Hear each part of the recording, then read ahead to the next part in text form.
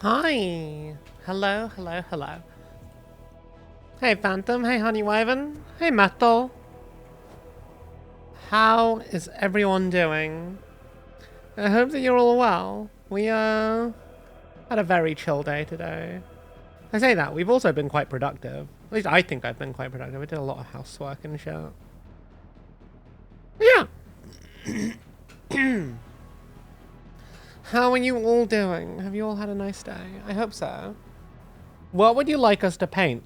And which paint scheme should we take inspiration from most for these minis, do you think? So there's a couple. I want to kind of base the scheme on what we've been playing. Ah! I almost knocked my tracker off the table. Wow. Hey, Fofux. Oh, how is the new minigun in Helldivers 2? So my goal is to either do something inspired by my Marauder, which is the Wolf Dragoon's hero scheme, but altered. It's very matte black, which I quite like. With silver and purple accents. Or maybe something closer to what the Night Star has. Which is a bit more, it's still black, but it's got like a bit more purple tones to it. You spy a raven. There is a raven. There is in fact a raven. One of my favorite Inner Sphere light mech. So the Lance is an Orion, a Marauder II, a Marauder, and a Raven. Which is quite heavy, but it's like... I feel like swapping out... Yeah, no. I've kind of gone for swapping out a medium for another heavy, because I just like heavy mechs, really. And the Raven is a good enough scout to, like, do the job of multiple light mechs, I think. Especially with ECMs and whatnot. But yeah, I've got Mech Warrior 5 up, just so I've got, like, a nice little point of reference if I ever feel like I'm a bit lost in where to go. I've also got my Orion, which is obviously going to be painted up not too differently to the Orion I use in-game. Is this my Orion? No, this isn't my Orion. Where's my Orion? Have I lost my Orion? No, it's not. It's am I blind? I swear I used it not that long ago in yesterday's stream. Where's my Orion? It's here somewhere. We have too many mechs, I swear. Am I actually blind? I wouldn't have sold my Orion. There it is. My Orion. I kind of wish that the miniature looked a bit more like this one with the whole symmetrical arm guns. Because that's how mine is loaded out. It has two ER PPCs on the arms and a PPCX on the body. I can't remember. I think it's only got some medium lasers on it. For, like, actual lasers. But yeah. Use Mech Warrior 5 for painting help. Nice. But what would you guys like to start with today? I'm going to be using some... We're going to be doing a lot of dry brushing to start, I think. Regardless. Wait, where's my palette? That's my palette. Regardless, we're going to be using a lot of dry brushing. Because dry brushing is going to be a great way to kind of get some initial kind of tones for everything. Mostly white Orion is yours. Yeah, Honey Wyvern, I'm pretty sure it is. Yeah, I could kit bash, but then I'd have to chop an arm off another Orion. Because remember, these things come fully assembled. You don't actually have to build them. Which I find a little bit odd. But, you know, I kind of understand. Like, I guess I come from a more Warhammer background and Gundam background when it comes to miniatures. So, having something that's already fully assembled that you don't have to, like, do any building for is a bit odd to me. It's a bit odd to me. So there's less opportunity for kit bashing unless you're absolutely doing some plastic surgery. Now, I feel like the Marauder II is going to be very simple to, like, kind of replicate. Because it's mostly black and silver. But I'll use, like, some purple to, like, highlight it. Do an initial dry brush all over. And then we're going to be using a very cool paint called Masao Black, which is, like, the world's blackest black, to bring it back to, like, a very matte finish. It's so matte, chat. Like, no, we're not doing slap shop. No. We're just using dry brushing, because dry brushing is really good, especially for vehicles. And I have some brushes I haven't used yet, so I kind of wanted to test them out. Got a big vehicle brush. It's a very big one, but, like, on big flat panels, it's gonna work. It's gonna work really well, as long as I have a light touch with it. You can overbrush and dry brush to do most of your mini painting in a very short amount of time. But it's more that, like, these guys are going to be mostly dark, so I feel like if I just do a quick dry brush of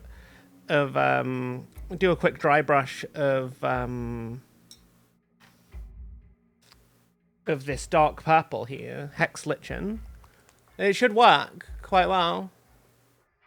Yeah, I don't really do slap chop anymore. I do like the principles of slap chop though. But I probably shouldn't use this one, it's probably a bit big. Probably a little bit big. The real question is, which of these two brushes do I like? They're both quite springy.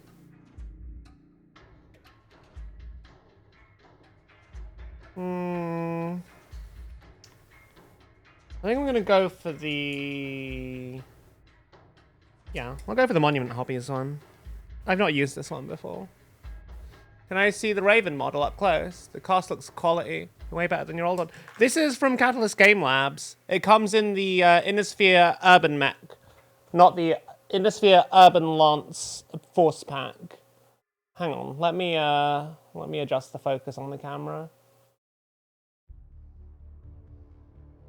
I'm sorry, it's so very dark. It's primed in Colorforge matte black, so it's very, I need to really get the light onto it so that it can be seen properly. It's a really good cast, honestly.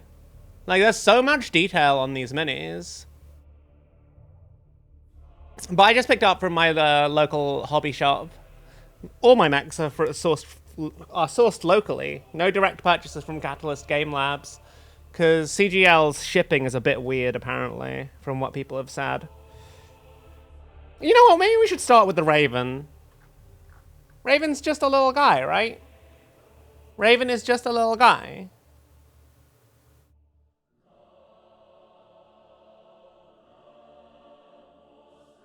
So this is Hex Lichen, which is a very, very dark purple.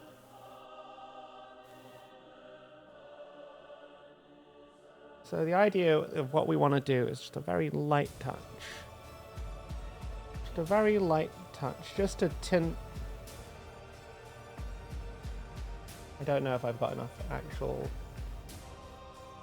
paint on the brush. I think I might have wiped off too much paint on the brush. Which doesn't often happen when dry brushing, but it can happen. But again, a very light touch.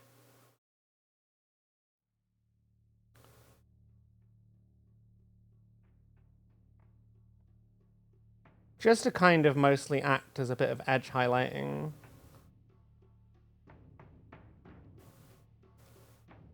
And just get an overall sort of... Well, this is more like overbrushing than just dry brushing. So it very quickly gets the whole miniature a nice dark purple tint. There's very little time.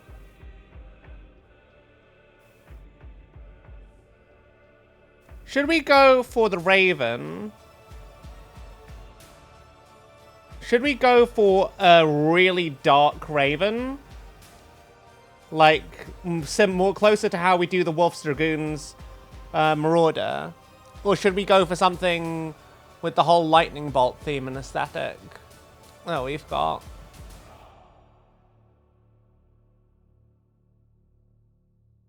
This is the problem. Everything is so fucking dark on this miniature right now. I don't really mind. Yeah. I don't really mind. I'm not sure. I'm not sure what's gonna look best. But it's nice, like, you guys can't really see it because it's so dark, but like, it's just really nice seeing, like, the tone kind of shift to that slightly more purple hue.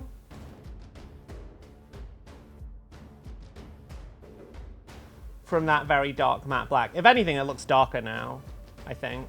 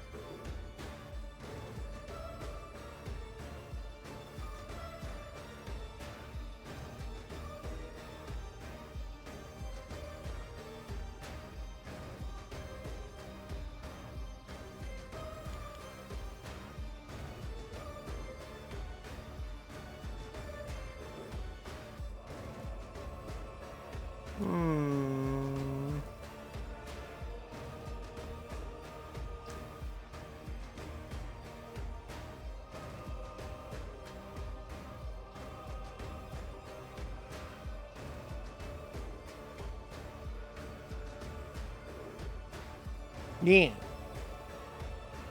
That's initial coating done. It really doesn't... There's one mech you can't find for the catalyst dose. Getting a whole box for one mech. That's fair. I don't have a 3D printer, so I was just like, bugger. There's still some people that stock the old metal Battletech miniatures. And you can find them on eBay a fair bit.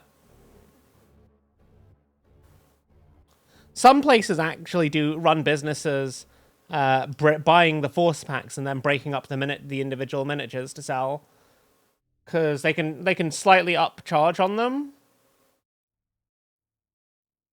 which is kind of crazy, but such is life. Okay, with that bit done, I think we need to go to a slightly lighter purple. The real question is, which purple do we want to go for? No, I think Warlord purple is too bright. Warlord purple is like the bright we want to... I feel like that's a very nice step up. Yeah, we'll go with alien purple. Which hopefully will act as a very nice highlight.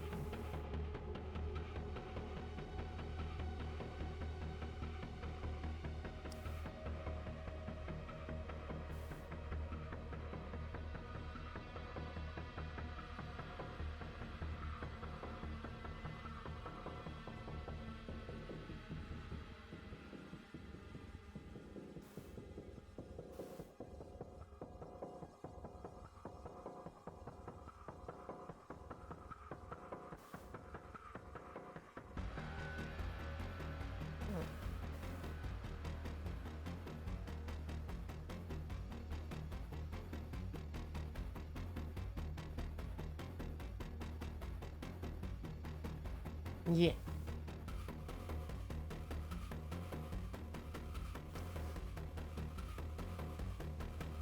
Might be just a little bit too bright, but that's fine. It's fortunately just catching the edges, as long as we paint this right. You just need to be very light with it. Just very, very light.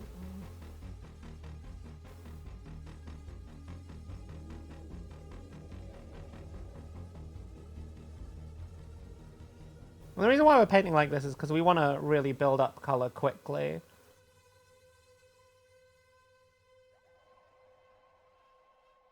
And the great thing about it is it leaves a lot of recess shading already done. Like, overbrushing is such an underused technique. And I fucking love it. It's so good for doing, like, big squads or army painting. And it just does so much heavy lifting so that you don't really have to.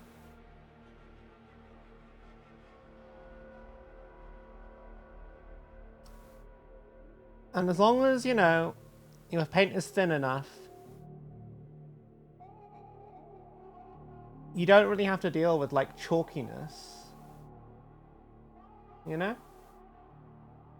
Or the panels are small enough. I suppose it's harder over larger areas.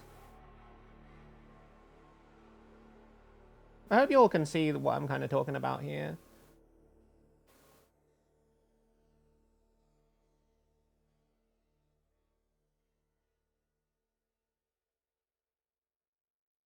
It's still a very dark miniature. I'm going to need to come up with an even brighter color.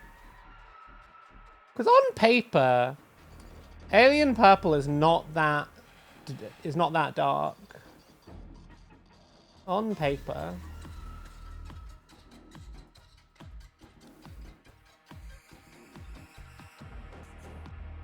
But it very much is like sort of just a slightly brighter black.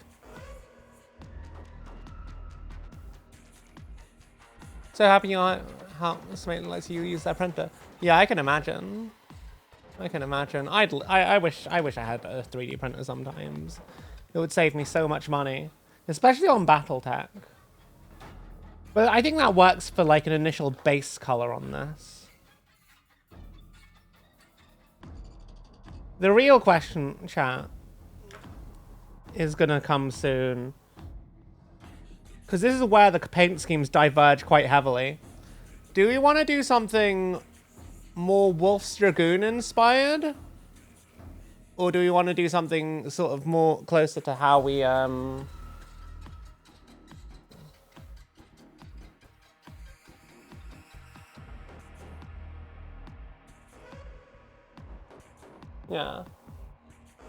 It's still very much black. We could probably add some lighter highlights. But I'm not sure what color we want to do.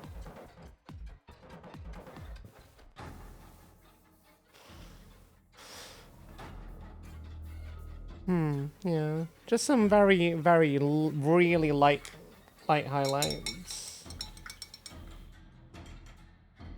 Maybe something with a slightly different, on a slightly different tonal spectrum. Like maybe just a little bit of squid pink? I'm not sure. Anyway, let's have a look at our references. So the idea is like we can either go for, I'm thinking something more Night Star-esque for this one. Which means I will overbrush with Warlord Purple on the lower parts.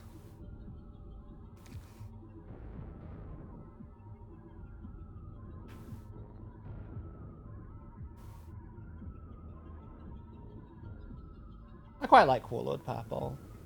It's just a very nice paint, honestly.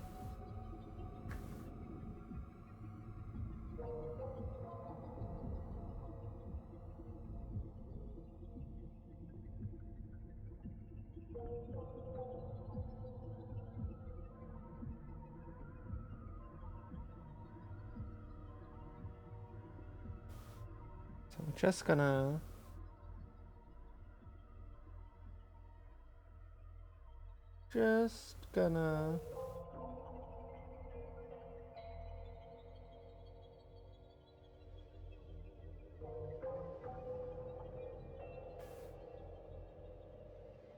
overbrush that.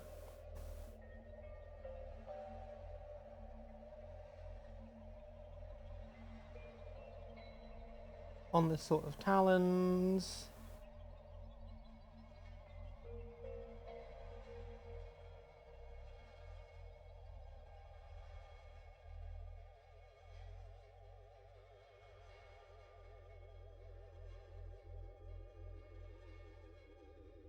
And you can kind of like carefully build gradients up to brighter colors if you really want to.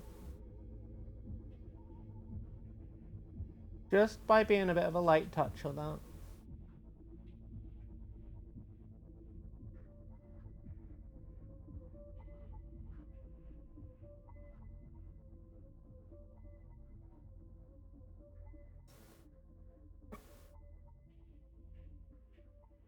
He's just a little raven. Well, just a little guy.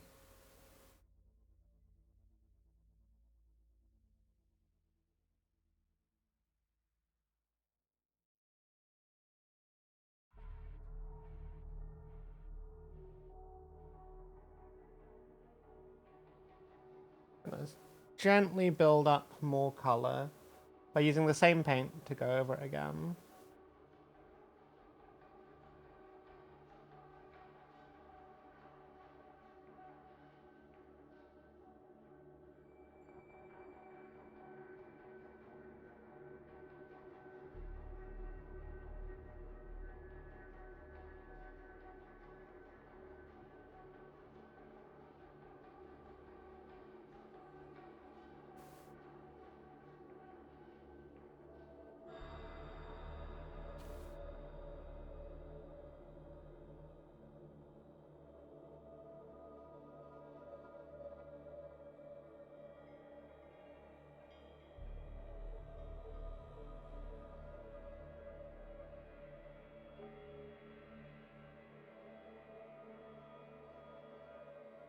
Okay, it just kind of works.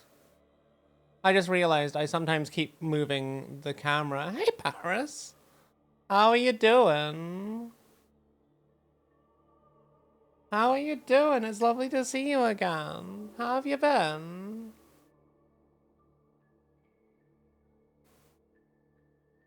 I think we do a little bit of purple on the of Warlord purple on these gun areas as well. But it just works to build up color very quickly, without too much of a hassle.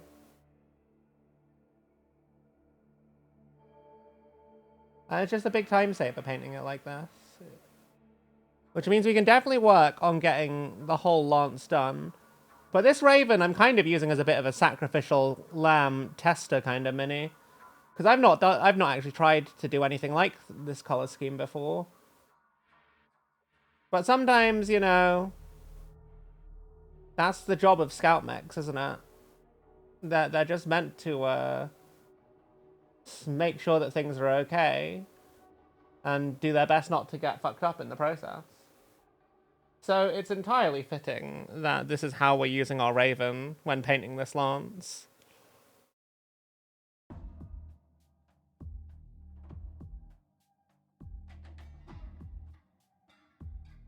I'm doing really well. I'm doing really well. We had a great weekend. Nice days off work. Back into work tomorrow, though. We're doing good. We had to take the cats to the vet yesterday. They were not happy with us, but they're fine now. They've had lots of treats. So they better be fine. Well.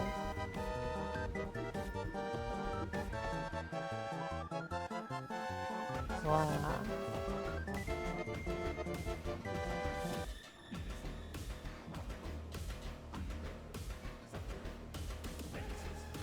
But yeah, I quite like how this is starting to look. Still a bit dark. You'll be nice today, will you now? Paint thinner on hand to give Max, you don't know. We'll work on a bath of shame and restart. I think that's fair.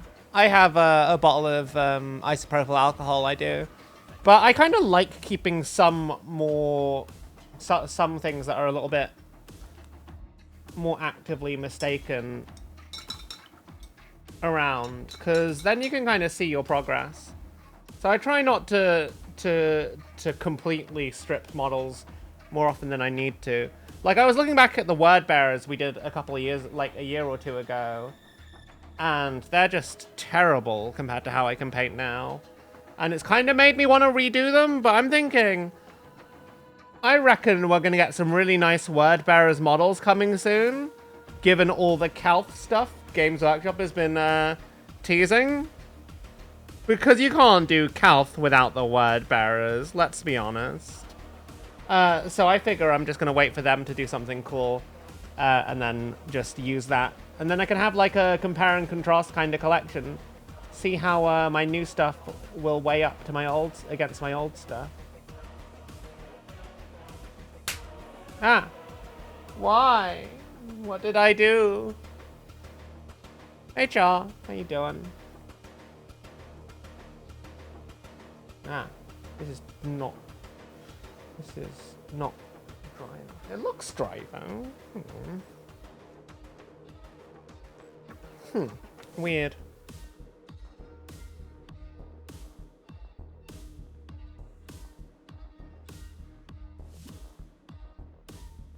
How are you doing, Char? It's lovely to see you again. Are you having a nice day? I hope so. Also, another thing about this is that stuff dries very quickly when you paint this way. So there's not really much, if any, waiting between sections. You just can kind of get on with it, you know? And it just kind of works. Like, look at that. That's the base colors of this mech kind of basically done. Not that there isn't more I'm going to do, because there is. There is, in fact, more I'm going to do.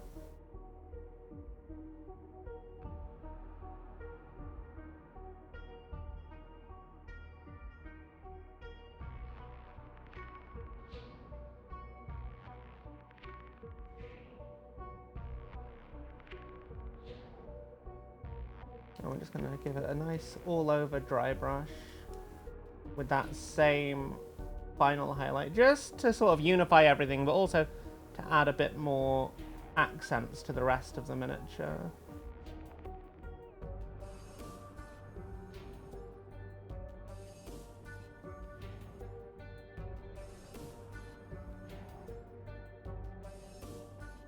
But that's not all we're going to do.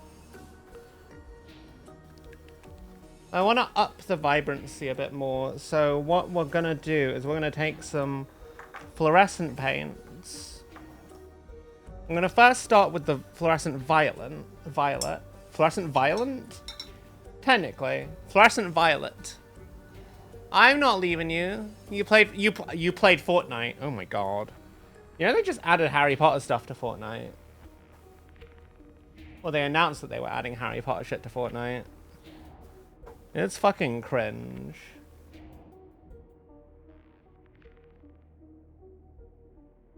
I'm not gonna leave you, but like, you only launched the game this season, saw that some girl skins are cute, just turned off the game. Lol. Yeah. Fortnite's kind of shit. What do you want me to say? It's true. It's true. Anyone who doesn't agree with that statement can lie to themselves as much as they want.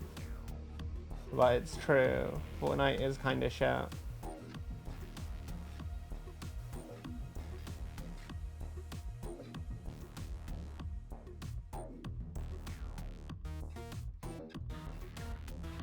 We're just gonna add some really nice fluorescent violet to dry brush over everything.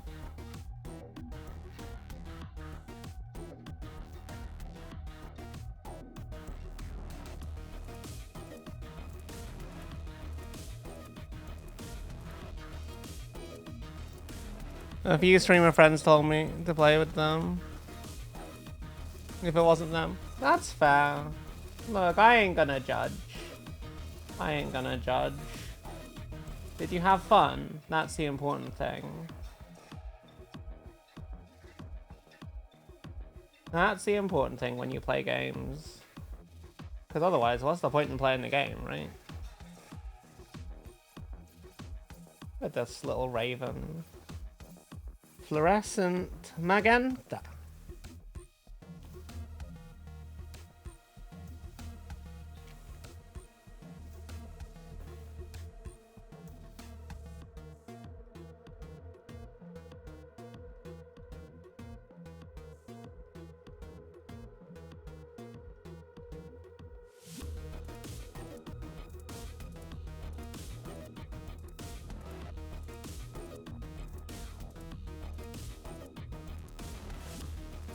There we go.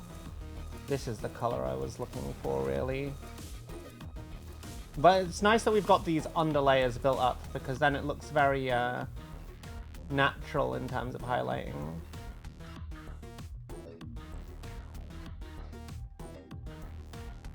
I think it adds a lot more color depth if you kind of do it this way as well.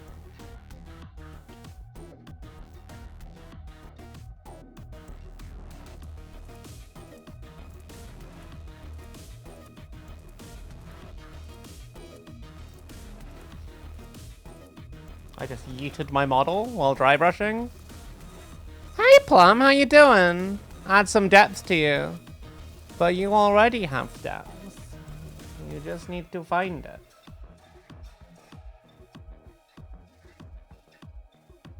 How you doing, Plum? I should join your cult. I don't really do religion. I'll be honest. Ah, why? Did I miss something in chat? No, I'm just getting bonked. I understand. I see. I see. Why do you want me to join your cult? What's in it for me? What's the where's the payoff? You know?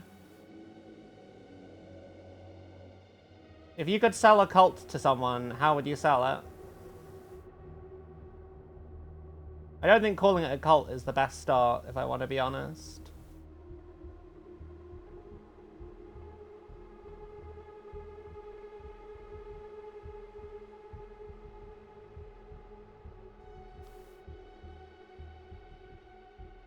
There we go. I think that's a little bit nicer. Catch some edges.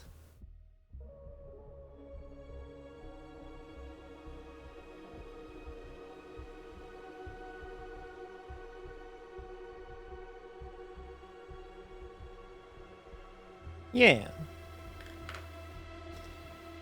I think for a base miniature, for base levels on a miniature and for how much time we put in, I'm pretty happy with that, honestly.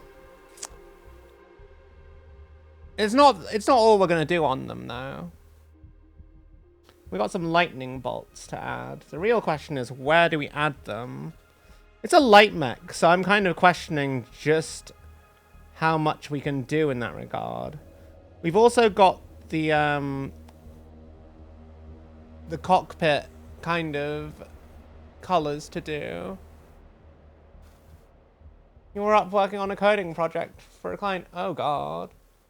I'm your #1 watch streamer.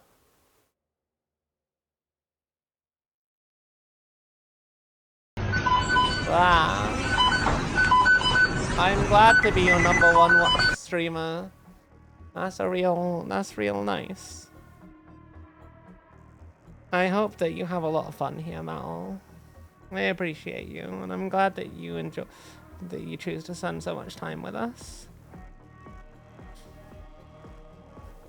907 out. Jesus Christ. That's a lot. Do I stream that much? Do I just sit here on Twitch all year? Is that what I do? Oh god. Me realizing something we already knew, that I have no life. That's the truth.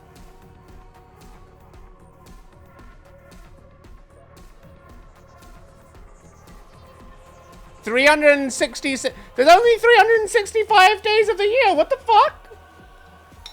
Was it a leap year? Was it a leap year? Was it a leap year today, chat? For real? Oh my god. Okay. I am next going to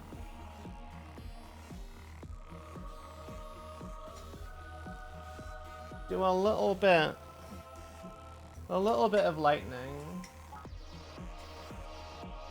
But the question is, how do I want to do the lightning? Where do I want to put the lightning? It's every 4 years. It's 2000, so you could keep, so it was also leap year.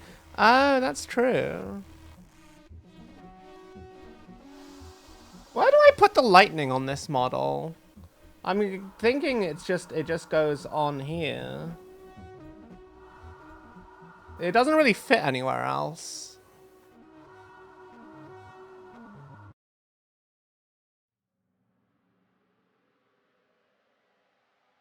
Oh, freehand, you are not my confident suit. Oh, I know.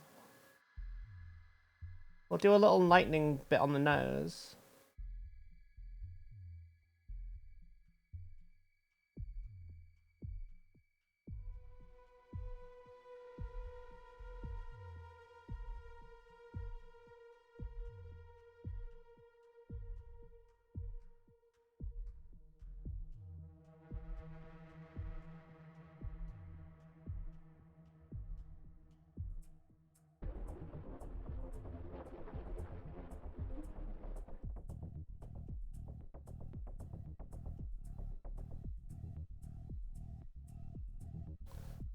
Me, I don't know what I'm doing. Also me, I don't know what I'm doing, but I'm also going to freehand it. Like a fucking dumb creature that I am. Why do I do this, chat? I just make life harder for myself for no reason.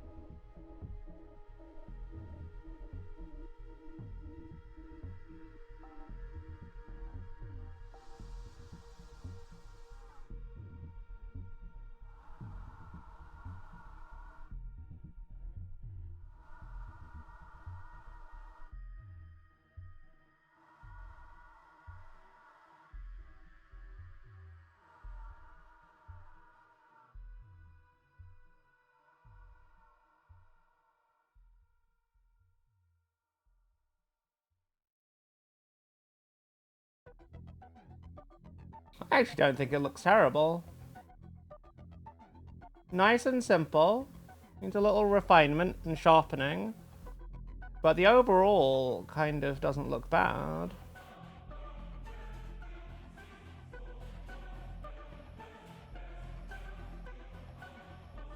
You just do a little sketchy sketch first.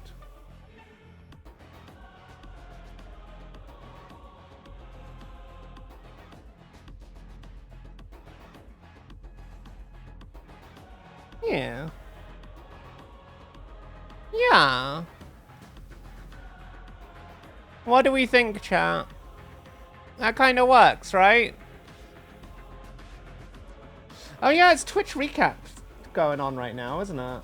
That's why. I should probably see what I've done on mine. It's just gonna be Twitch saying you have no life. I know it. Because I know it. Ah! Hamburg! How are you doing? Lovely to see you again.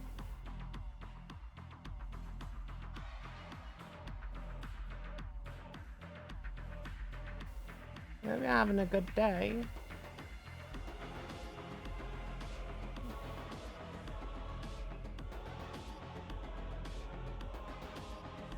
We are doing Battlemechs. We are trying to vaguely replicate our color scheme in MechWarrior 5, because this lance isn't like a lance of any like faction. This is just my own favorite mechs. I'll do some more lore accurate color schemes in the future when I do more Battletech. I'm really looking forward to doing a Jade Falcon star at some point, because I just think Jade Falcon looks quite good. Because you get to kind of just do like some nice jade greens and golds, and it's very simple.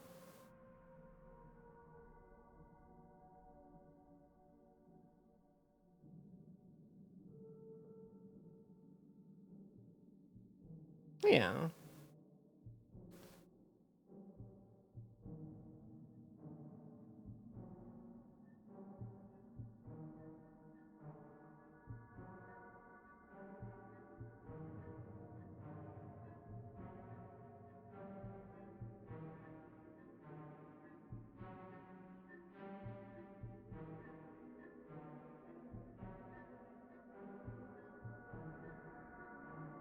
Yeah.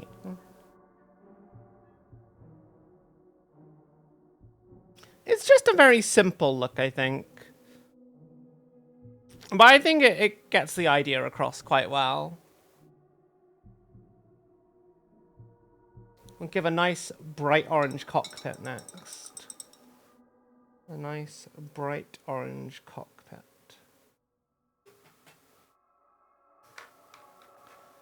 Do I want to start with red or hot orange? I think I'll start...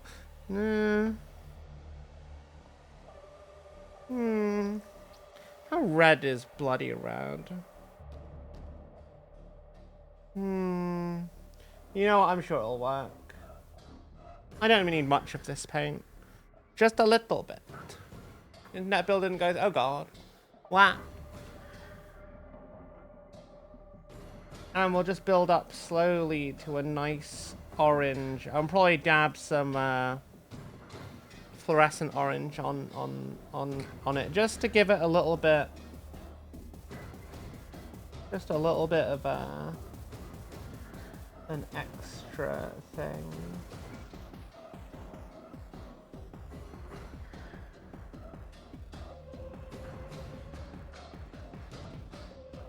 Is my plan, I think.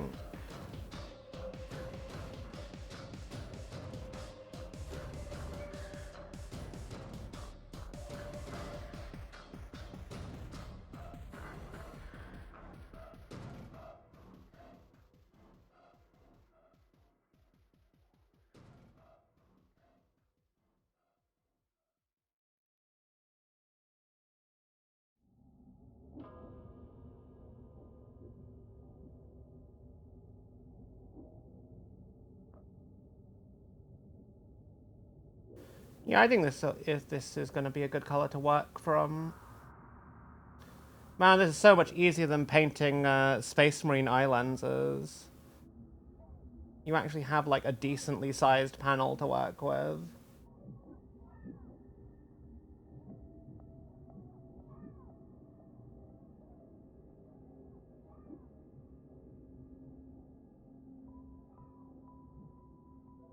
Yeah.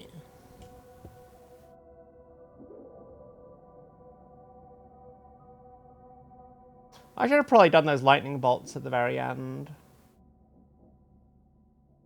But that's fine.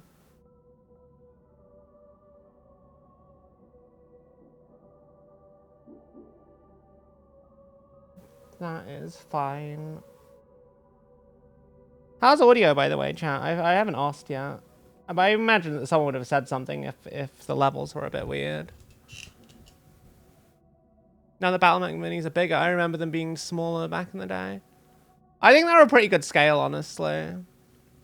Some people complain that they don't really look like the size difference isn't always like appropriate, but I feel like the Raven looks like 35 tons compared to the Marauder 2's 100 tons.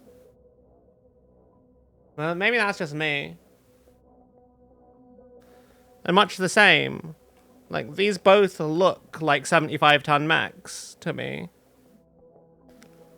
And I think that the Marauder 2 looks like a much beefier version of the Marauder 1.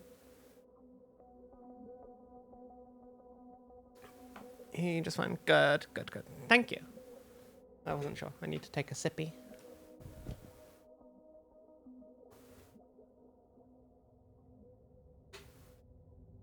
The Raven is making a nice little tester mech, honestly, I think. It's a nice little mini to paint. It doesn't have too much going on for it. So I don't really have to worry. I can just kind of get on with it. My terrible fucking freehand.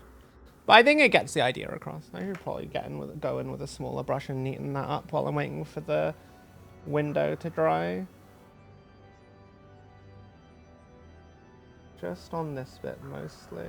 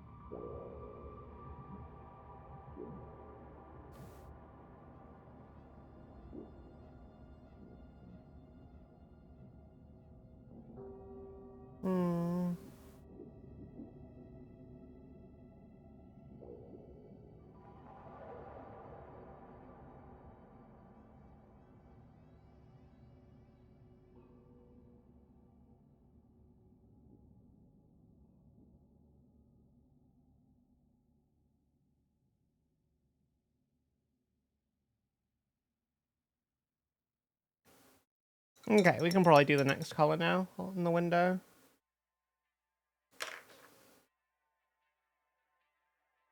I was gonna go... Actually, you know what? No, this is the right call. Use hot orange next. Just carefully build the color up.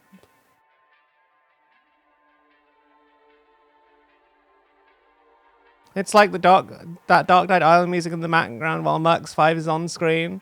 It's a cognitive dissonance is going on. Yeah, but like, I know that Dark-Dyed music is copyright. Like they don't like charge, they don't like do copyright shit on it when it's used. So I'm just like, fuck it. This will be my forever background music. If I knew that MechWarrior 5 had the same stuff, that I could use the music from that game for these Battletech streams, I'd absolutely use the music from that game because it's more appropriate. But I don't want to risk it, you know? Like, when shit gets demonetized, it's a pain. And, like, I have to deal with, like, fucking extra admin. I don't have time for that. Or I have to edit videos or mute videos, and it's just like... Man... I don't want to deal with that. I just want to be a silly little internet cat and paint my minis and play my games. No time for that.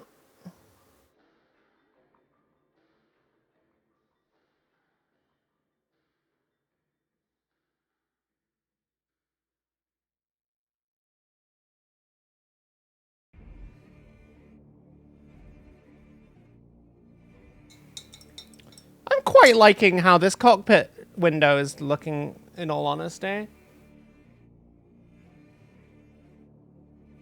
It's very simple, but I quite like how it's turning out. Hey, Hotfoot. They're both the grim darkness of the far future. That's true. That's true.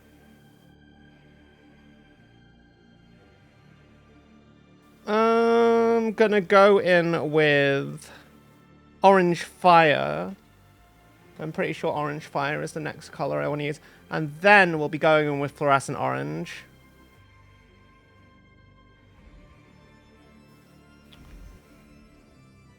Just give that a couple more seconds to dry first.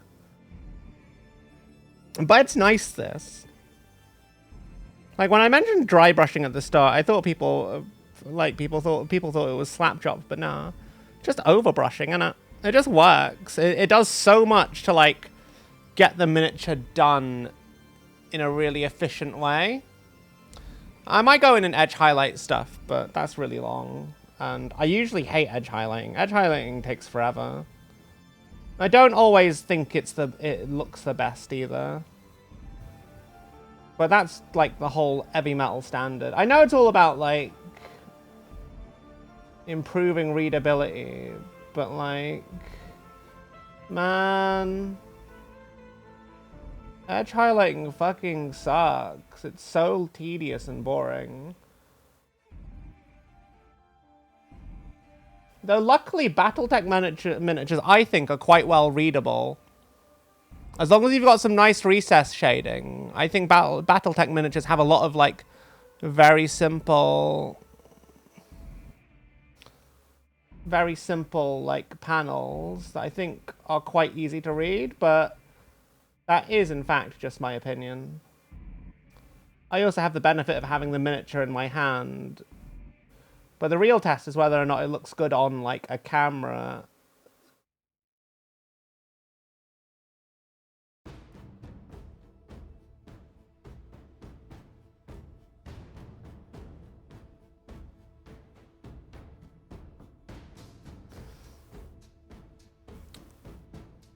Yeah, I'm really happy with how this lens is, the cockpit lens window is like starting to look.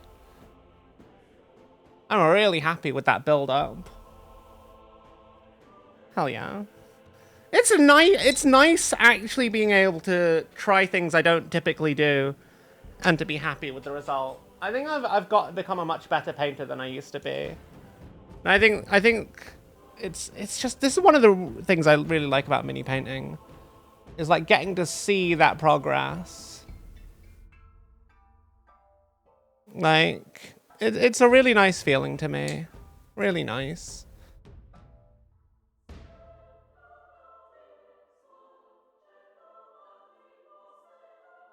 I don't know how I want to base these guys. That's something I have to think about. I'm thinking, I don't know. Maybe red sand, but I don't know. I feel like maybe like actual sand, which I don't have, might be the right way to go. Offset the purple a fair bit, you know? You know what, honey Wyvern? Overbrushing is just dry brushing, only you don't take quite as much paint off the brush. And you go a bit heavier with it. That's all overbrushing is. It's dry brushing but heavy. So you prime a mini black, you overbrush the base color, then you dry brush the whole thing with a light color, and it just works. It gets the whole miniature done very quickly, very simply, and it's basically just slap chop, but you're just not using the whole slap chop method. You're just using the actual colors you want. Like, yeah, you're not really able to like add other colors to it, but it just works so well. And I'm really glad, like, it's a method I kind of stumbled on. So I was watching some videos, because I follow the Duncan Rhodes Painting Academy fairly, like, I check in on them every now and again. And they do really nice painting tutorials. And one thing they were talking about was dry brushing. And I've noticed a lot of people doing dry brushing videos lately. And it was like, oh yeah, just dry brush it this way. Because dry brushing isn't really dry brushing. It's more like how they describe the motion of dry brushing. Because like you can do like airbrush style blends and gradients by dry brushing, as long with like a slightly wet brush. Like if you just add a little bit of water after you've taken the paint off and you're using a round brush, you just go in and gently like dry brush like a little bit heavier on one side and less heavy and lighter on one and another. You'll create really nice gradients. That's how I'm going to do the clan star, which will probably be the next thing I paint. The clan star is going to do... the clan star is going to have a paint scheme kind of similar to how I have that bull shark done. It'll be like very dark purple and black, and then like a black gradient, and then like really like bright fluorescent lightning done all over it. I love also using fluorescent colors just to amp up the vibrancy a little bit. Because I think, especially when you're painting on stream, it just... Putting a fluorescent color over everything else, it just adds that little thing to make the colors pop a bit more. Hey, Major. I don't like gacha. I kind of wish I could have gotten the Battletech gacha boxes when they had them for $7. Weren't they just urban mechs, though? I'm pretty sure they were all just urban mechs. Hey, Major. I have finished the thing I was doing. Okay, now I just have to do the metal and the guns on this Raven, and then I can kind of call it battle ready. Again, I might go in at the end and do a bunch of extra highlights just where I think it needs it.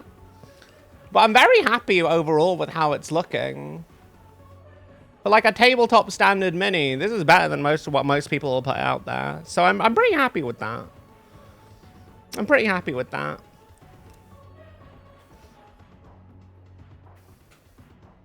Guess what? What, Major? What should I guess? God, it's very warm. I think the heating's on. I need to tell Pink to put Battle Egg Squad would be great. You know, you can just buy a squad pack full of urban mechs. It's why when I did the charity stream, one of the redeems was that people would become urban mechs. Here are 2 of my urban mechs. I'm going to paint them after I do my personal launches because I want to get them done.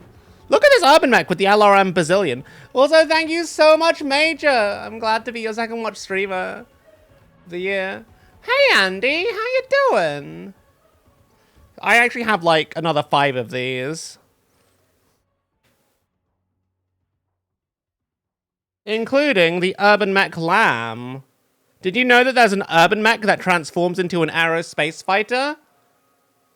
You do now, if you didn't. And it flies. It actually flies. It doesn't just have jump jets. I need to turn the heating off, chat. It's too warm. It's actually really bothering me. I will be back in but a moment. I will be back in but a moment. In the meantime, enjoy this miniature I've been painting. You're playing a game?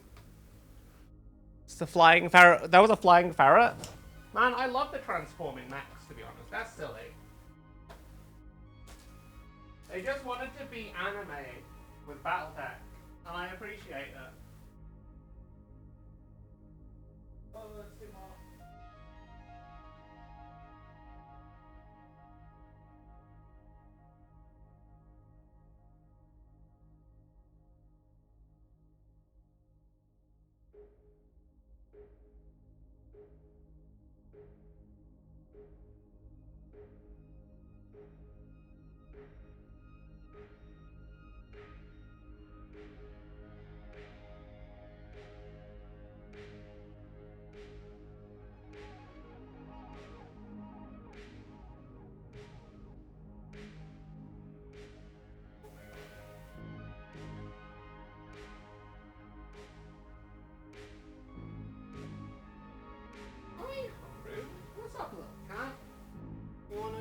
Master Manager asked me, why is Ponk Ponk? Ponk is just being Ponk, you know? It's like when someone just has that special vibe or energy that's hard to define, but you just know when you see it, it's a mix of chaos, charm, and a sprinkle of unpredictability, like losing that roulette, but still having a good time. Sometimes things don't need explaining. They just are. I am back. I am back from turning off the heating. Hi, Evie. My god, we've got 2 cats invading the chat now. Ah! Why? Why is Ponk Ponk? I don't know. Ponk just is the Ponkler. Some things cannot be explained. They simply are. Yeah, no, I'm pretty happy with how that's turned out, to be honest. It's not 100%. But I really like it. What game you playing? Your little didn't make it. But she streamed so little. She's streaming later tonight, actually. She's gonna stream in like less than an hour, Major. I think she's starting at 9. I think she's playing Expedition 33 or Dispatch today. I can't remember which. One or the other. I sadly have like work tomorrow, so I probably won't be able to finish all of these mechs. But we can probably get half the lance done. Which do you want us to do next, by the way? I'm not going to start it now. We have a Marauder II, an Orion, and a Marauder left to go. I'm still going to finish this urban mech, though. But please let me know which you want to play. You want the Marauder II? I do fucking love the Marauder II. Ponk will stream Hivescum gameplay. But she doesn't have the DLC. I only have one copy of the DLC to give away as well, so far. Because I don't think I got 100, I don't think I got 100 wish lists this time. We did really well last time we had got people on the wish list. Like, I got like 250 people wish listing through my link, so... But I also think it was a longer campaign. Are illegal in most of the USA, but in Alabama it's perfectly legal to Pegasus. Lol, Mattel. You clicked the link, good. I know lots of people clicked the link, that's why we got like a thing. But Fat Shark are also taking their time to process everything, so who knows? I hope we got more. I'm really happy with how the cockpits turned out. I'm really happy with how the cockpits turned out.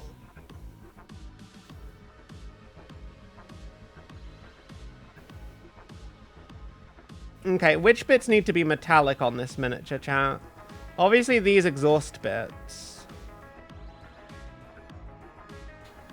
You know what? Let's just get to it. Let's just get to it.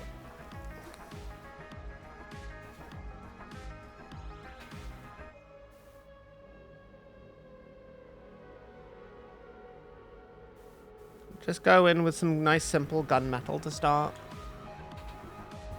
Ah.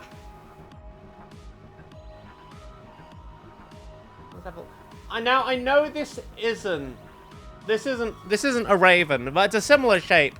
So I'm kind of using it as like my frame of reference for this particular miniature. And sort of a guide as to what's going to be metallic and what's not.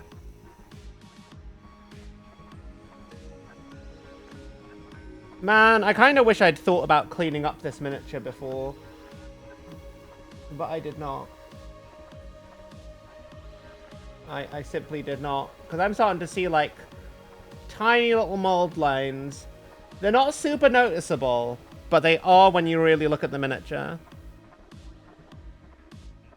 Damn. This whole lance is going to be like that. But that's fine. We can live with that.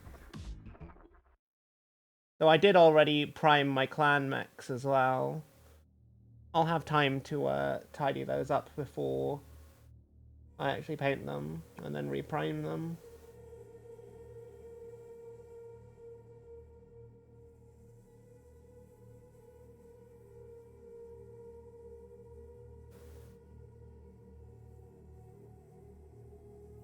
So, another thing. For the Marauder 2, do you want it to be like the Wolf Dragoon style color scheme?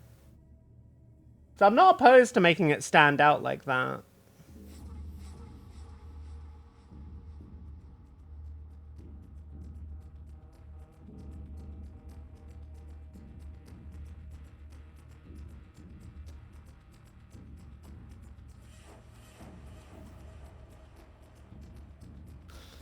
Enjoy.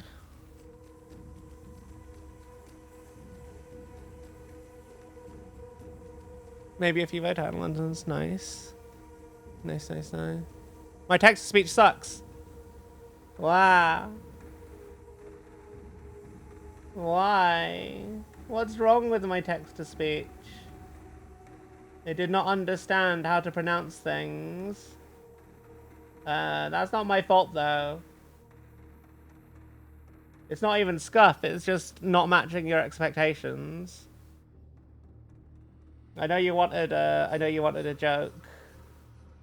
You were doing the funny. I am sorry that the TTS could not provide.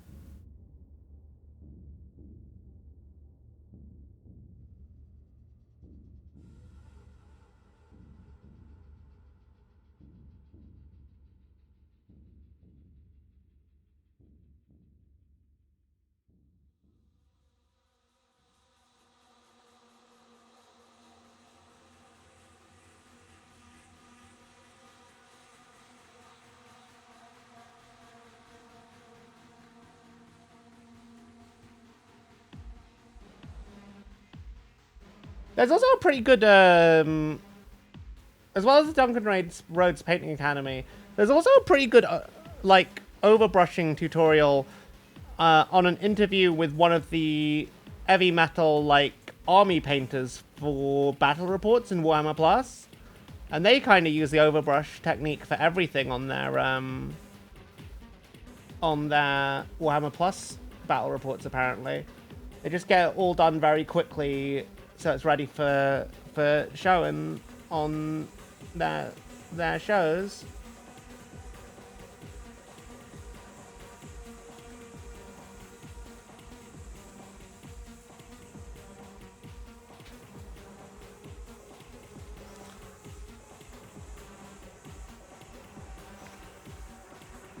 Which mech is the Lance Commander?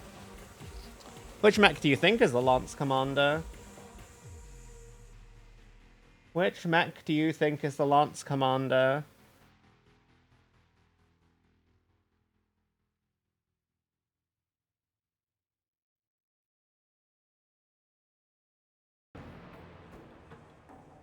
Probably the Marauder II, in all honesty. It would make sense if it was the biggest mech. To me, at least. Also, it was really fun getting to kill Perez on in Mech Warrior Clans yesterday. I like that. I like that we got to do that. He deserved it.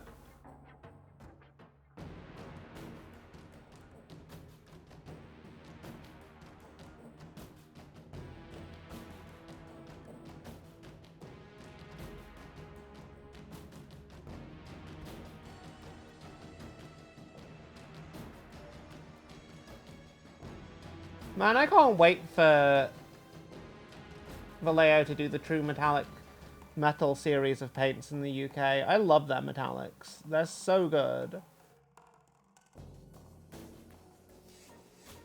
They're like my favorite metallics.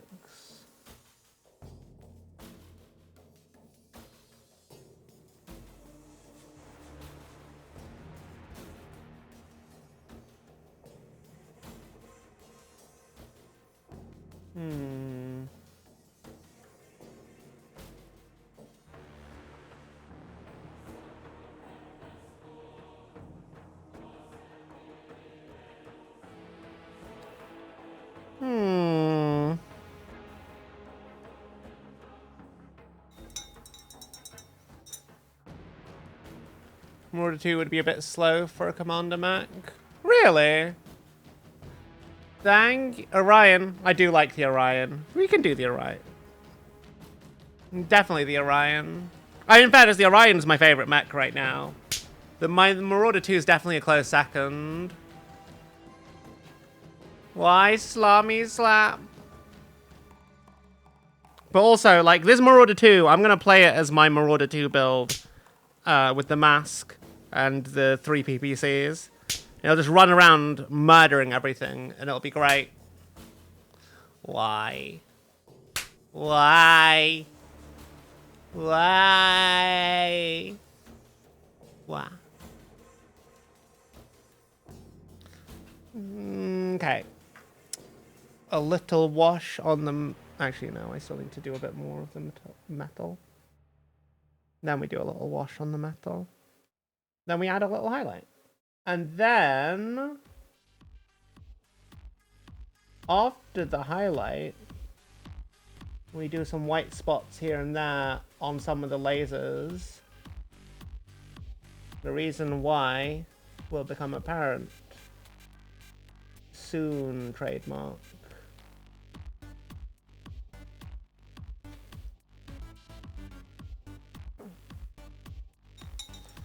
And these metallics are so shiny. You're feeding the cat. Dubious. Dubious. Dubious. Just the tiniest drop of carbon black and 1 drop of raw sienna, and then an absolute ton of speed paint medium. And then we have our metal wash for the day.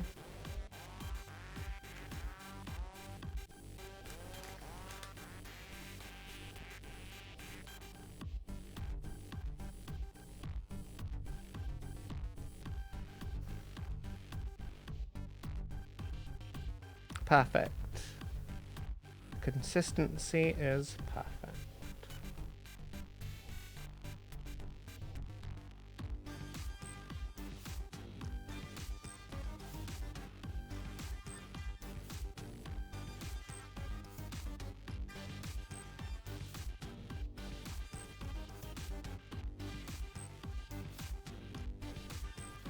Hey, Nurgle. Now that's a raven. It is a raven. My favorite Innisphere scout mech. And the first of this lance to get painted. How you doing, Nurgle?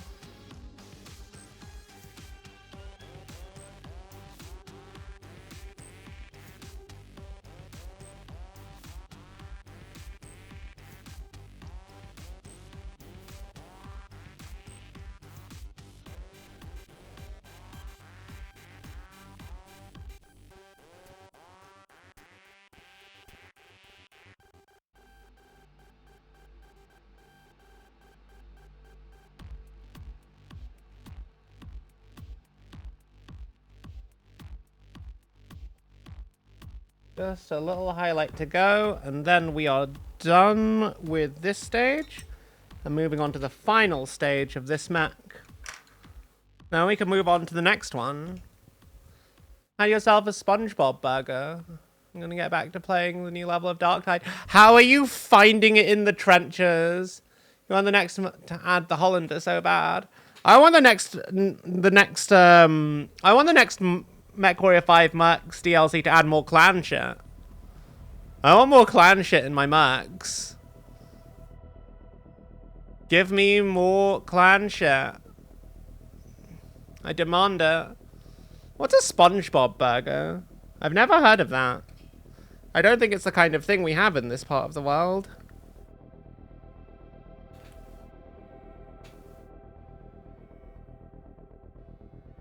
You mean like a Krabby Patty? What's a crab? Is that like a fish burger?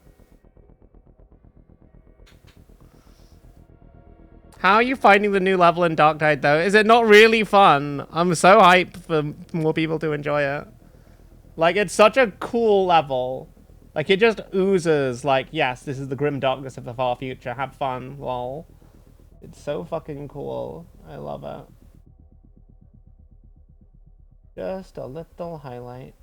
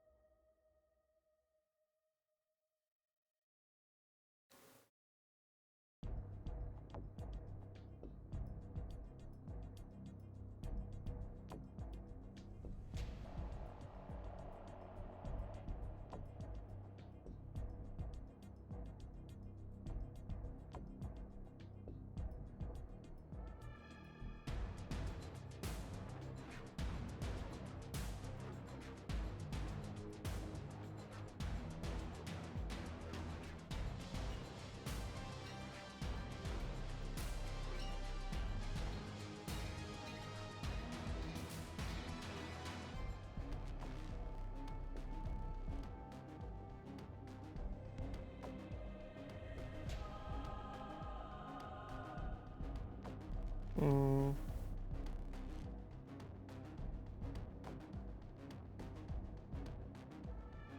Mm.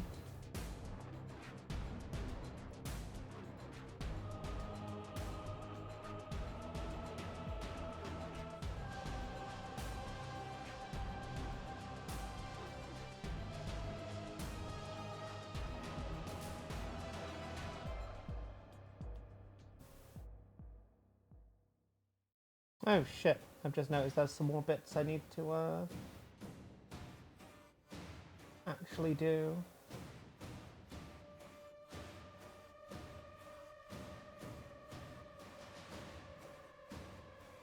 Just a couple more bits that I didn't do in metallics, which I feel a little bit silly for now. They are very clearly metallic bits. Now that I've done like the other parts nearby.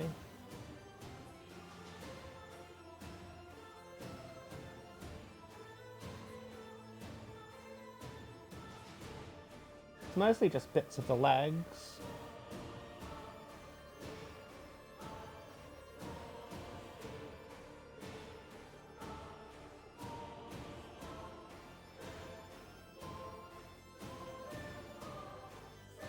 I wish there was more customization in MechWarrior 5. Like, wouldn't it be cool to be able to individually color each panel if you chose to do that? No, you need Gorson speed. Lol. Ah.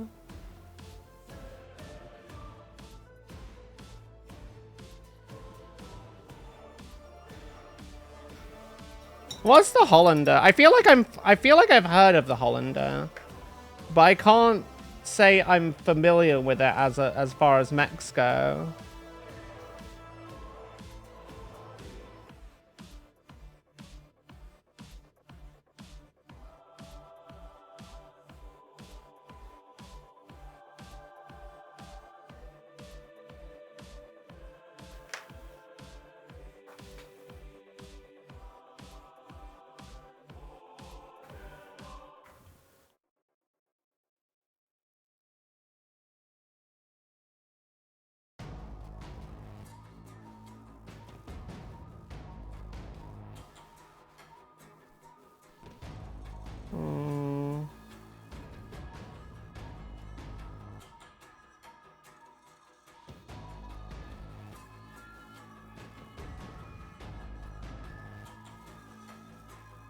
Yeah, look how shiny that is. Did I do this side? I don't think I did. I say having just cleaned my brush.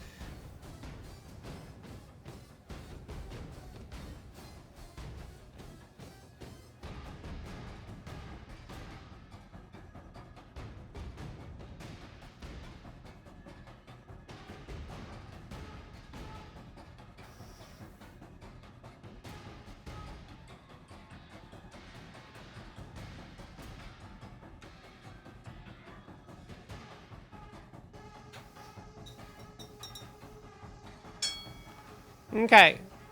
Some variants have the supercharger. Ooh. Light mech with a ghost rifle. That's silly.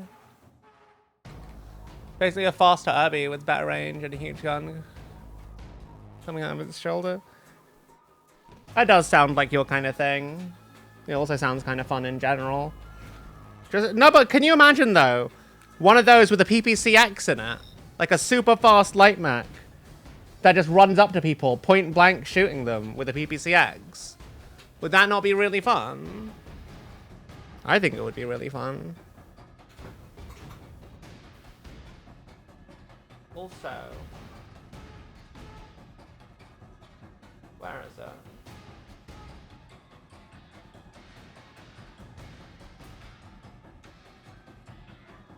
Behold.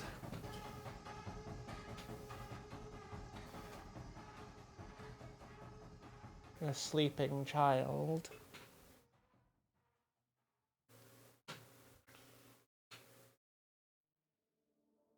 I had to put medication on your back today, didn't I?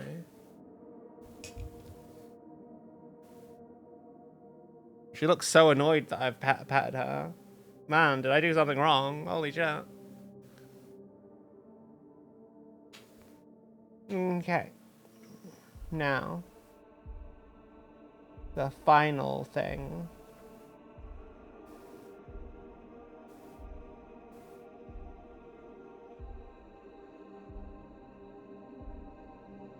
A little white dot here, and a little white dot here. Doesn't matter if it's like the most precise thing.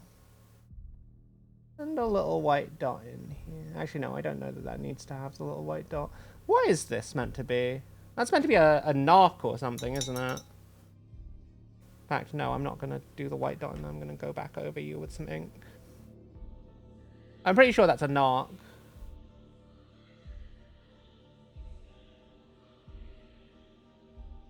Yeah.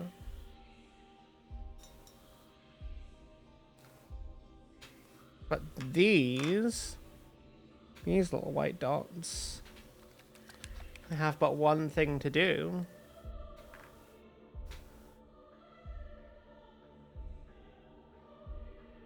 Are you clogged? Oh my god, you are clogged. Where's a paperclip? I see a paperclip.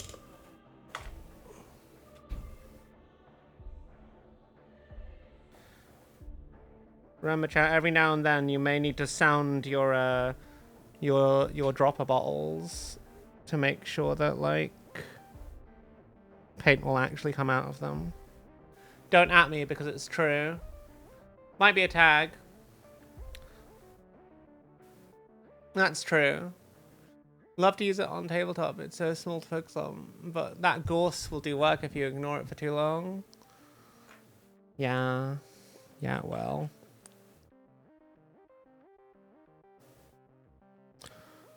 Just a little bit of fluorescent green for these lasers. Because these are medium lasers, I'm assuming. Because medium lasers are green. I'm assuming that they're medium lasers.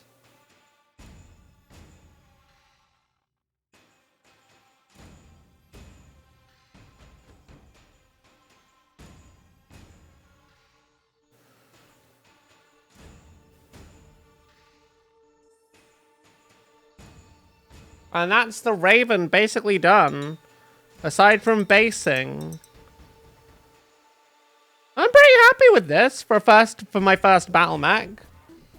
I don't think that's terrible at all. Still really happy with how that cockpit's turned out. Really, really happy with how that cockpit's turned out. It's a little bit messy on the freehand, but freehand has never been my strong suit. But I don't know how else to try the lightning bolt thing, so I just figured, let's go. Let's just say fuck it, we ball.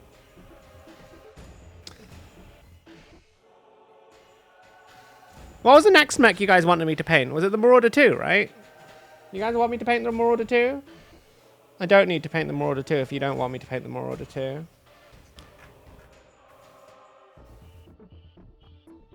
But it is big, and it is chunky, and it'll be really chill and fun. The real question is, do I want to paint the Marauder 2 in the same color scheme? Or the Wolf's Dragoons color scheme?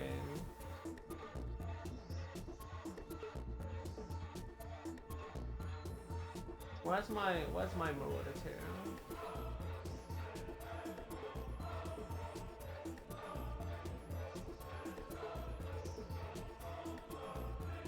I don't think I can actually be bothered with all of this fucking silver leafy shit. But I might do a little bit of a mix of both of them. I'm thinking a mix of both of them would probably go quite well.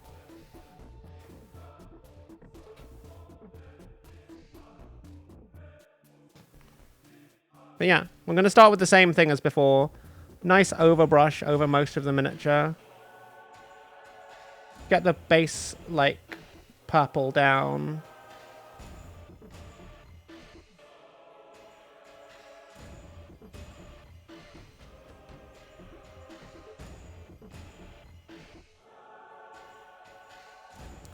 But this purple is darker than the black, which is a little bit weird, but I kind of like it.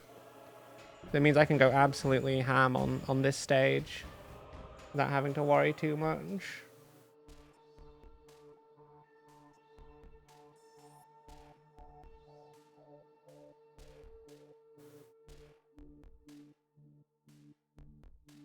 But also, the temperature in the room has dried out a lot of the purple we had before. Yeah.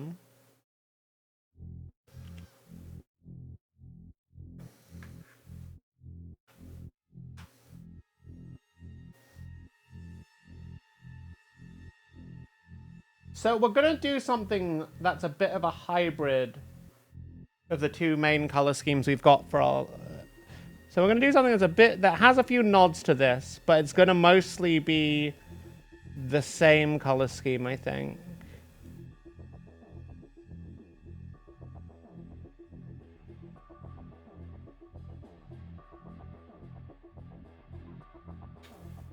But yeah, overbrushing Honey Wyvern. We wipe a good chunk of the paint off, but not too much of it. And then we basically just do a heavy dry brush pattern. And it just gets... It doesn't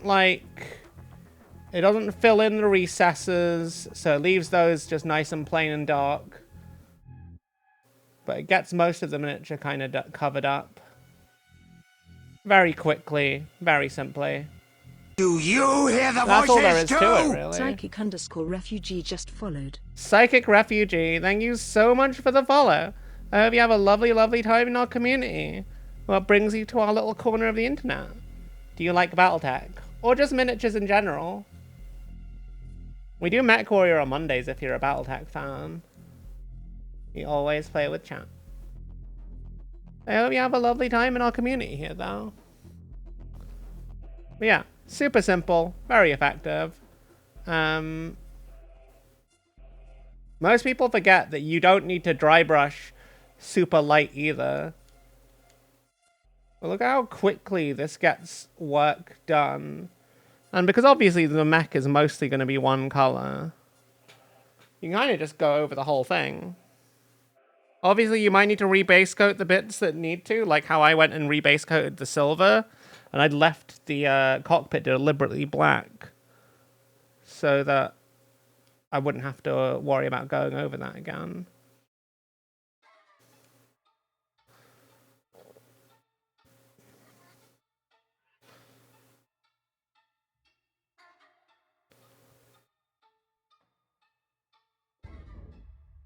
But yeah, this is basically just a very slightly purple tinted black.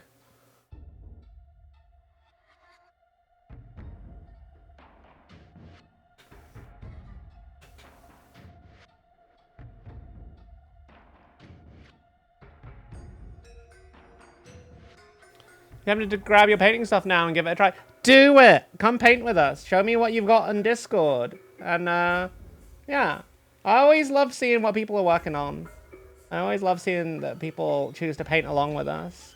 It's a really nice feeling. It's a really, really nice feeling. And again, it's like why I do this. It's like, it's really nice to like share the hobby I enjoy and get other people to find joy in what they're doing. It's a really good feeling. I wonder if we can do this a lot faster now, though, now that we're doing it on, now that we've done it once and have a warm-up miniature done. It'd be cool to get, like, the whole lance finished. We've still got a couple of hours. So there's no, like, rush. If we could get a single member of the lance done every hour, then that's basically going to be everything done before I have to go to bed.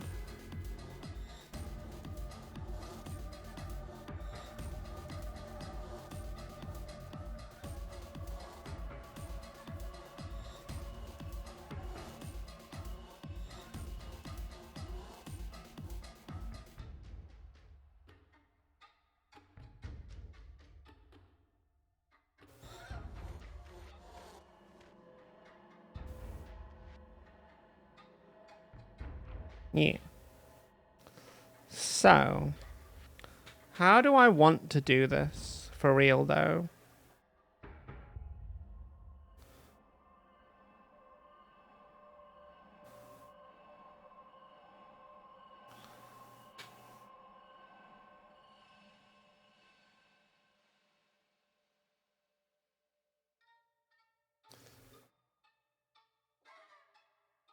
You can share a photo of the Phoenix Hawk you've been working on. Fuck yeah.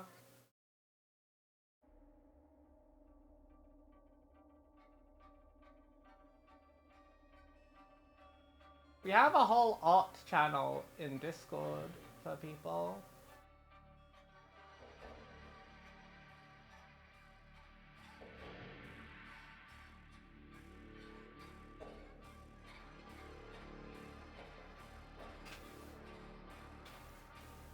Okay. Next layer. This will be the initial bit that adds that purple. Might need to get just a bit more paint off of this.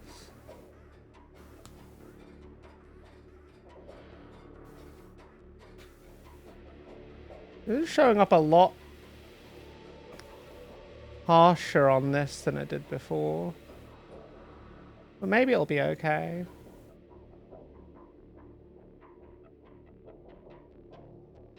We're trying to go light if we can. Then again, when this dried, it got a lot darker. So maybe it'll do the same. It should do the same, I imagine. I'd be upset if it didn't. Because then we might actually have to start again. Or alter the scheme a bit. Because it did not look this bright when we did the Raven.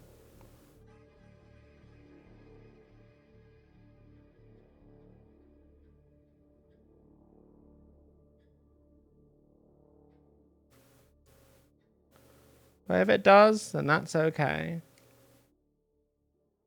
We'll make it work, chat.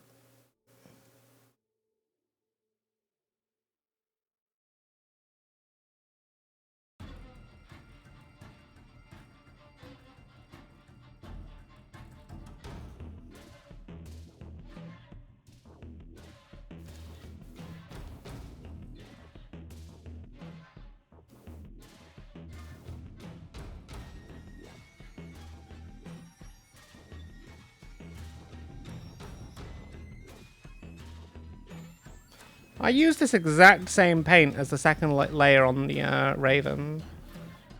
So it just seems a bit weird to me that it's kind of turning out the way it is. But that's fine. We will make it work.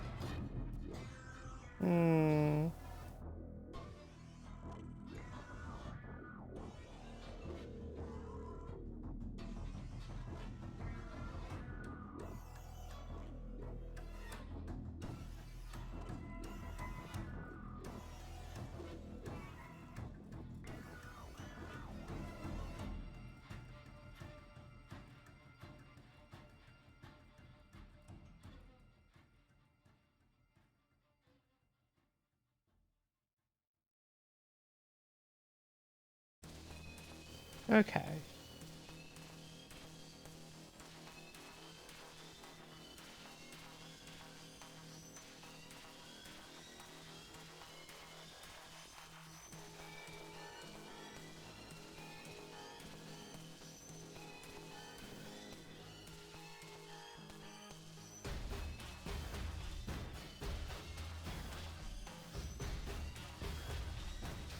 I think this works still for something that's primarily black. But what we will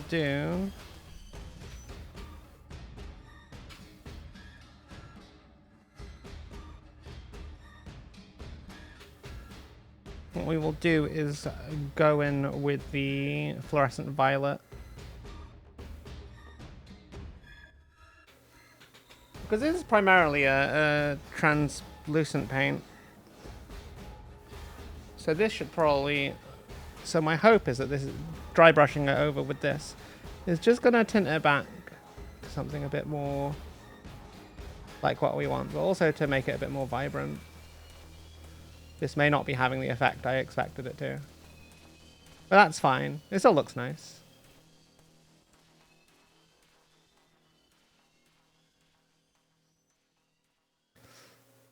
Immediate realization that this is not going the way I thought it would. Ah!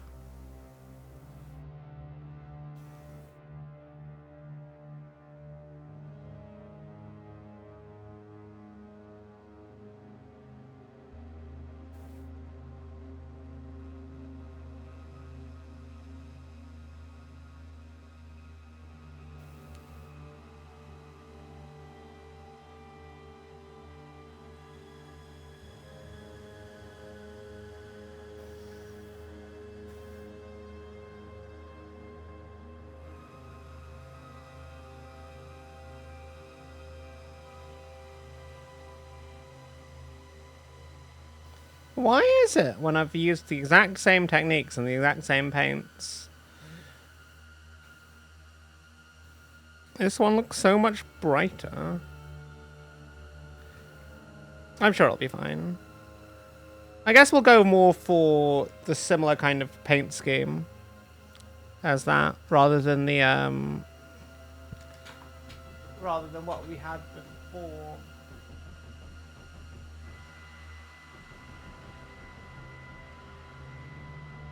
Yeah, I guess the Night Star will be my main thing. I quite like this color scheme anyway. And it's not like these are Wolf's Dragoons.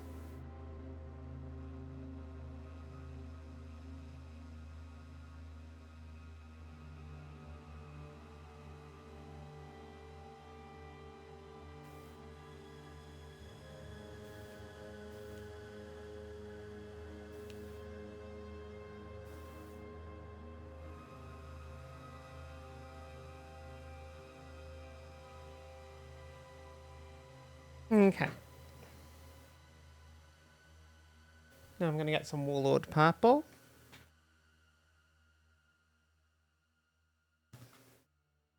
We're just going to go over the feety feet.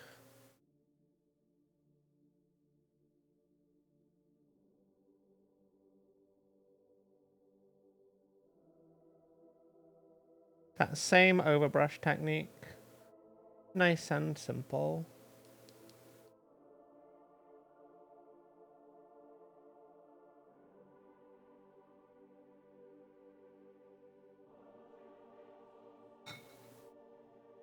Where's my Warlord Purple? There it is.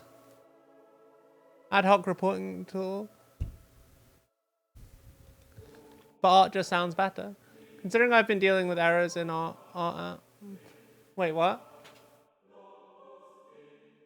Hey, Travers. Art stuff. Yeah, we paint minis. Hey, Demi. How you doing?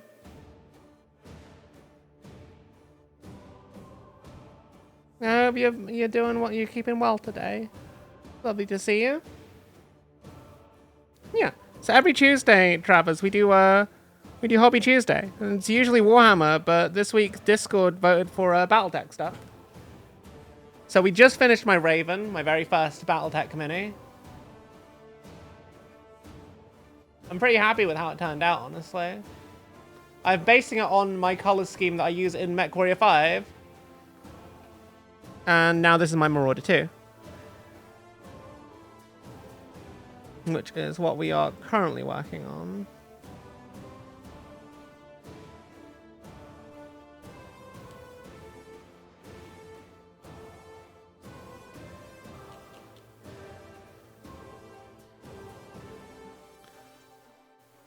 It's really nice working on Battletech, honestly. Like, it's so different to doing Warhammer minis or humanoids or monsters and stuff. It's just all machine. I don't have to care about it looking like anything else. Oh, actually, hang on. I've just remembered. There was something I wanted to do. A cheeky little something right at the end that I forgot to do. But I'll do it with the... I'll do it with this. I'll do it with this miniature. I will do it with this miniature.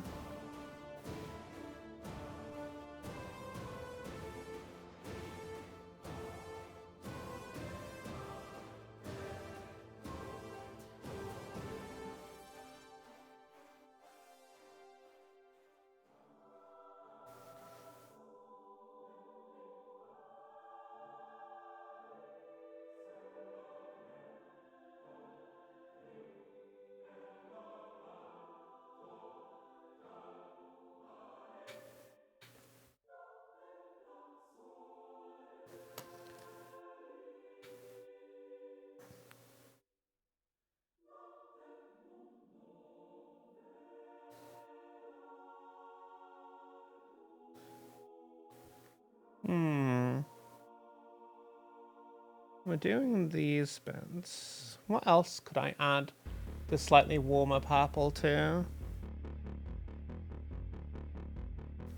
Let's do the gun hands. Doing pretty good. You just received a set of wolf bristle brushes for an OPR painting contest you placed in back in October. Hell yeah, Demi. That's awesome. God, I haven't done any. I should try and do something. I should try and do some painting competitions. I don't know that I'm there's a very high painting standard in my area, though. I probably wouldn't win, but I don't have to. I don't have to win. I just kind of like the idea of like networking a bit. I say that I loathe the idea of having to network, but like it's important to meet people. Froggy's really good at the whole networking, painting person thing. Actually gets invited to a bunch of events and whatnot, I think. I would like to get invited to stuff. One day, I will get invited to stuff. And maybe win some prizes and shit. If I'm good enough. Perhaps. Oh god, that's too heavy. I thought there was more paint rubbed off there.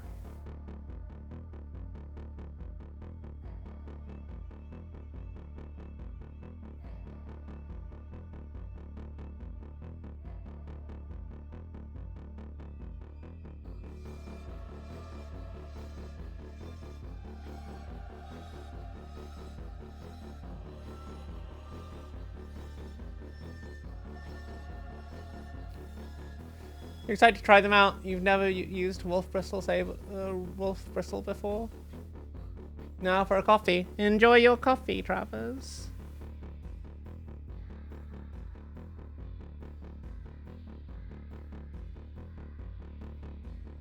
I've only got one like really nice brush, but like I haven't used it because I'm afraid I'll fuck it up.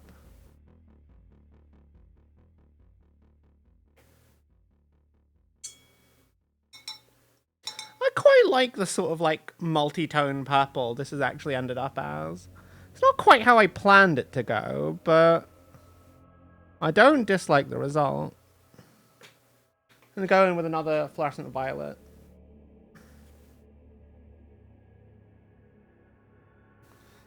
Just a little dry brush. Add some extra warmth to the whole thing.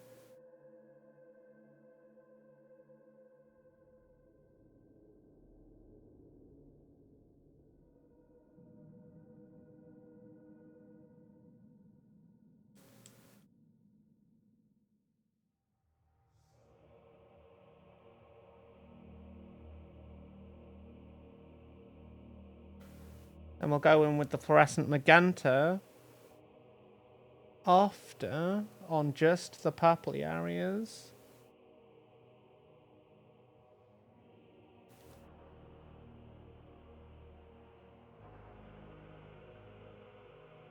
I say just the purpley areas, like the whole thing isn't fucking purple. But these areas are more purpley. And it'll work as a nice little way to offset that.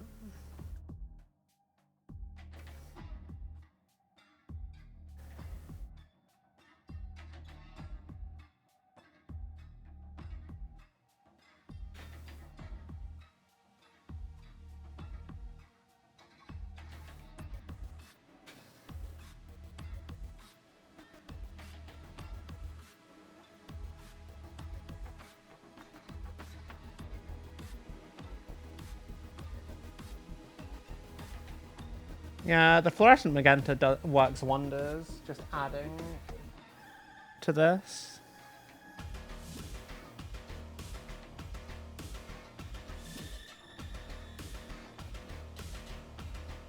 The one page had a lot of beginners in it. About 3 other people painted the same squad you did, but just did one shape for 80% of the models. Guy who beat me first place deserved it though. Dude did full layer painting. Had those little lightning lines on his power. Sick. That's cool. Maybe I should have looked at doing 1-page rolls, but like, I don't know. I'm kind of doing a lot of Battletech stuff, I think, as my main tabletop.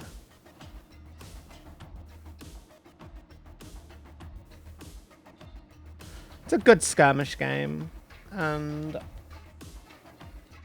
I am very much looking forward to finding games in my local area.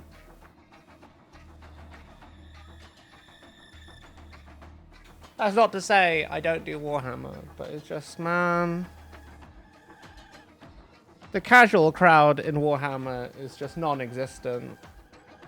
Even at casual, non-competitive levels, it's just very sweaty. I don't know how else to describe it. It's just very sweaty. Also, Demi, have you seen the new update to Darktide? Have you tried the Hive Scum out? Or have you done the new Trench mission that's out for free? It's so fucking cool, my dude. It's so good. To get into one, you happy to print models? Maybe. My issue is I've got a lot of shit to paint already, and I don't really want to paint more. I don't really want to have any more until I've like gotten through a sizable chunk of my already, at least the ones I've already built. But I have a good few boxes of unbuilt stuff that I need to get through. I think when I finish my cafe army, which is still in the boxes, and will probably not be ready till next year sometime, then that's probably a good indicator that I can think about getting more stuff.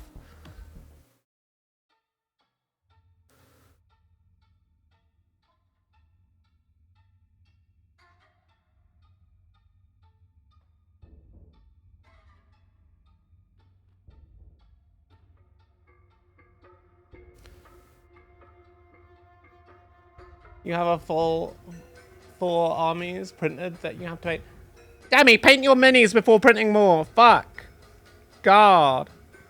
I totally get planning stuff and collecting though, but man, you surely need to. You surely need more space in your flat or wherever you live. Like, God knows I don't have enough space for all my hobby shit. Actually, no, that's not true. I can just set up I have like a cupboard I haven't built that I could put stuff in. And like I've got some shelves I can put up for display. Actually, my hobby stuff is actually quite well organized around the house. Like everything's in display cabinets if it's like been built pretty much. Except my Battletech stuff, because you don't actually have to build Battletech, it comes pre-built. So that stuff isn't in cabinets because it's just in the box it came in. Until it's painted, then it goes on the right onto the shelf.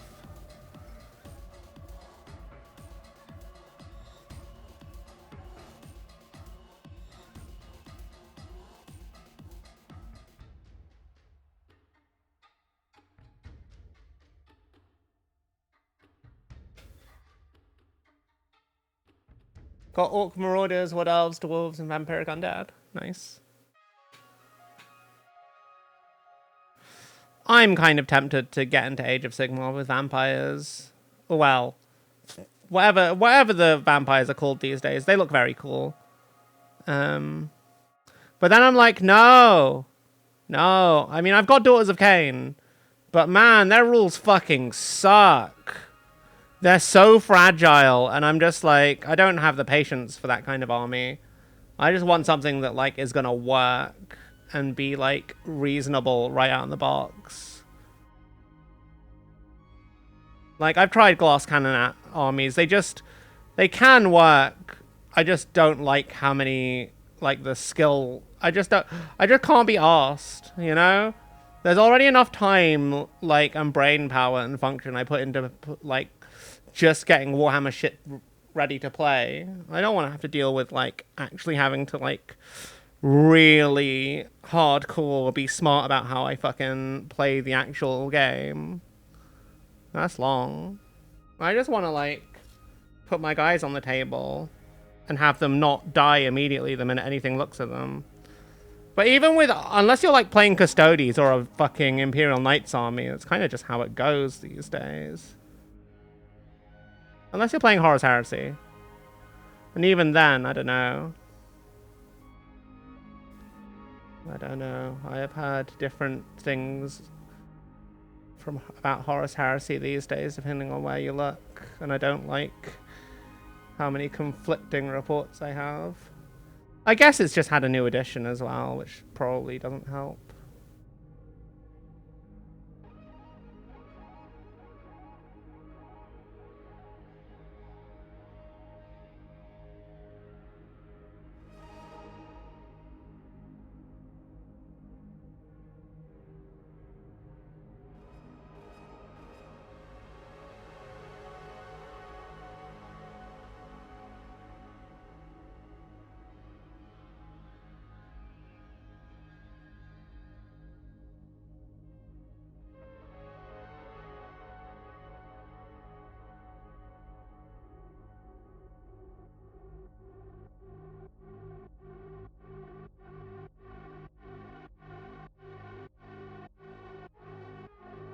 Say no to edge highlighting, chat. Just dry brush.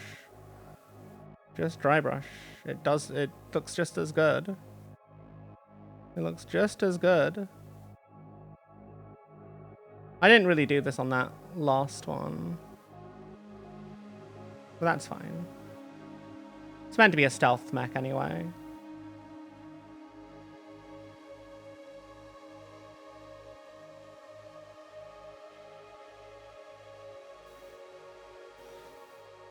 Yeah.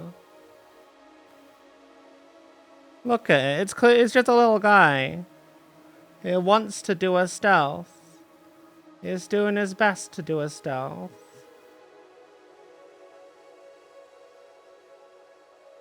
Somehow, mechs are stealthy things. Don't know how. Even the light mechs stomp about like crazy.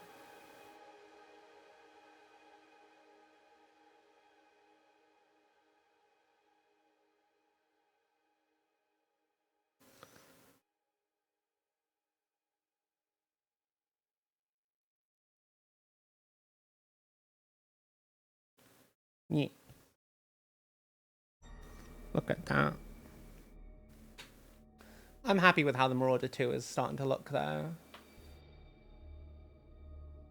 What do we think, chat? What do we think? What is this thing here though? What is this meant to be? Is this meant to be like a grip or something for the pilot to climb out of?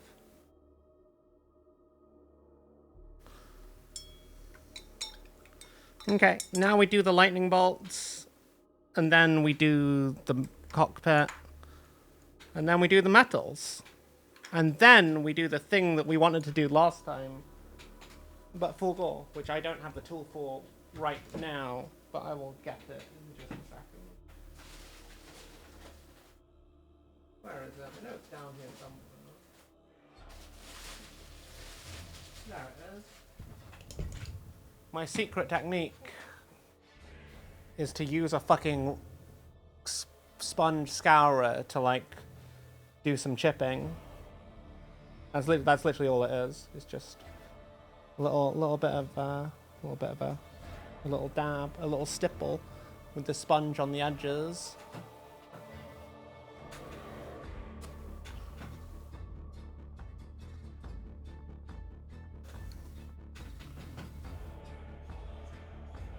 But that's for later. That's for like right at the end, for like weathering and stuff, you know.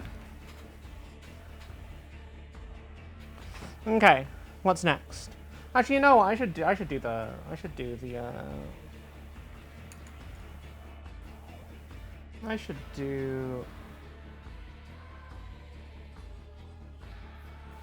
I'll do the cockpit, because there's less that can go wrong here.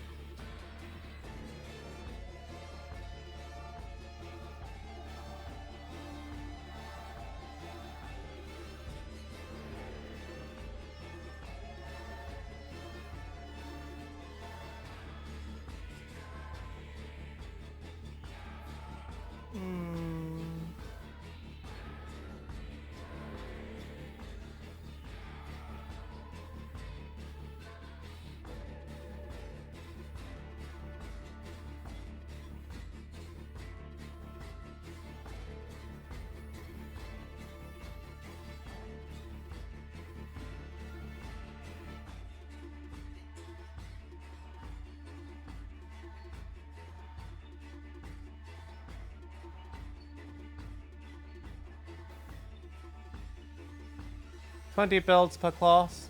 Need to be building again. Rip. Wait, all of them? Oh my god, I didn't realize that. I thought they only reset, like, the Ogren. Wow.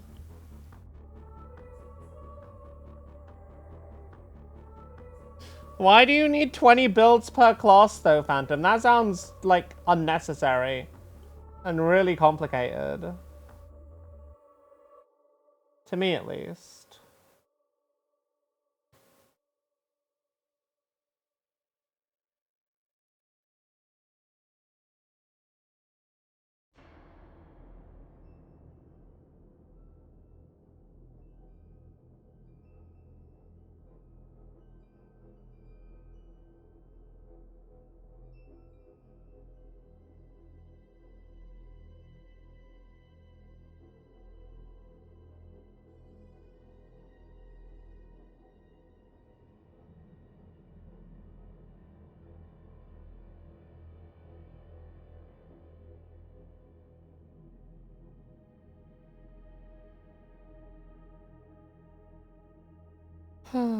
Okay.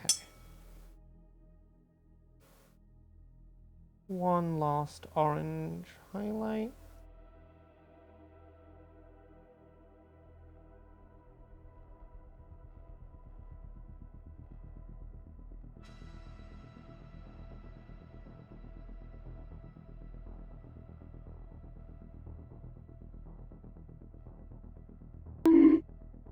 Ah. What? Why am I a silly goose? What did I do? What did I do, Phantom?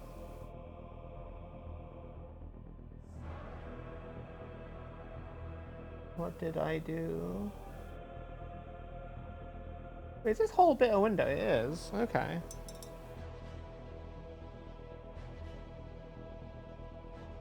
Cool. Well, let me just,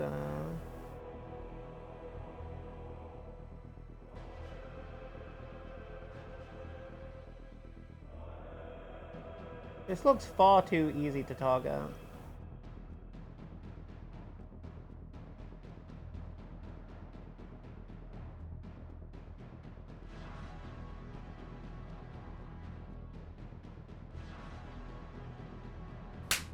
Ah! Why? My question was silly.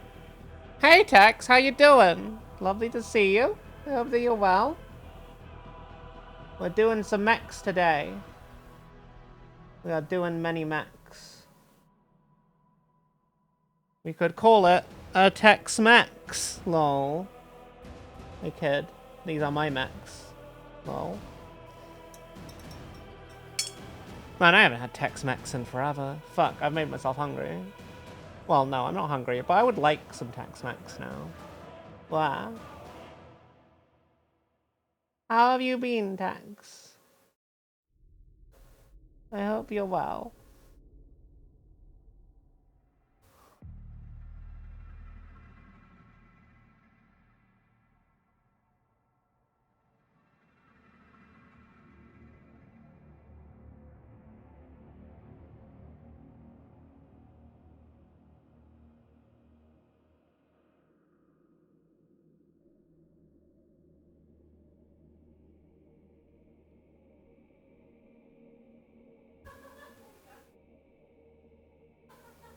Okay.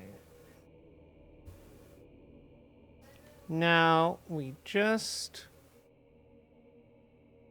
knocked out leg day. Got tacos. You like some Tex-Mex? You can have all of me. Ayo. Well. Ah. I do a silly.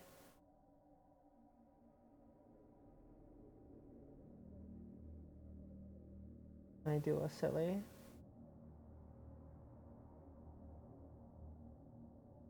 Man, it takes so long.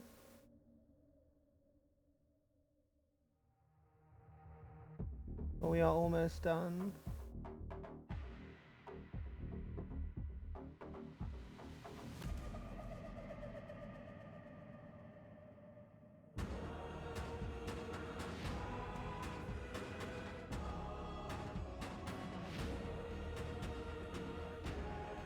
There's so many just tiny little panels that make up the lenses on this Mac. Like, holy crap. It's not edge highlighting. It's dry brushing. Just very light, careful dry brushing. And it just catches all the edges, so you don't have to manually highlight them. Because, you know, fuck doing that manually. That shit takes forever. Life is too short. Life is too short. So I refuse. I refuse. Right, well, while we're waiting for the orange to dry, we should try and figure out how we're going to do lightning bolts on this thing. We've got a bit more canvas to work on. So what was it? We want to try and do...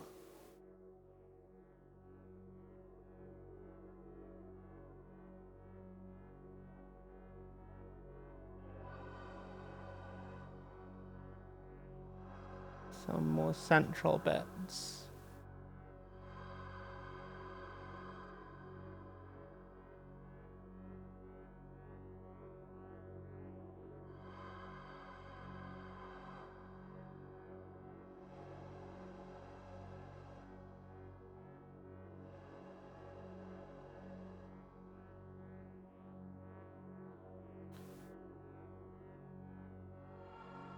It's easy. It's easy, really. You just have to just have to like, just be very careful and very light.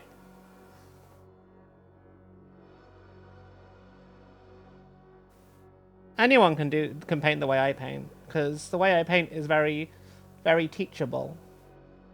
Which is the whole point, really. I'll show you how I do it on the next miniature, because this guy's almost done.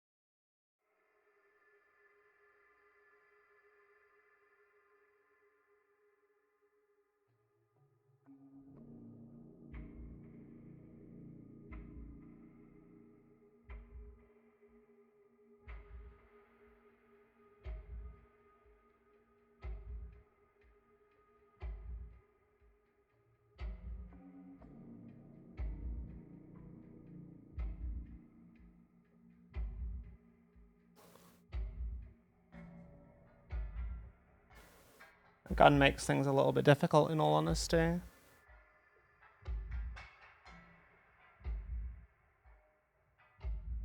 I think that works for now, honestly.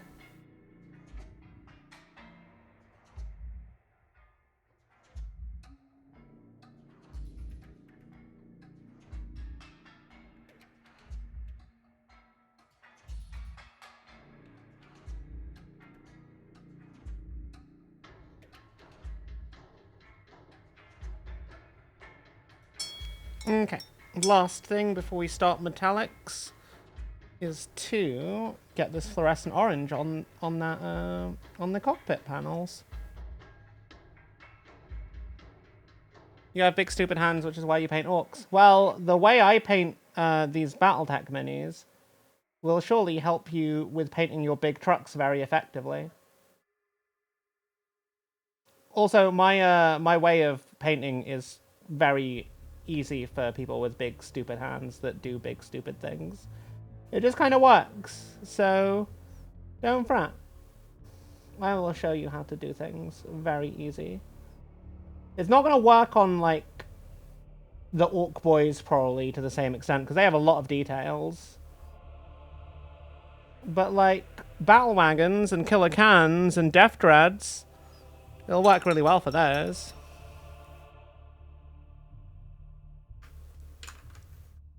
Any of your orky vehicles, really.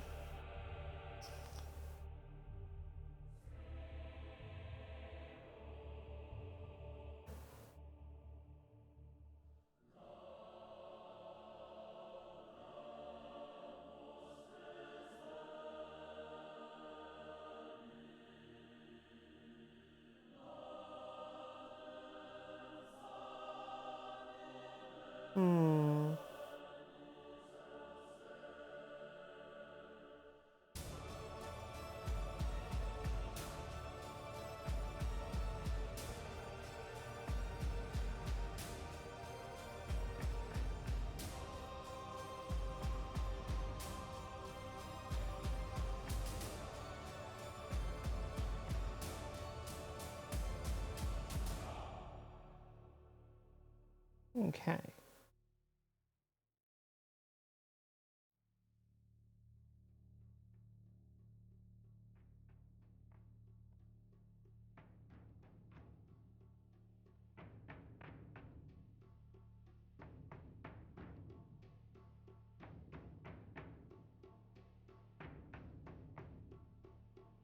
Ah.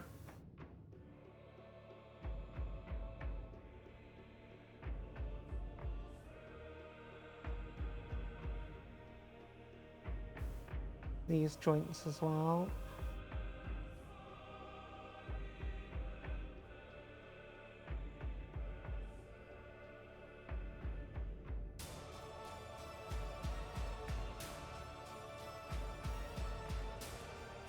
You got 3 trucks, a mega scrapjet, and a loot wagon to the pile. You'll be able to do them all in a single night with the way I paint these. As long as there's no people in them. The people, if you have to paint people, then that's going to take a lot longer. But the vehicle themselves, yeah, that should be the way I paint Battletech should transfer quite well into doing vehicles. And Space Marines, if anyone wants to paint Space Marines this way. Anything with a lot that's mostly covered in metal or armor bits, really. That's what I think this suits mostly.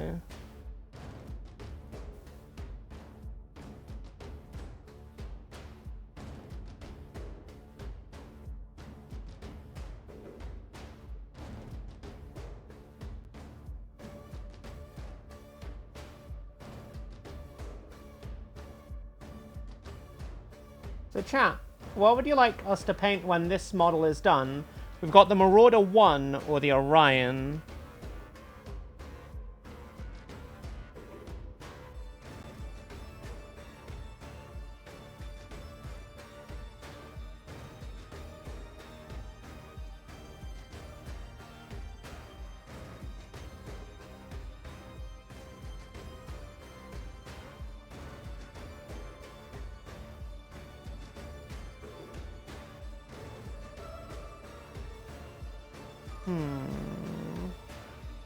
What else? Here. These bits.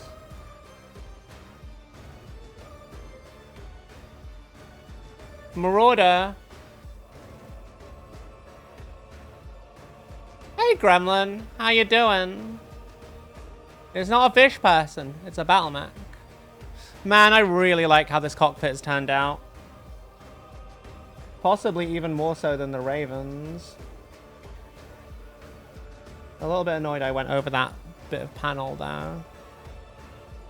But we can just kind of rub that down. There's just so many little window panels on it. It's very cool though. It looks great. What else?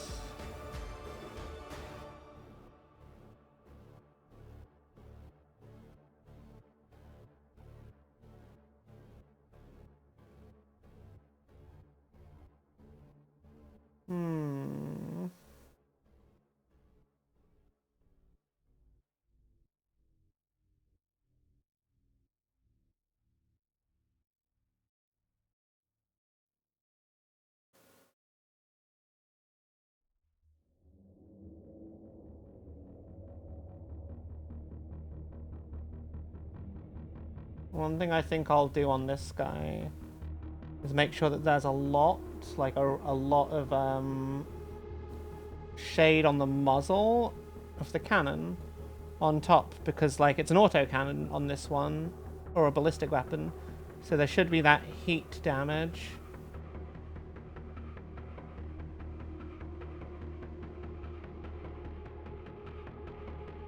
I think that makes sense.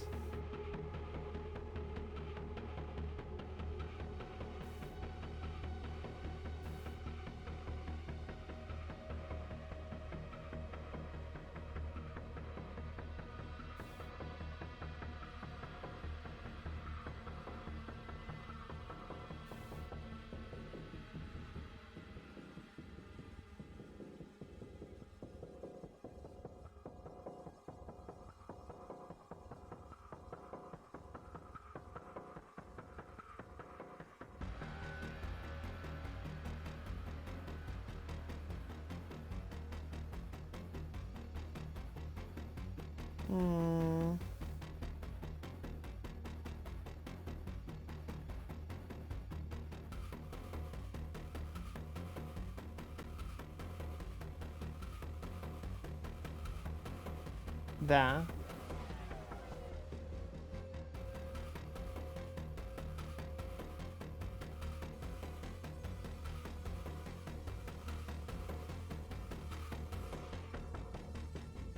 Why doesn't it have a symmetrical vent on the other side? That's so weird. That's weird to me. That's not just me, it's weird too, right? Should have a symmetrical vent. This should be centralized. This should be centralized. Ah! That annoys me. That really annoys me. Fuck. Probably more than it needs to, but it does. Ah. Oh, actually. While I'm here, and I'm aware of it, and I want to fix it, I'm just going to have a drop of black paint.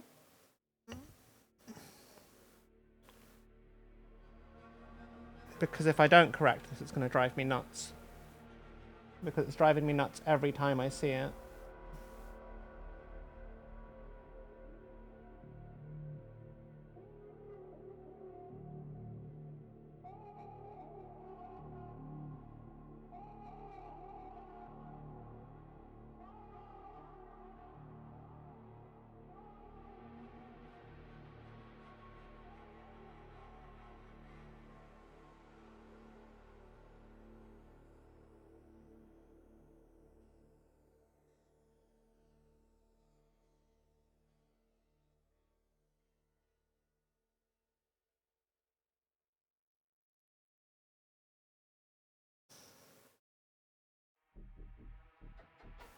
Okay. Ah! No one saw that. Ah. You believe it's a symptom of autism? You mean the chart? Wait, what? Sorry, I've missed stuff. You're going after fish people since you ran out of heretics. Understandable. But where are the fish people? I see no fish people.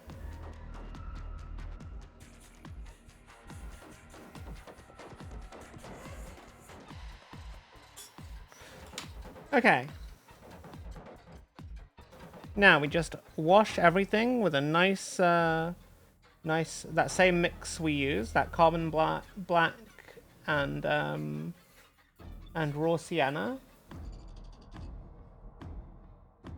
And speed paint medium.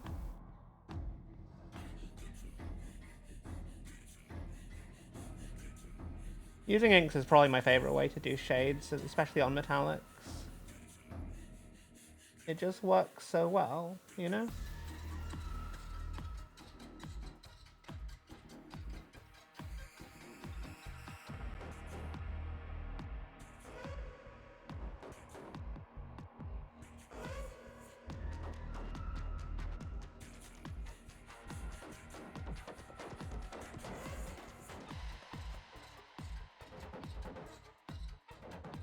I'm really enjoying doing Battletech though. Like, the miniatures are very nice.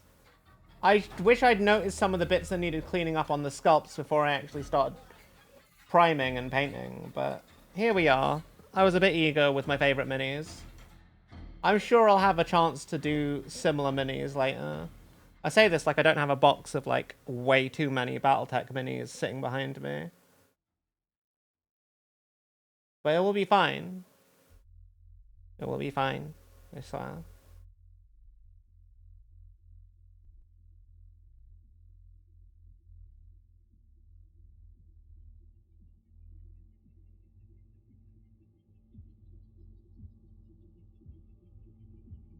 Though honestly, getting through these Battletech minis is probably going to take a lot less time than getting through any amount of Warhammer.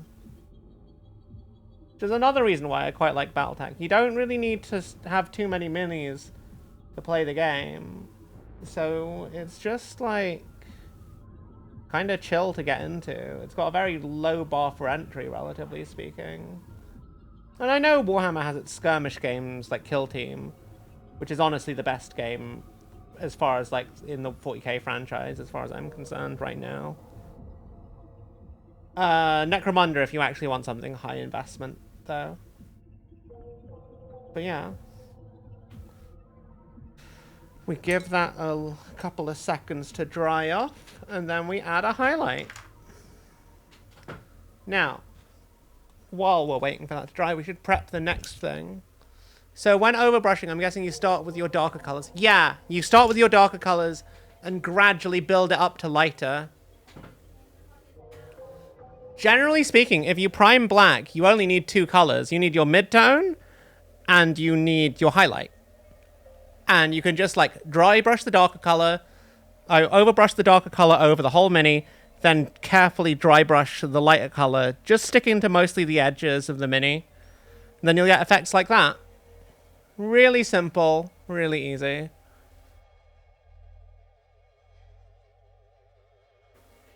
Way faster than the whole contrast and speed paint method as well, by the way.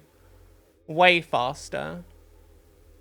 And in my opinion, I think it looks better. And if something can be faster and look better, provide a better result, in my book, that's probably the most efficient way to do it. So it's kind of replaced all my speed painting techniques for the way I used to speed paint before. It's really satisfying though. I mean, there are still times where you will want to use slap chop and contrast and speed paints for getting models on the table. It really depends on the color scheme you're doing. But for like flat colors like this, it just works really, really well. It really works fantastically. And look at it. You can build up really nice gradients. Like you can see how dark it is at the front compared to how it is at the back. It's a very smooth blend. You just have to be a little bit like, it really is just going to depend on how heavy you are with the paintbrush. It really just depends. Ooh, Awesome's probably a really good miniature to practice this with. It's got a lot of flat panels. And it's like, it's very like, it's got a lot of different shapes to work with. You'll definitely have a good time practicing this method on that, I think.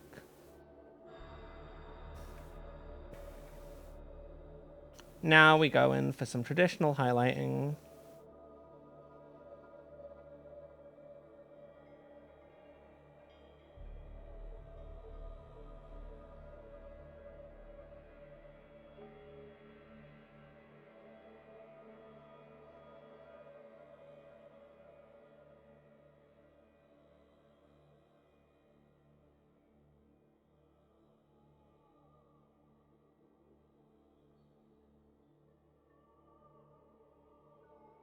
I'm so hyped for Wolves of Takayed. I don't know that I'm going to have it in time on launch day, which is really sad for me. I really hope they do a creator program like they did with Mercenaries and Clans for their DLC, the most recent DLCs. It would be weird if they didn't, considering how consistent they've been. But if they don't, I probably won't get it till like the end of the year, next year maybe. Which would be me. Fortunately, there's still a lot of content to get through in Mercenaries before we're done with that game. So it's not the end of the world, but man, I really want to play Wolves of Takayed. I'm so hyped for it, chat. Like, I'm so unbelievably hyped for it.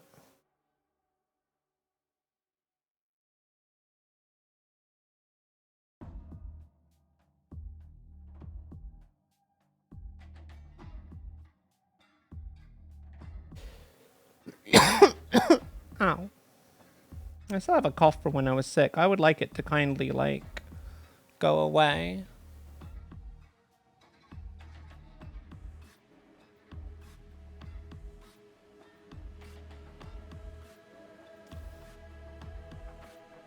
You wish they were another clan? But you're playing, like, really important characters. Like, Natasha Kerensky. She's, like, the person who... She was, like, the leader of the Wolf's Dragoons. Like... Yeah.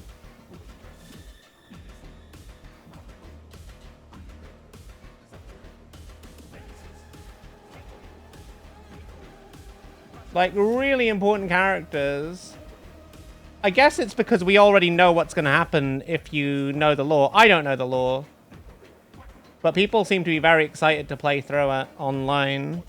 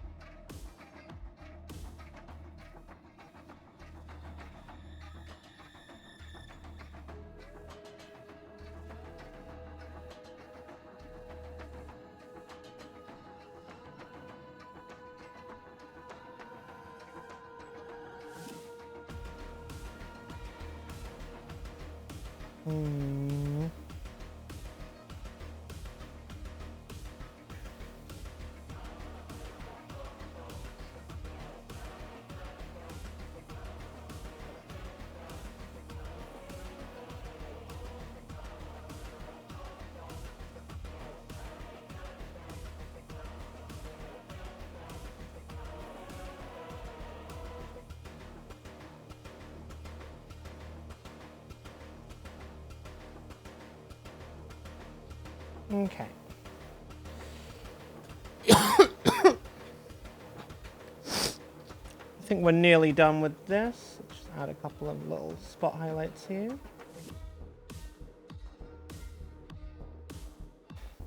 Then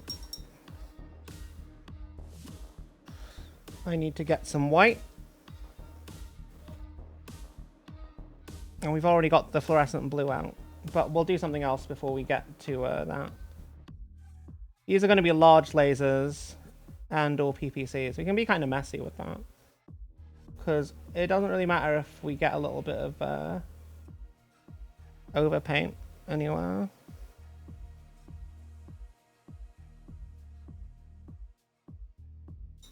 Leave that to dry. And in the meantime, the little thing I was talking about before. We're just going to take this sponge and dab it in our silver. Kind of basically just get just a little bit of this onto certain edges.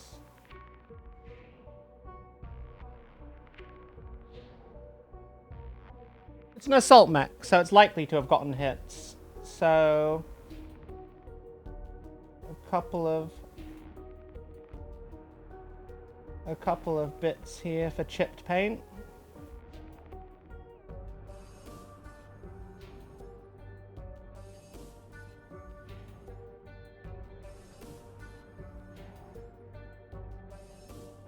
You don't have to go too heavy on it, but you can kind of go as heavy or as light as you want with this kind of thing. And you use something like this because then it's very inconsistent, you know?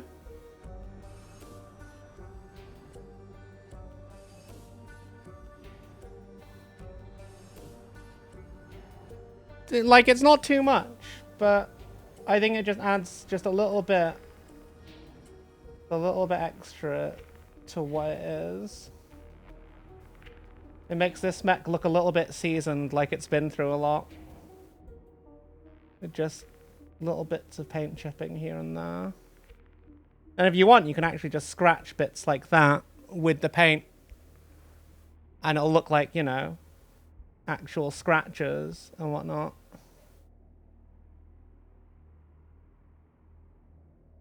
Do bits along the bottom of these, because as we know, Marauders do use these as melee weapons somehow. And it just makes sense. Nice and simple weathering. Done easy.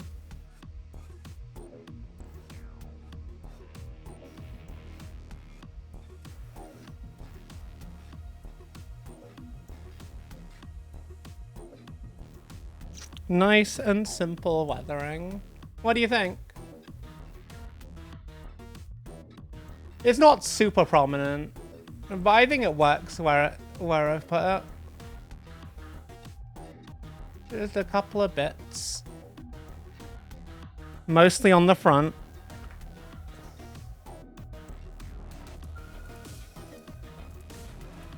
And now the final touch. The final touch. Some fluorescent blue to show large lasers and or PPCs.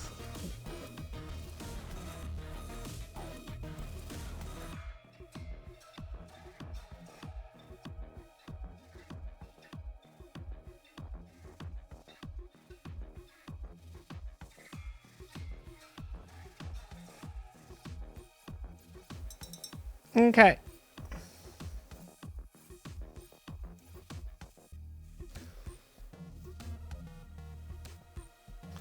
Yeah.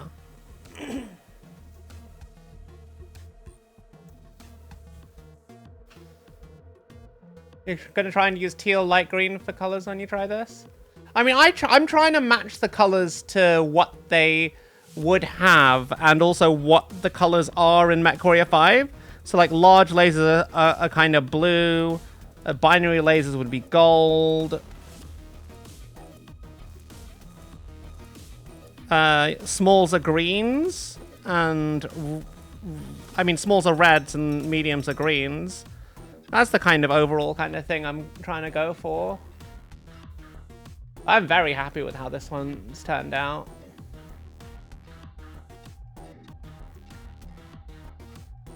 Got a lovely range of colors on it.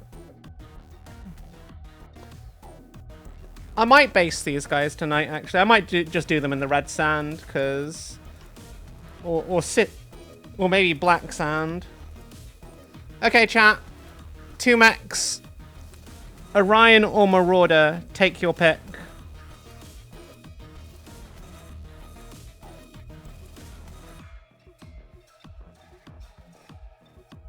I can't remember what someone said before. Orion? Orion it is. Okay, Tex, do you want to see how I paint this? Because this will help you do your trucks and buggies and stuff for your orcs very easy. We take a not small amount of paint. And we're going to wipe a good chunk of it off, honestly. But not so much that it's like a full dry brush. And then you just go heavy with it. Just go heavy. And you can kind of see it'll leave the recesses done. Like nice and deep inside. So that if you primed it in black, they'll still be black. Then you just kind of go over the whole miniature with this one primary color. And this will basically get you your base coat in a couple of minutes. Instead of like actually having to go over the whole thing. And it leaves you already shaded. You can choose to, and it'll naturally, because of the way dry brushing is, it'll naturally leave some darker bits.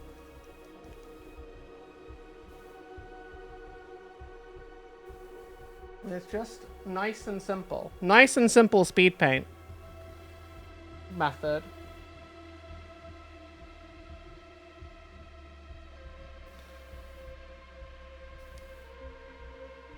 And sometimes, you know, you might want to go a bit wetter with the brush. It doesn't need to really be a dry brush. It's more that you don't have so much paint on the brush that it's going to flow into the recesses. And here, obviously, we're using a very dark color, so it doesn't show up so well. But if we were using a lighter color, the same thing applies. Exactly the same thing applies. But we're going for a dark purple as our main color, so it doesn't really show up that well on camera.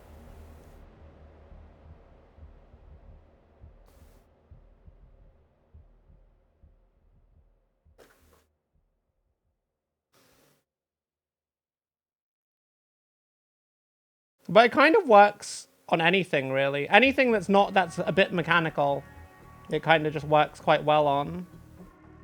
Which is most kind of sci-fi kind of things you can do this with. You can even do this with more curvy shapes as well.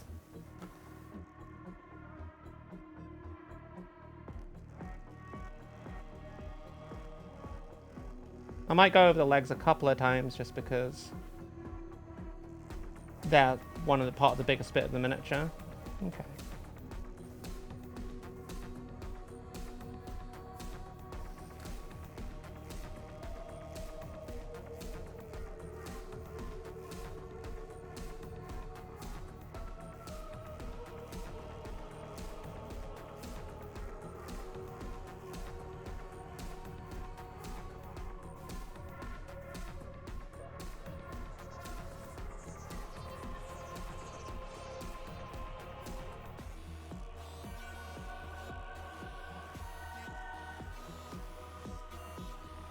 Army is waiting for the kitty to barrel through the painting setup.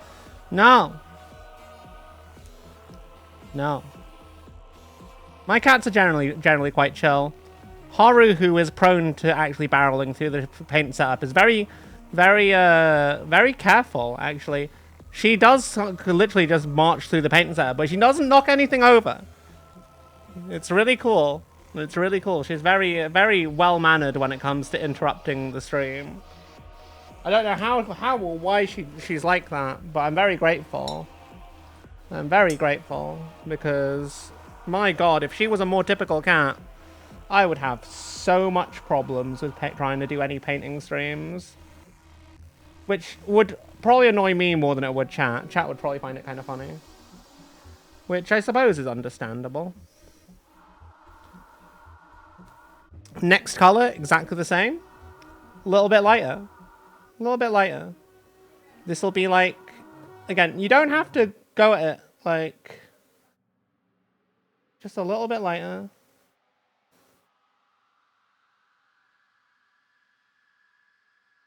I suppose this is more what it would be like if you were using this as your primer, like a brighter mid-tone. you're using a brighter mid-tone, this is kind of more what it would be like.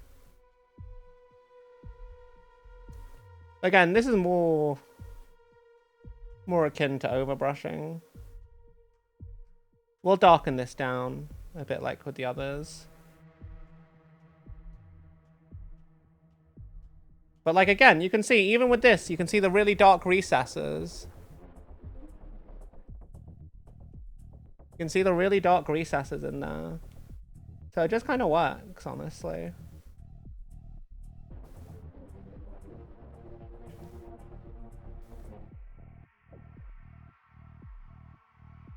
And again, you don't really need to do this. You can add more layers to it.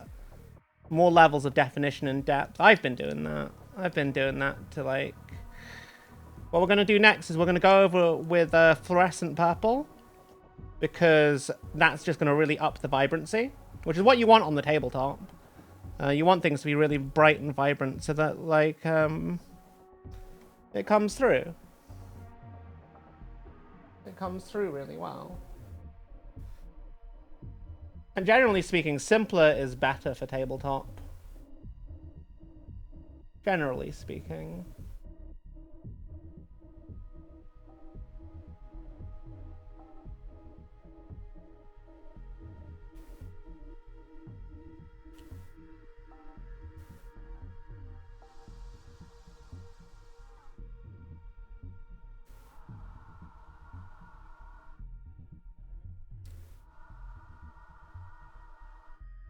And painting all your vehicles in sections, just losing hours to the process. Yeah, life is too short for that. I only discovered this process a couple of months ago, in all honesty. But like, it works great specifically for vehicles, because it's not like you have to worry about muscle structure or anything like that. It's just panels, isn't it? It's panels and machinery. We're going to go in with the violet. No, actually, no. We're not going to go with purple. We'll go in with the fluorescent violet as the next color. And while this is more of an accent color, and it's kind of a bit transparent, this is more to tint the whole thing a bit.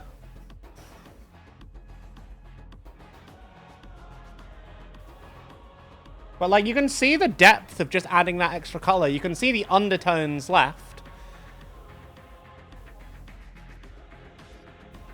You can see the undertones of the previous layers, and like, if we do it, and the more colors you add, the lighter you want to go, and it just adds a bit more nuance to the overall result, I think. Even when you're mostly working on dark colors, you can start to see those different light, like, color levels building up. It's nice and simple. Easy to apply, and it gets your stuff ready for the tabletop very quickly. Also, what I'm using is like it's not fully transparent, but it's a semi-opaque fluorescent violet paint, specifically chosen because fluorescent paints are great for this kind of thing, and for like overlaying on other layers, and using them a bit as a filter. Because the real reason you use them is just to up the vibrancy of the whole miniature. In my opinion. Like, for some people use fluorescent yellow as like a top-down like spray for orc skin, for example.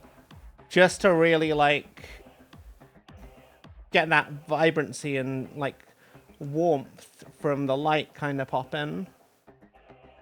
Much in the same way, if I were painting orcs, I'd go for really unnatural colors like fluorescent green. Make them really bright.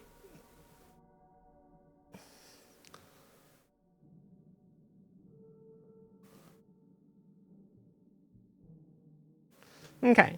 Now we add the accent colors, which is going to be that Warlord purple we used before. Again, even if you're using multiple colors in your color scheme, you can do exactly the same stuff for both of them. And it's just going to work.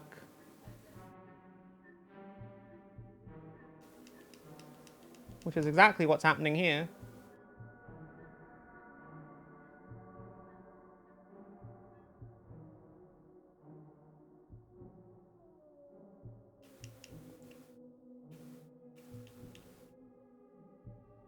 And again, you can be as precise or as not as you would like it to be. It's all you. They're your minis. Don't let anyone tell you, like, what's right and what's wrong.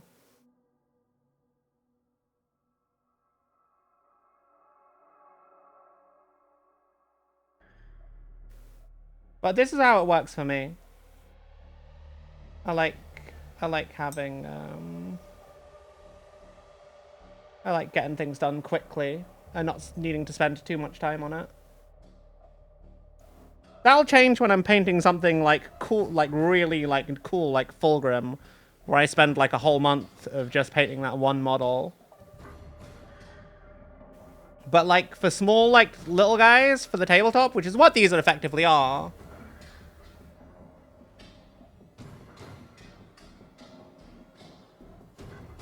Like, even though they're big Battlemechs, these are just little guys for the tabletop at the end of the day. Now I'm going to use that fluorescent pink, fluorescent magenta, and dry brush that as a bit of a highlight over the whole thing.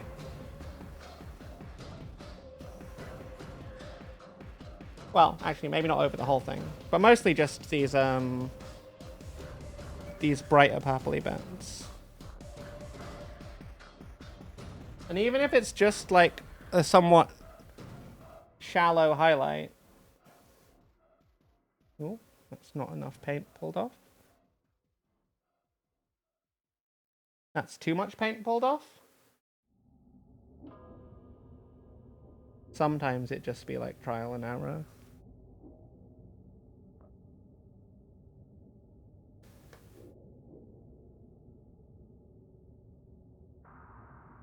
But do you see how like just adding a little bit of fluorescent tone just affects the whole thing and does a big change to the way the miniature looks? And you can create really nice gradient effects using it as well.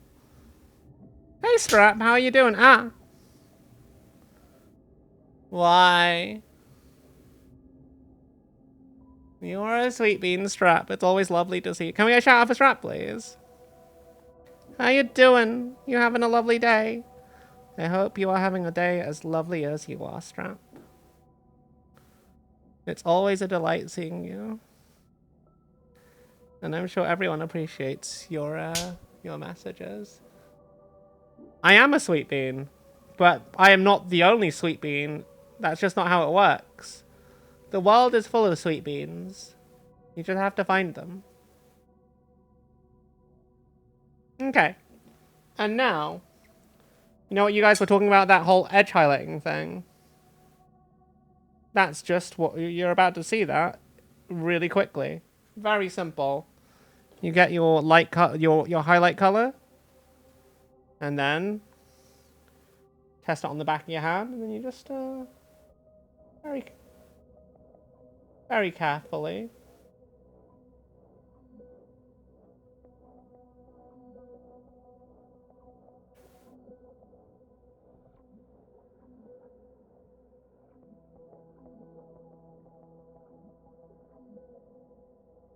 You need less paint on the brush than I've currently got. Just very carefully. Just focus on the corners and the edges. This is probably not the easiest to like demonstrate that on, in all honesty.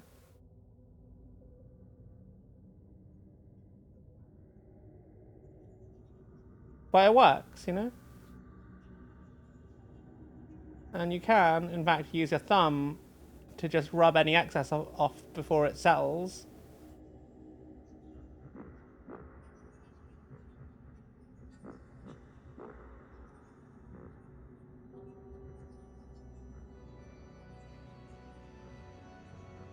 And like, you kind of just have to commit a bit to it, honestly. Wow.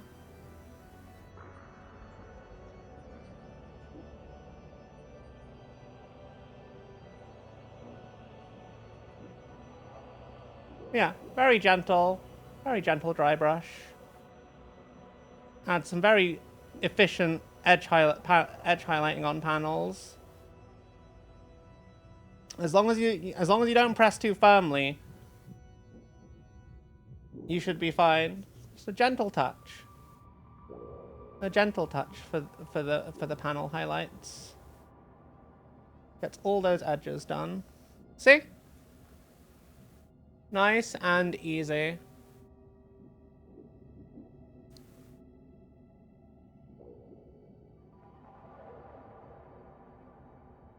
And that's basically it. That's the whole thing. That's the whole thing. That's all you have to do. And then you get like nice panels. Super quick. Minutes. Actual minutes per model. And that's the base of the whole model finished. Super easy. Super easy. Barely takes any time. And then you can focus on just doing the actual details and the things that need the time. Like, you can churn out so many models by using this method. And it'll look great. It might not be 100% uniform, but it gets the job done, you know? And if you're just painting for the tabletop, that's exactly all you need. And you get all the depth, all the details, nice volumetric highlighting, all with overbrushing or dry brushing. It's really good. It's really good and simple. Then you just go as hard as you want with any extra details. Or, you know, don't. You can just, like, flat base coat everything else. If I'm not your mum. Like, we can do whatever. Like how we are just going to do, like, the cockpit and then the yellows and the mechanics. That's too much paint. The paint is too thin, so it's just running straight into the recesses. Weh.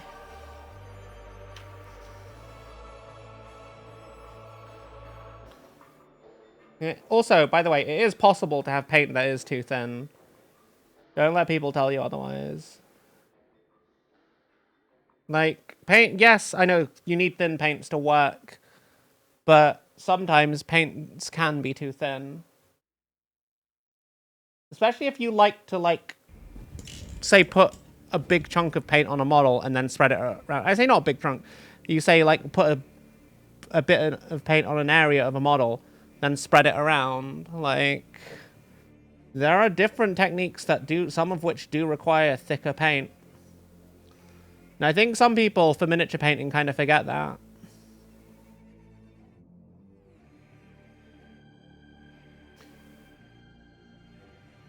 But I think the argument for thicker paint generally comes from, say, people that work with physical like actual, like, more physical media kind of paints, like art students and stuff. Ah. The transmission's so good, isn't it? Hey, Leo. Yeah, the transmission is so good. Like, it's so good. I'm not gonna stop singing the praises for that transmission. Like, Fat Shark. Didn't expect it. Absolutely killed it. I can't wait for them to do more missions. I really hope 2016 lets us have a mission every couple of months. But, like, that mission must have taken a lot of dev time to, like, set up. It's super cool.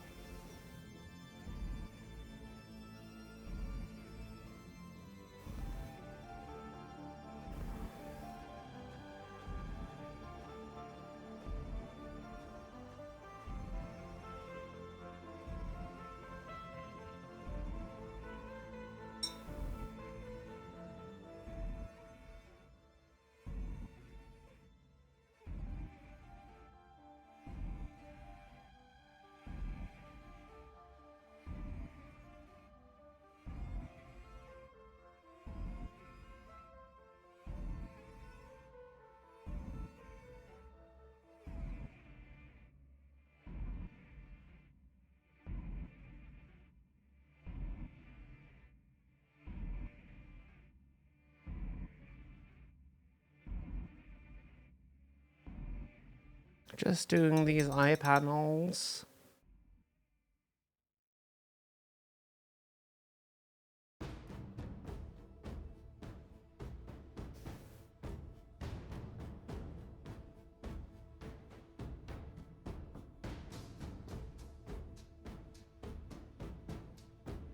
While these dry.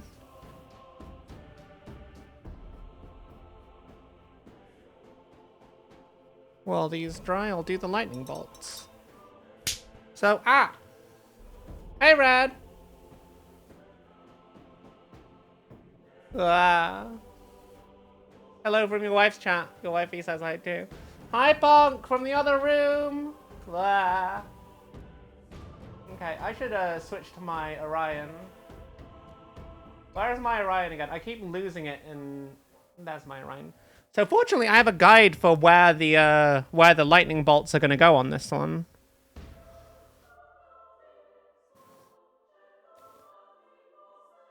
I have an actual guide. Though this model is not exactly a one-to-one replica of that model. It'll have to do.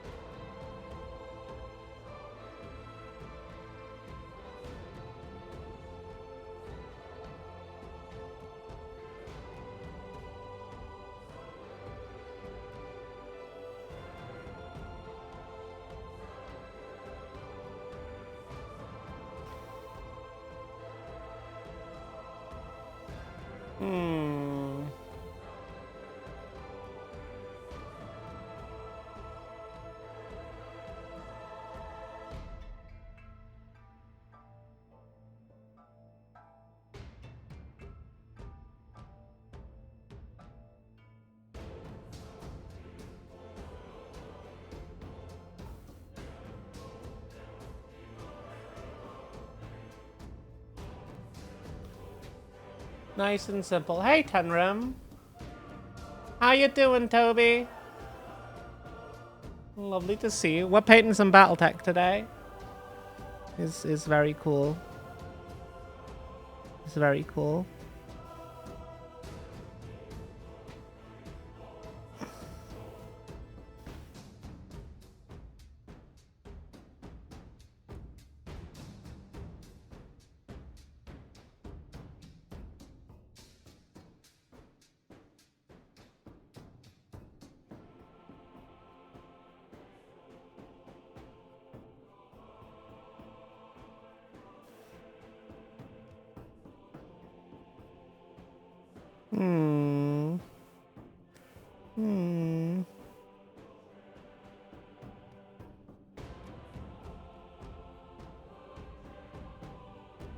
That works. Nice and simple. Nice and simple. Headache of death, but hey, you're not losing a leg. Wow.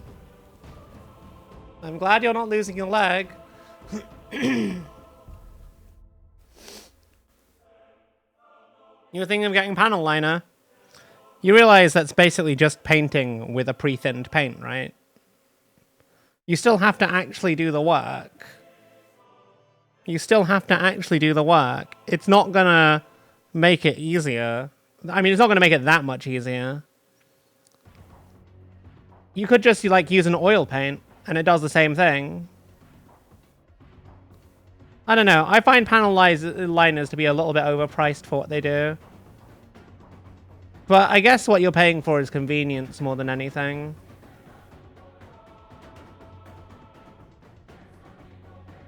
I have used Gundam panel liners before. It's just thin, super thin enamel paint, isn't it? That's literally all it is as far as I'm aware. Okay, on to metallics. On to metallics. It's easier, yeah. What's the magic one? It's basically that's just enamel paint, right? That's all Gundam markers are. They're just enamel paint. I've lost a brush. No, I haven't. It's right in front of me. Aha! I am a genius.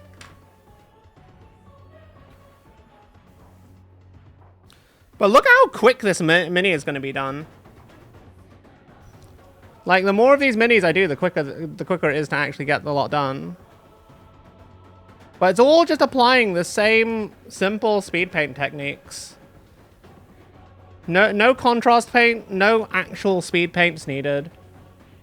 Just a dry brush and having the right paints for what you want already prepped. Another thing I do, by the way, is I use a lot of paints pre-thinned for airbrushing, because I'm lazy. I'm lazy. It's a big time saver. It's a big time saver. That's basically the only reason. The only reason, chat. It's a big time saver, and I don't have to mess around with different ratios and stuff. And it's usually ready to use straight out of the bottle. Ready to use straight out of the bottle, which is what we want, isn't it?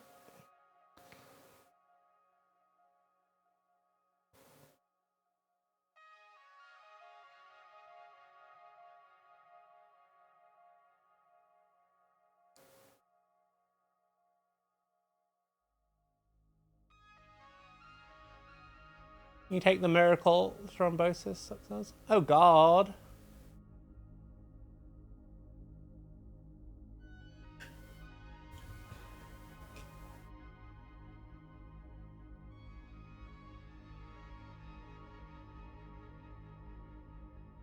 I'm glad it got better by itself.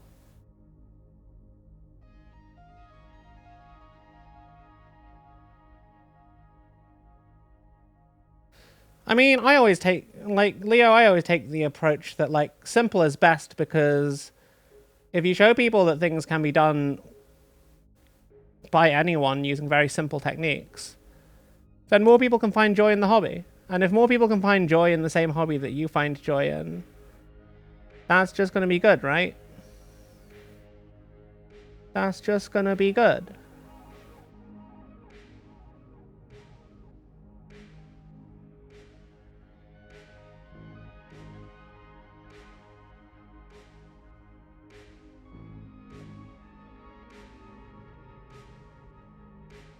I'm not exactly like the best painter in the world, but I have enough, like, I have enough experience, I think, to be able to teach people. And that's important, I think, when you're doing this kind of thing. It's fun. And it's nice to have people to share it with.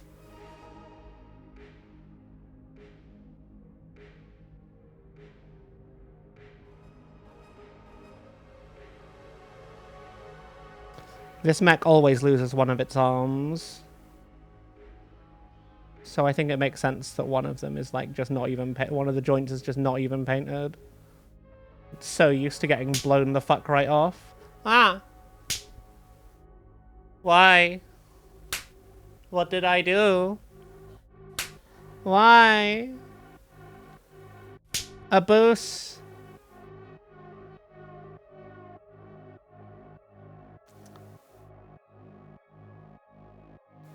I am being a boost by chat. How can you let this happen? Ah. I am not the best. I'm not saying I'm bad, but I've not exactly won a painting competition. I know enough to teach people and get people into the hobby. And I don't think I'm a bad painter. I'm gonna keep getting better. Hell, maybe one day I'll even enter a competition. Maybe one day I'll even win. But man, there's a lot of really good painters out there, chat. Like, really, really good. Like, Froggy makes me look like a beginner, for example. I fucking love seeing Froggy paint. And then Katachan Deviled Egg in our own community is, like, paints to a Golden Demon standard. But he doesn't enter any competitions. Like, bruh. You could absolutely win shit. And I think it's important to be able to acknowledge that there are people better than you, because then you can learn from them, right? You can absolutely learn from them. If you think someone is better from you, watch how they work. Steal their shit. Learn how to do it yourself. At the end of the day, the hobby community is full of lovely people that are more than willing to share how they do things. Because we're all just fucking nerds that like painting little plastic toys, which is effectively what these are. Like, people will be upset when you call them that on the internet. But, like, bruh, don't take shit too seriously. They are little figurines that we use for gaming, that we hand paint, that we, I mean, not everyone does like the actual gaming side of the hobby. Some people are just into the painting, and some people are just into the lore, which is also a very valid way to enjoy the hobbies. There are so many cool settings and so much cool fiction to find in settings like Battletech and Warhammer 40,000. And it's just a delight. Like, I love the fiction. I love the game. I like everything. I guess that's partly why my channel content isn't the most focused when it comes to my hobbies. But I also enjoy these things as a consumer. It's not like I'm paid very much to do these things. I occasionally get like a free CD key or something that lets me stream the game and share it. But like, that's about it. It's all thanks to you guys more than anything that I get to do this stuff. With all of the subscriptions and the follows and the sharing of the streams that help find more people that can share the things we love. And also, I think it's important to keep things simplified and not push too hard, because there are some really like amazing painters out there, but like there's a lot of amazing painters out there. Keeping things simple and accessible, I think, is a nice niche to have.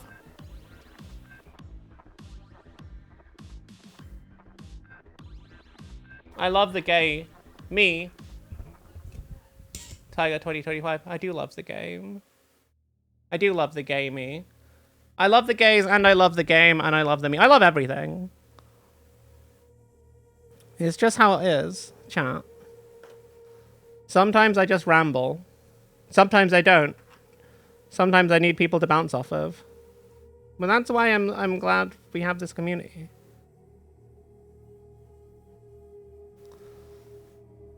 Last mech for the night after this. I was originally going to have a catapult, because I'd start to give up on the idea that the Orion was one of my favorite mechs. Why? But then I was like, then we found that one Orion in Mech Warrior 5, and I was like, yeah, this is why the Orion was one of my favorite mechs back in the day. Because it kicks the shit out of stuff when you have the right variant. Wow. And sometimes you need people to bounce in on. It. That's true. That's true. Chat, remember to bounce on it, Dio. I mean, what?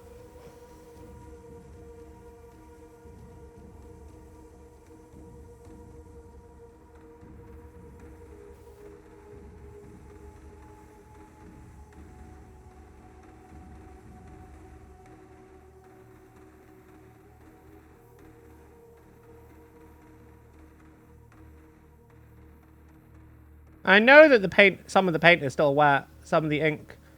And I'm doing these shades regardless, because I'm not a patient person, but also I don't mind if it blends a little. Sometimes I think that actually helps it look better. Again, opinion, not fact. But a lot of this stuff is all down to subjective opinion. You know?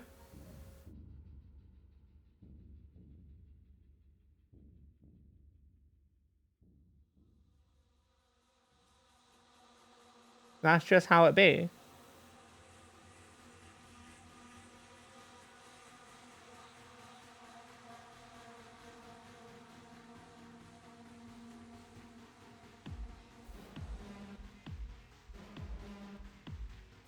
Let's get some weathering on this bad boy. Do I still have enough paint on the sponge? No.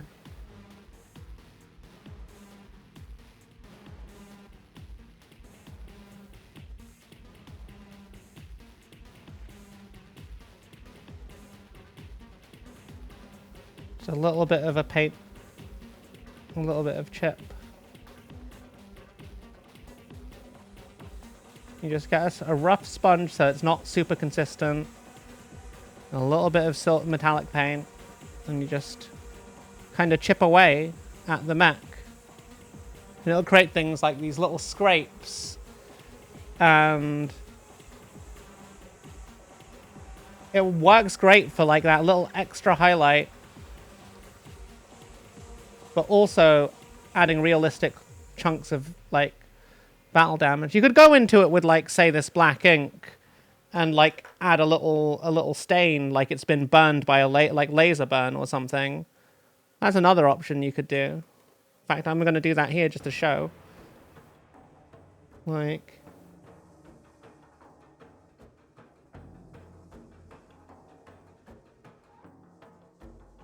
you just need a very thick but semi-opaque kind of transparent thing. And it just adds a little bit of a tint over that bit of weathering you've just created to make it look like it's been burnt. And it also tints the paint around it as well. It just kind of works, you know? And sometimes you finger blend to make things smoother. Never forget, chat. Monk started painting with fingers before brushes. And it still works. I'm pretty happy with how these are turning out. This is my first launch of Battletech.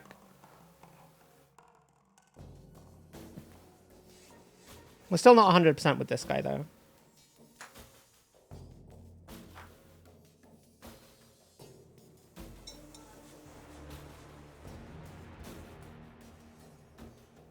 Make that look a little bit more Brennan burnt. DeViti asked me, Dear Cyberscuff, should Tiger consume biomass for the good of the hive mind? By that I mean eat a snacky. Oh, absolutely. Tiger should definitely munch on a snacky. It's the ultimate form of fueling up for the hive mind. Whether it's a bag of chips or Crisps, Tiger, you're British. Scuff Cat, you're British. Don't call them chips. Oh my god, that's so annoying. Part of embracing the chaos and power of the hive mind. And by hive mind, I totally mean the awesome vibe of the stream fans. I was gonna say, because, like, the hive mind is not a chaos god. I'll have snacks after stream. Hey, Gas. How you doing? American English. I know, right? Cringe. Sorry to all the Yanks in chat. I am British. We speak actual English here. Even if sometimes it's a very silly language that has weird spellings about things.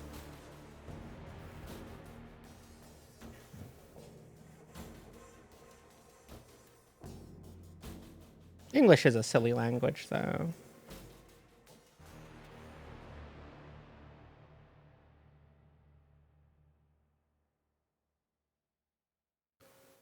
All right. Another laser.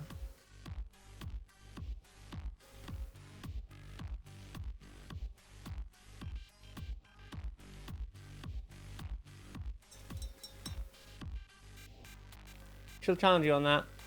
What defines a Chaos God? I mean, there are technically 8 Chaos Gods, but there's probably more than that. Because the warp has many entities. But there are like 8 major powers. But some of them haven't fully formed yet. So don't have like a part in the great game.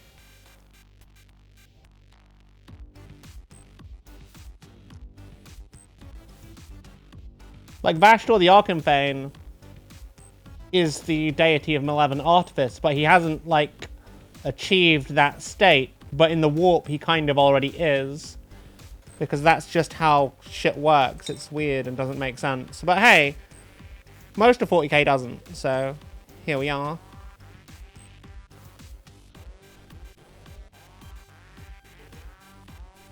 What are we thinking, chat?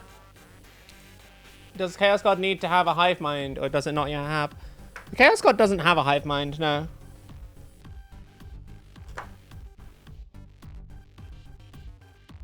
I'm pretty happy with how these are looking, honestly.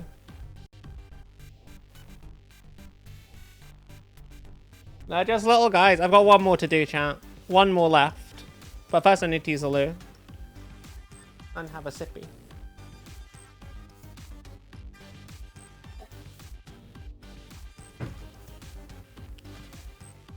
Hey, Ghost. Yeah, I'm pretty happy with how they turned out, honestly. Still one more to go. These are going to be the only Battletech minis I paint in this color scheme, because this is my personal lance of my favorite mechs. They don't belong to any faction. We'll look into doing some more, like, lore-based factions in the future.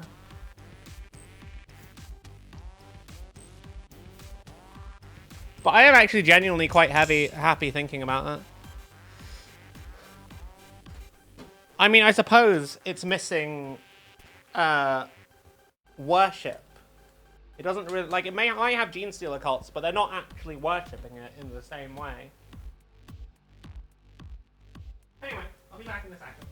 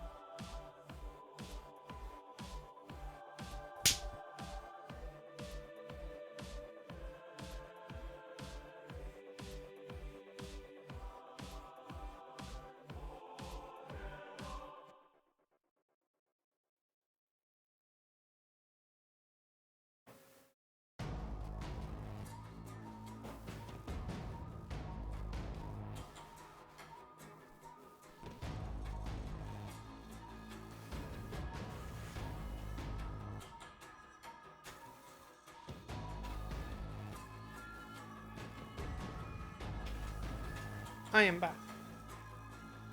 I did a drive-by Pringles snatch from Tank. Because sharing is caring. Lol. But thank you all for your patience. I think we should base these guys, actually. Oh my god. How did my cable get so tangled? Oh my god. Okay, there we go. We should probably base these guys. So I think I'm gonna get my paint marker and rim the bases before we start the last one. Hey, Gas. Point 1, genes need cults to worship. Point 2. Well, I mean, in terms of the hive mind, it's like they're all, I assume they all, like, share a single soul. More souls to feast upon! Tyrannosaurus_Texan gifted 5 subscriptions to the community. Tex, have fun with Helldivers and thank you so much for Now the 5 this gifts. is the only way to travel. I appreciate Hype train you. started. I'm just gonna rim these bases.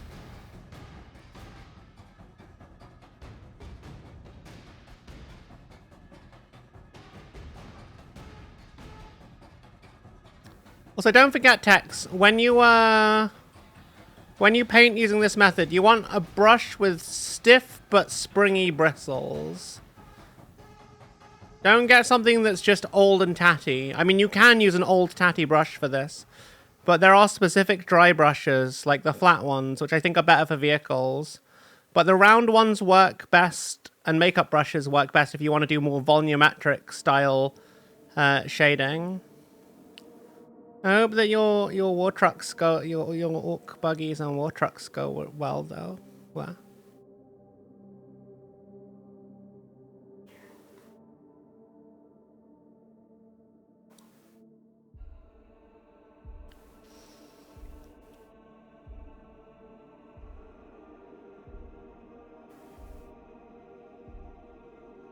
I won't base these guys until the very end, I think.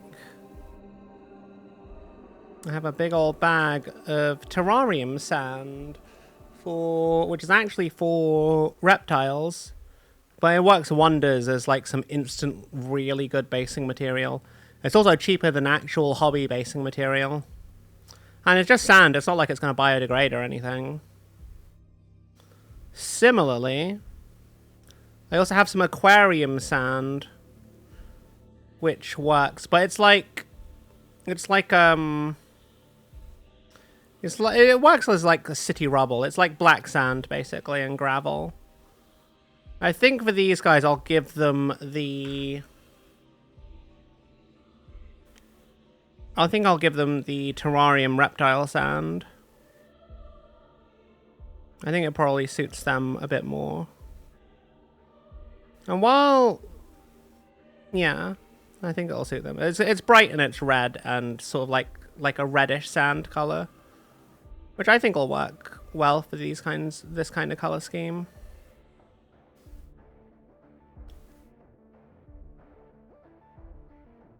What do I varnish my minis with? I don't. I just treat them very carefully. But I do have varnish. I suppose I'd varnish them with Vallejo matte varnish and gloss varnish. It's like polyurethane varnish. I'd probably brush it on in all honesty. But ideally you want to you want to have an airbrush for them.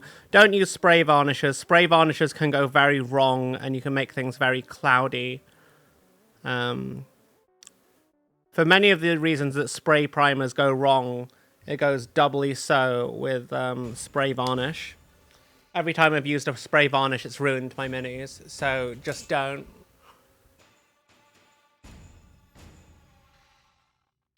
You use spray varnishes and primers. Do your spray varnishes end up looking all cloudy?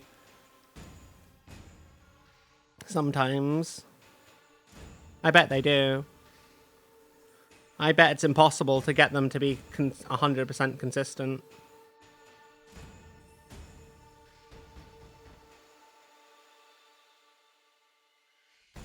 You got You don't mess it up. You gotta keep. See, I am not a patient person. I don't like. I live in England. Like, humidity is a problem. We're an island, and we're an island that's very moist most of the year. So yeah, we don't really get good humidity levels here.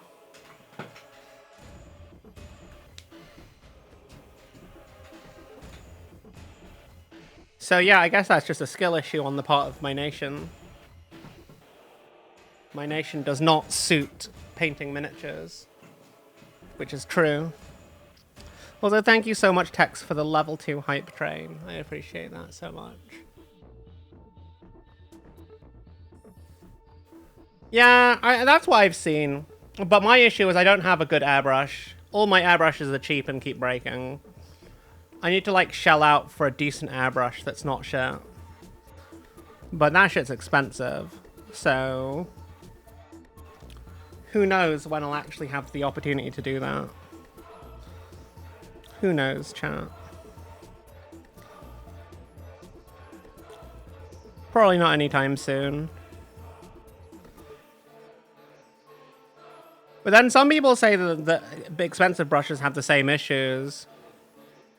But I'm like, bro, I don't know how to maintain this shit.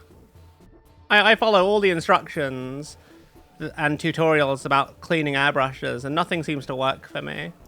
So there's a bit of me that kind of thinks maybe I should just get even better with brushes, because I can know how to do volumetric airbrush style shading and highlighting with brushes. I'm at that point now where I actually feel like I know what I'm doing as a painter, which is not somewhere I ever thought I'd be this soon after starting back up with hobbying. Because, like, it's only, like, at the end of my first year of streaming that I started to, like, get back into it. So it's been, what, like 2-3 years? And I hadn't painted a mini since, like, I was a kid, since before I started doing it on stream. Like,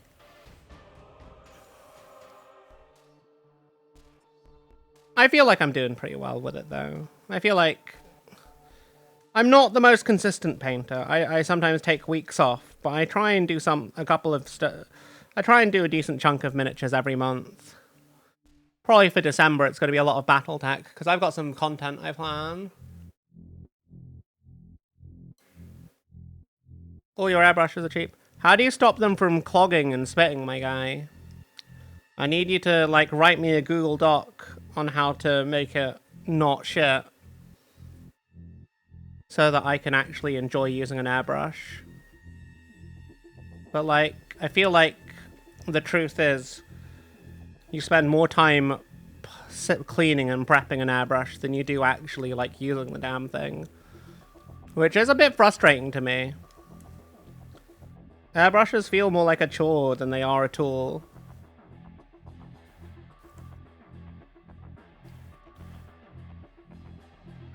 And I don't like that. I want my tools to be, like, you know, useful. That's why I buy them. If they're not useful, then what's the fucking point, you know?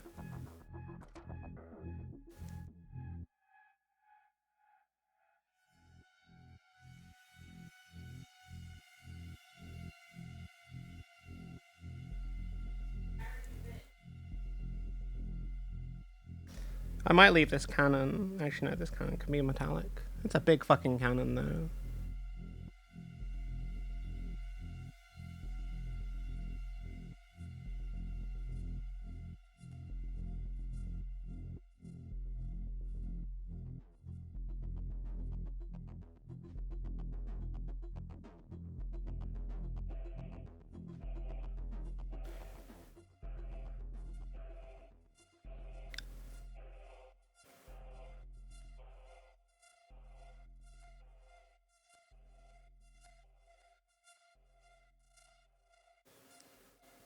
I like that this is like the classic Marauder design, honestly.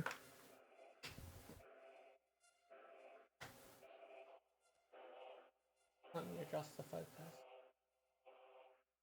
There we go.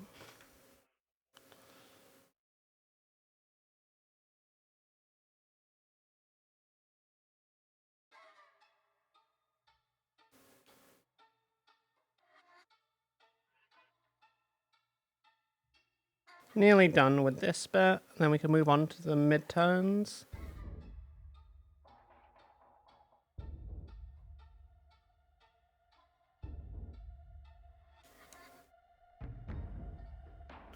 I wonder if the Wolves of Takayad are ever gonna, like, fight the Wolf's Dragoons.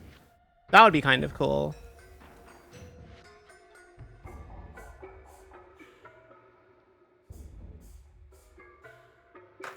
Yeah.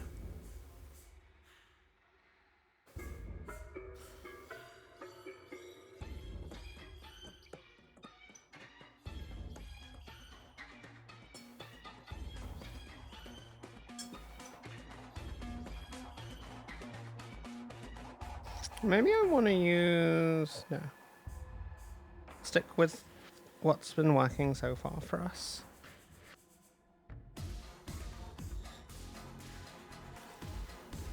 I did not, in fact,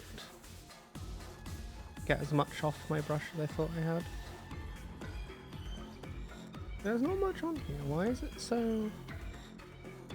This paint behaves so inconsistently. I've never used Alien Purple before, but my word. It just has... It feels like it has a mind of its own. Like...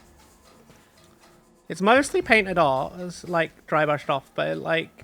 Yeah, it's mostly been stripped off the brush, but like it just seems to show up really well on black. I don't know if that's a good thing or not. It's a little bit annoying though. Given like it just seems so much brighter than I expect it to be. But it's nice that the paint has good coverage. I need to remember this for later. If I ever need this kind of like lilac tone.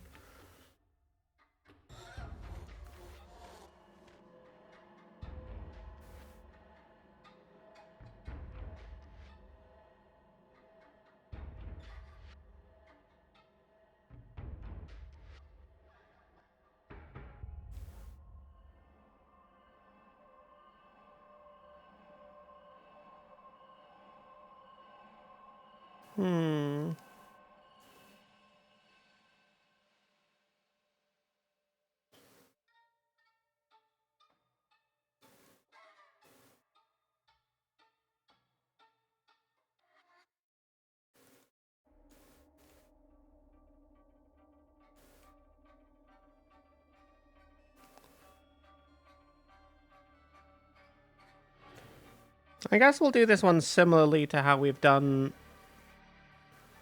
the Marauder II.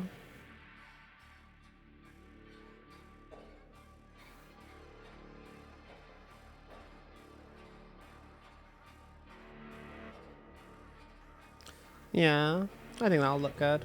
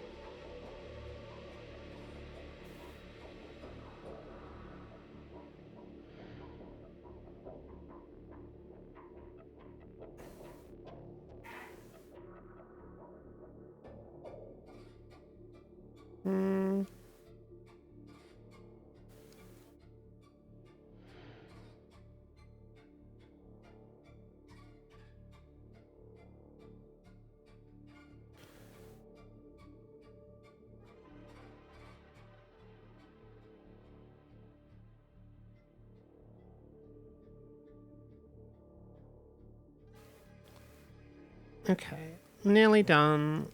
And then move on to that fluorescent stage. At least that first fluorescent stage.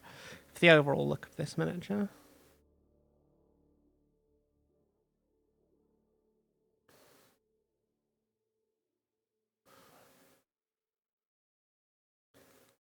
I really like the classic Marauder design. And I wish, you know, you kind of wish a specific thing was in Darktide, but I can understand why it isn't due to how much more it would take to do. And if you have an energy weapon that does tear armor on enemies, you made as a weak spot for others to shoot at. Brittleness does exist. Are you looking for like a hotshot las gun or like a las cannon? I don't know if the hotshot lasgun does apply brittleness on the veteran.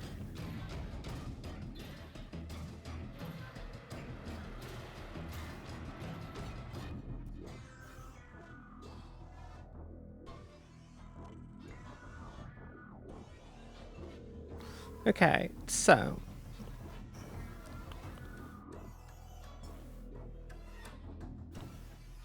let's get some fluorescent violet on this.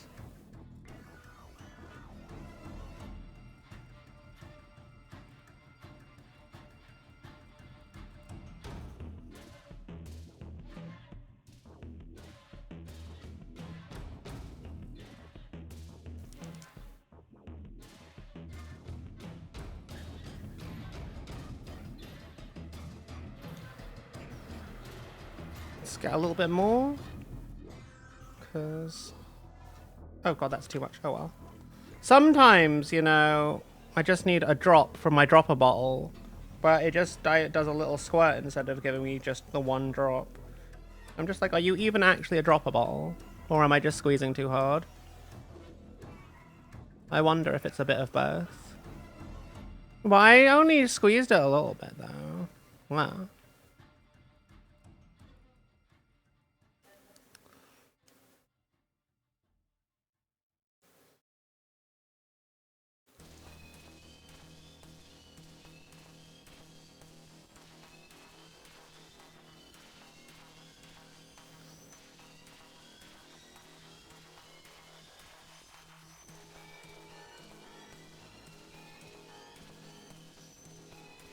Hmm.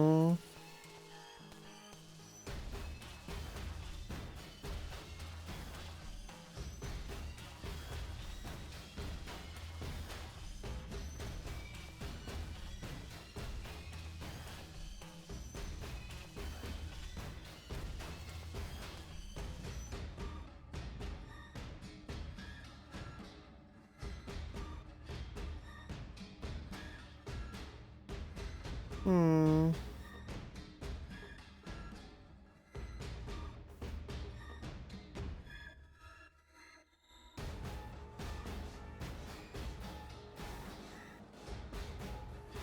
Hmm.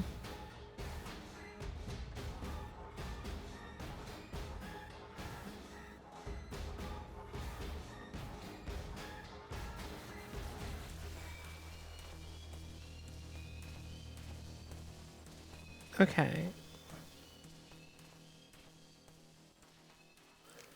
That's this bit more or less done. Just nice and quick.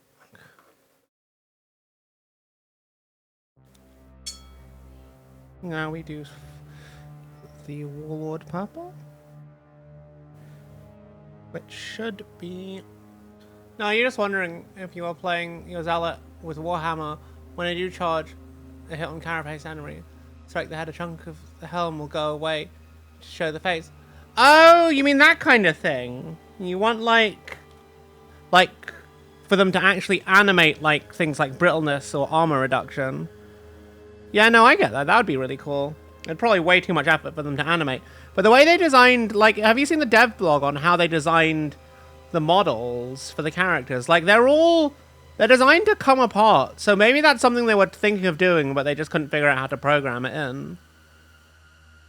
I mean, I don't know anything about game deving, so I couldn't say. But that's the only way I, like, that's just my speculation on that. Because, like, for example, they randomly generate, all the NPCs are generated from a base model with a randomly selected number of traits and stuff, like bits of clothes variation, different armor configurations, different banners. But they try and have one specific element that remains easily identifiable, especially in the case of elites and specialists.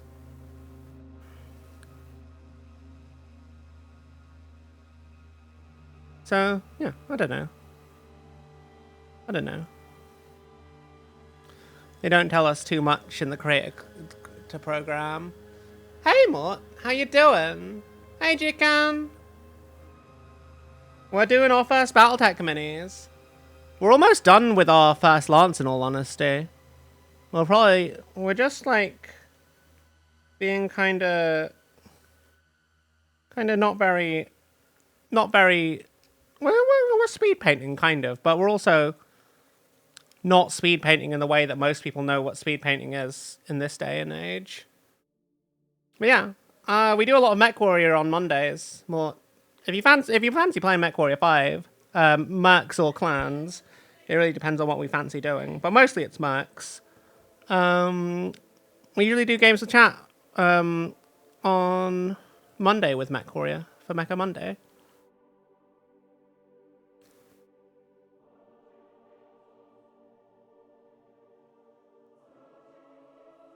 But yeah, I'm going to start doing more Battletech kind of content, I think.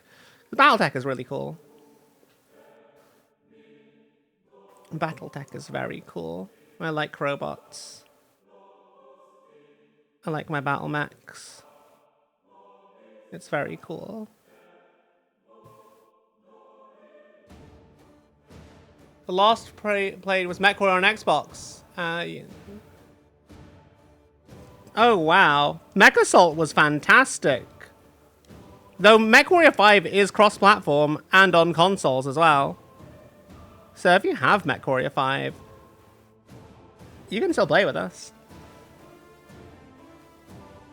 I have mods set up that allow cross-platform play with all of the things that I do without need for anyone else to have mods. So it just kind of works. It just kind of works.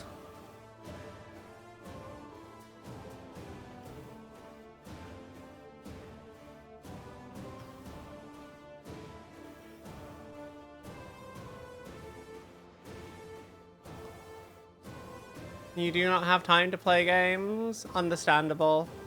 Understandable. Gaming is a luxury, unfortunately. I know how it feels. I say as a streamer who plays games most of the week. But man, there are times I wish I'd spent more time doing paint streams. But like, there's so many games I want to play, and so many games like I get keys for.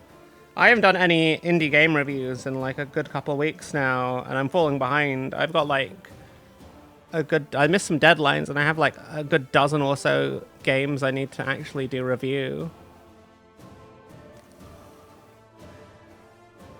I hope none of my keys have expired. That would be sad.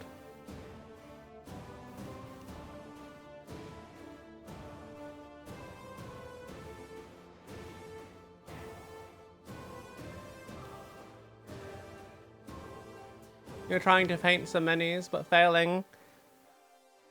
I believe in you more. What are you painting? What are you painting today?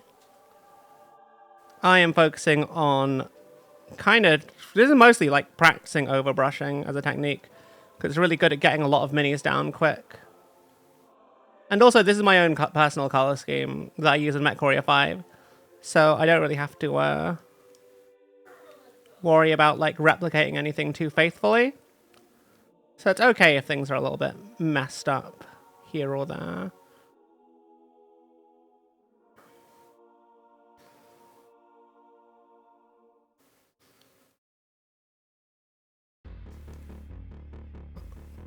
I really, really like just being able to build color through dry brushing, honestly. It works so well. It works so well.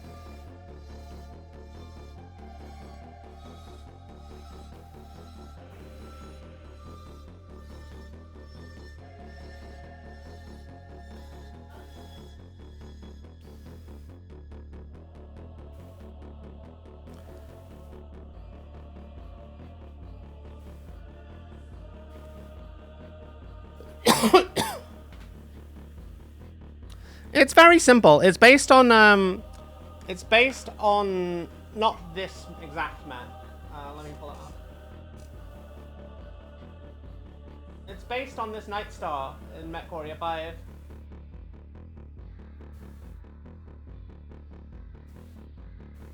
So it's like a sort of two-tone dark purple, sort of mid-purple kind of deal.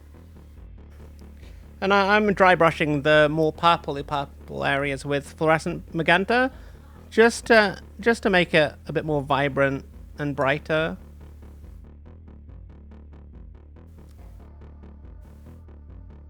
I really love the effect of like overlaying fluorescent paints on top of the colors under it, because it doesn't really change the color because it's kind of semi-transparent, but it brightens it up significantly.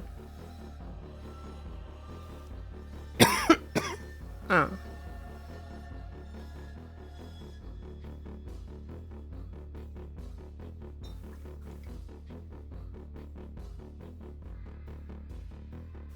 Last thing we need to do is some very easy mode edge highlighting.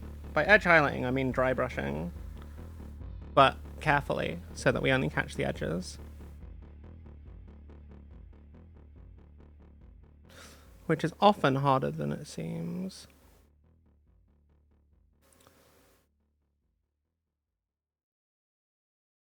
Because ain't nobody got time for full-on edge highlighting if you're not actually trying to like paint something for display.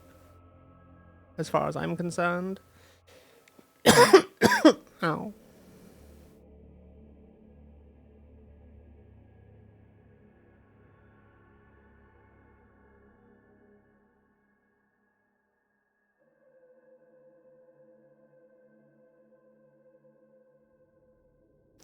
And it just kind of works. It just kind of works. Ah! Why? There are nice 3D models of mechs out there. There really are. These ones are all the official models, though, because I don't have a 3D printer. Otherwise, I'd have picked up some STLs in a heartbeat, because that's way cheaper. Ah! Why? Channel the frog, boom, instant join. Wah. Wah. Why, Phantom? What did I do?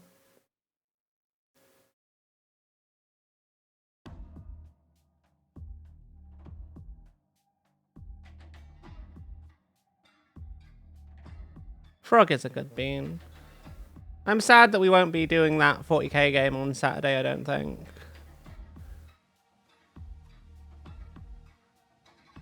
But I'll be around for peak then. I probably won't stream. I don't really stream games like that, but I like to hang out. I like to hang out. But I could also be doing Rogue Trader. I have a Rogue Trader RPG that I'm joining. I might be around for it this time.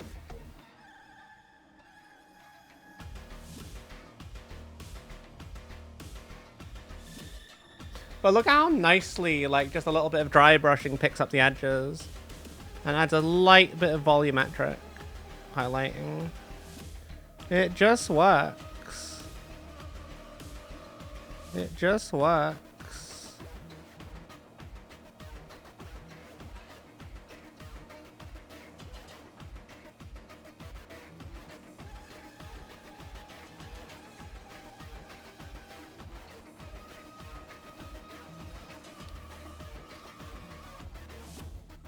It just works. Right, let's fuck, I don't know what I'm gonna do. No, I know what I'm gonna do. Let's do the metals first. That should give while I'm doing this, it should hopefully give that's metal is dried up. Fuck. Where's my gunmetal? There's my gunmetal.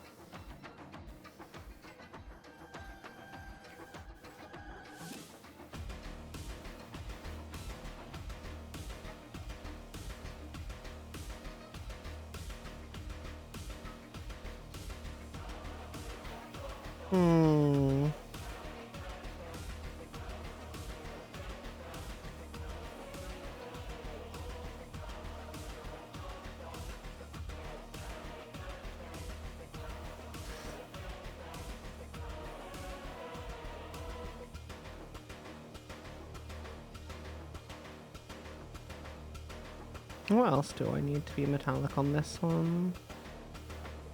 These bits here.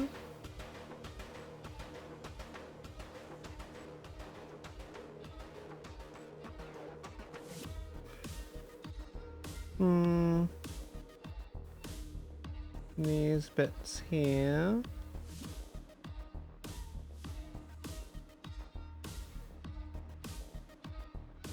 These bits here.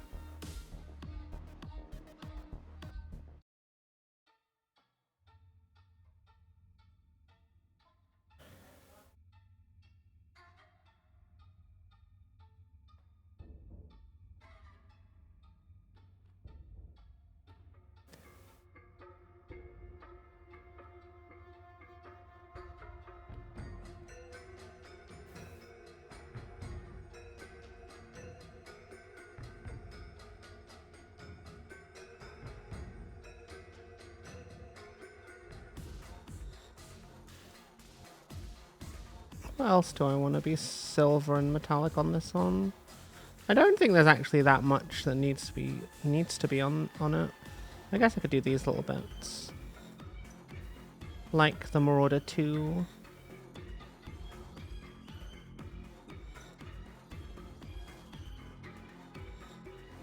I still need to finish this inner leg joint. What?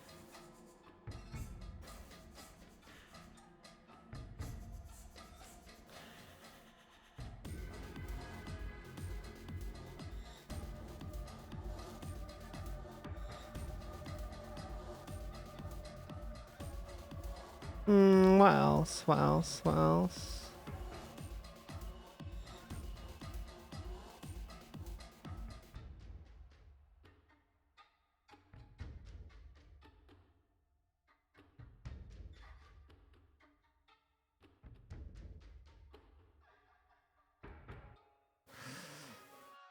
Yeah.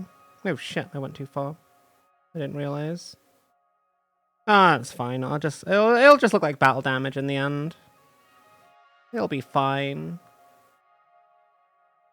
fact, I will specifically remember to do some battle damage around that bit when it's the chipping stage.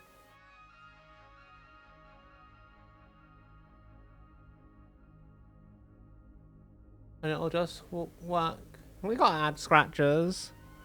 Everything except the Raven has scratches, and I think if a Raven had scratches, the pilot would be bad at their job. Given the Raven is the scoutiest of scout mechs in the inner sphere.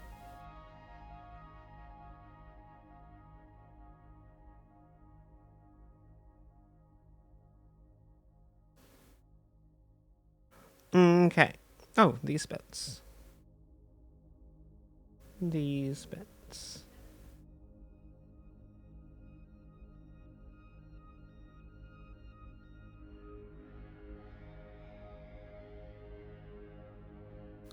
Okay.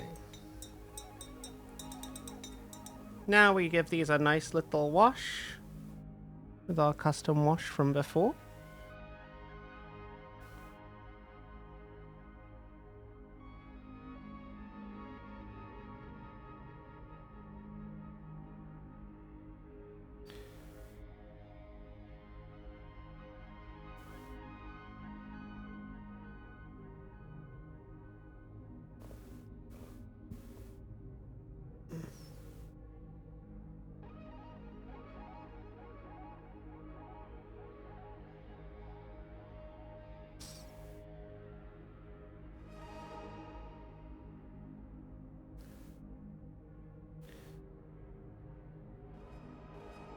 And a little wash there, a little wash there.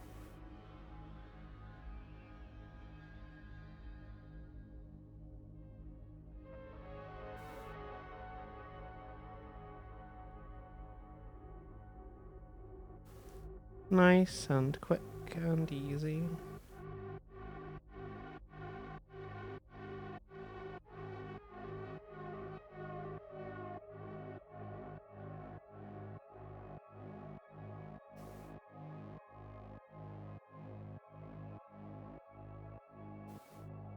Okay. Well, now while that dries, what we can do is work on either the lens, the windows for the cockpit, or the freehand. I think we'll do the lenses on the cockpit first, or at least the first layer.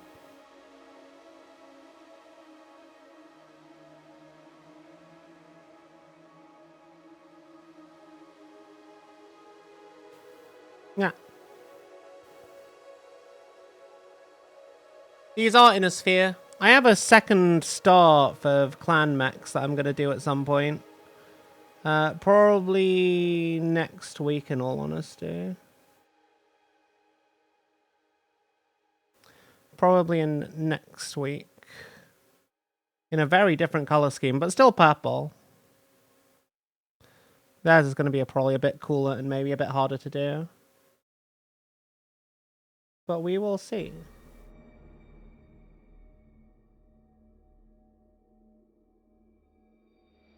We will see.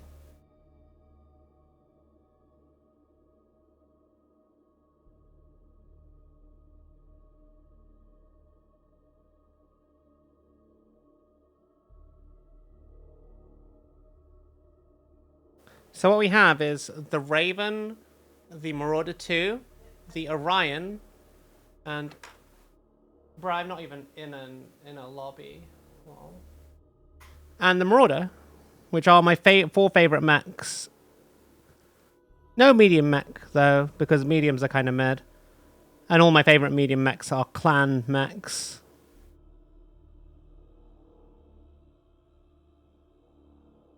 Because clan mechs are fucking amazing.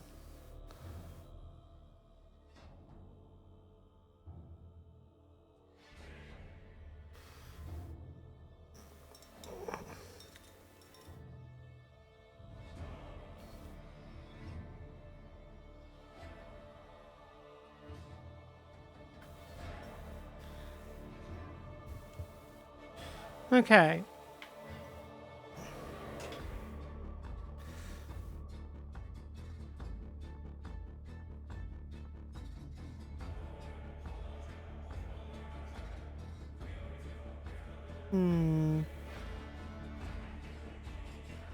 It's a bit bright in that corner of the window, but we'll figure it out.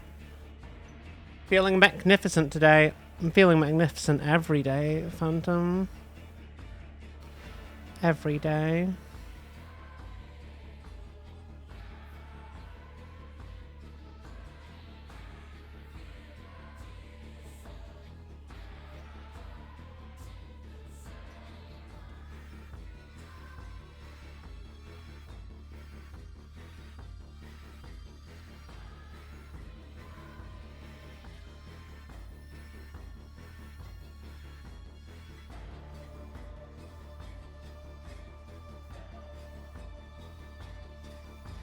Hmm.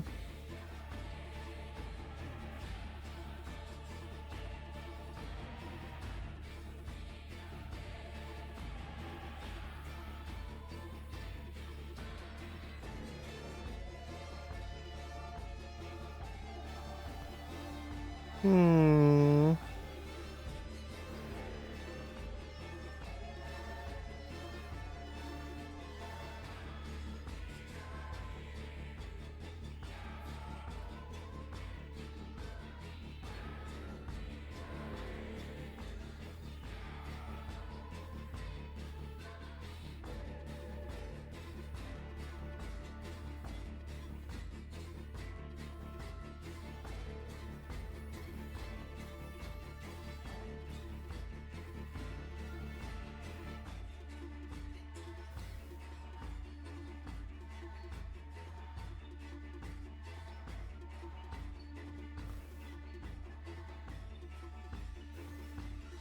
Where else? I'm not really sure there's room anywhere else on this particular mech.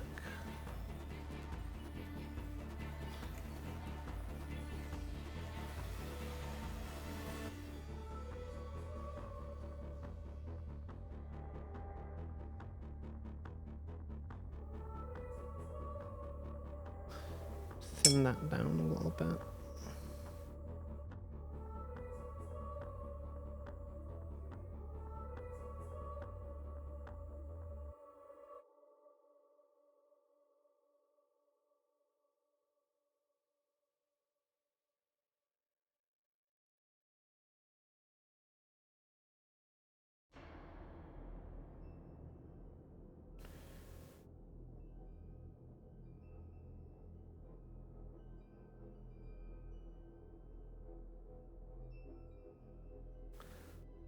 Okay.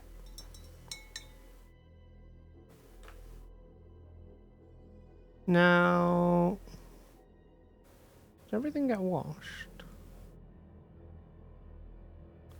I don't know if I washed this, but I don't think I did. It doesn't look like it's been washed. Anyway.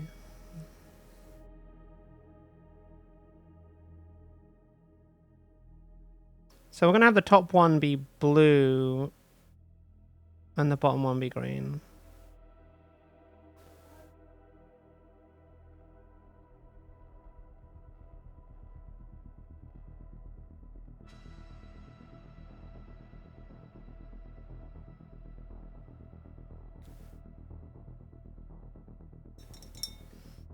Okay, what's next?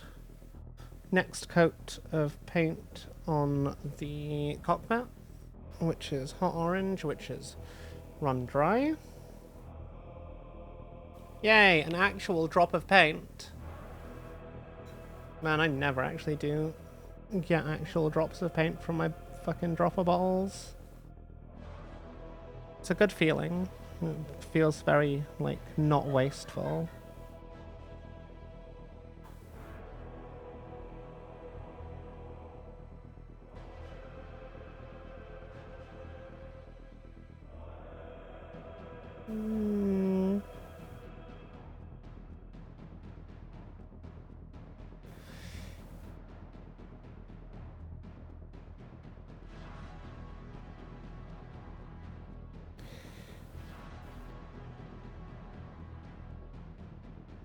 Okay.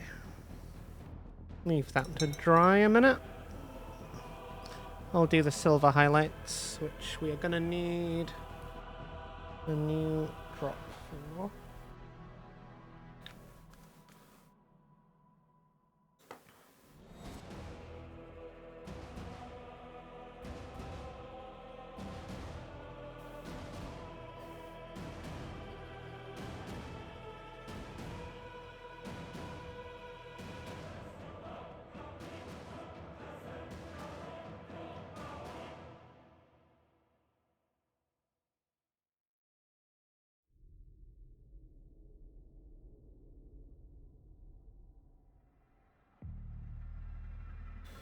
Hmm.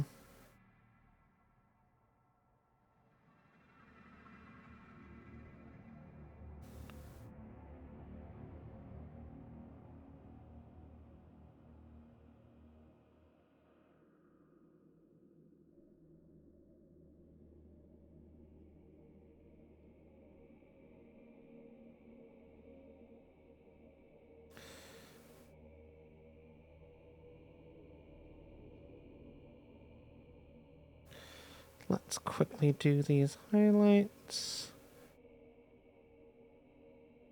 Nice and simple, and then we can get to finishing off the cockpit and the other bits.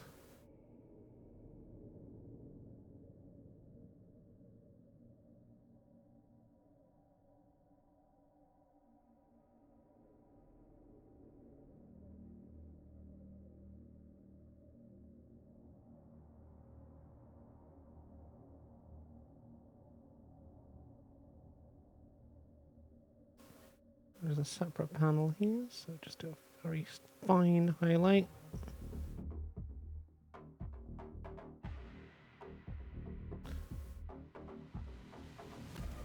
Ah.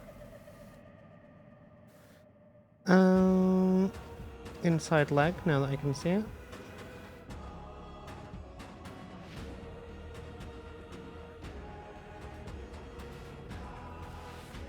Outside leg as well.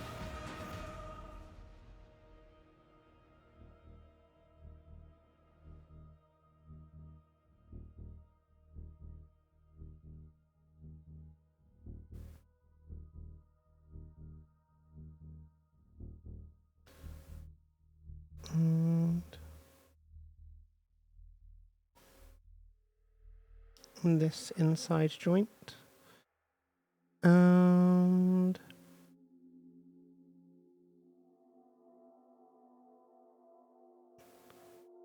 yeah. I actually think I need to highlight that. It's a bit too far in.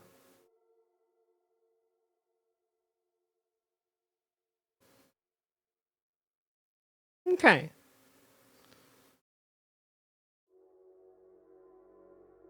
Yeah.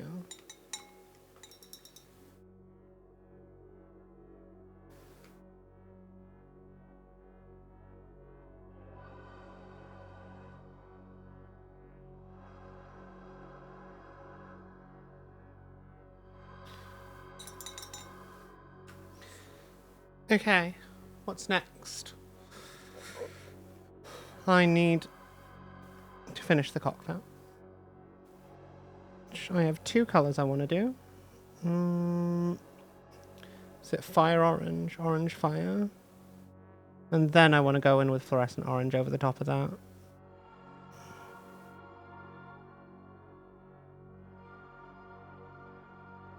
So there's a bit of me that kind of feels like I should pin wash the edges. We've had a little bit of an overspill on some of the into some of the panels from when we had that slightly over thinned paint.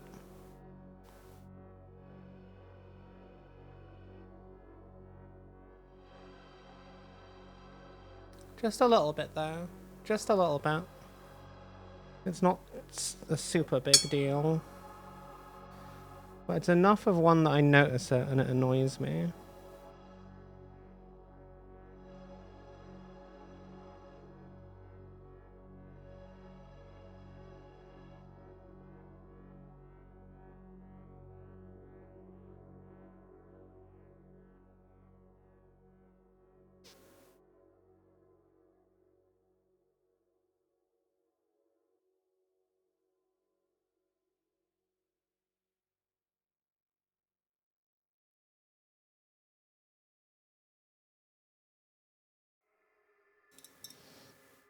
Okay.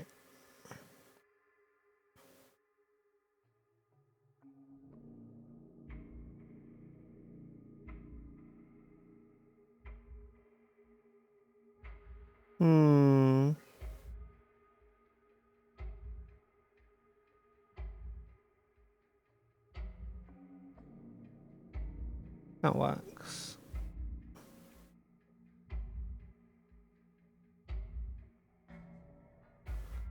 That works, I think. Yeah. Okay. Now, last thing oh, that's dried up. Okay. Small amount of fluorescent green and a small amount of fluorescent blue.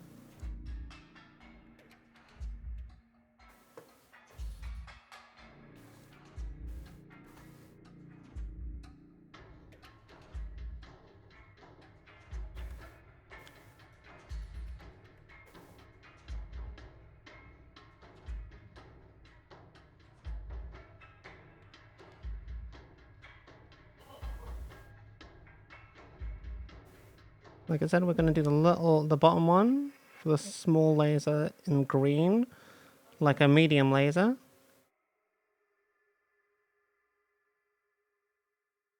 Doesn't matter if there's a little bit of an overspill. It'll just look a little bit like a bit of a glow, right? Night, Mort. Thank you for hanging out. I hope you have a wonderful sleep. Okay.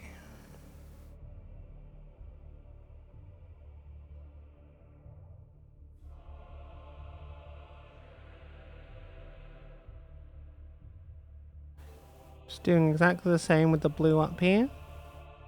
If it spills around, that's fine.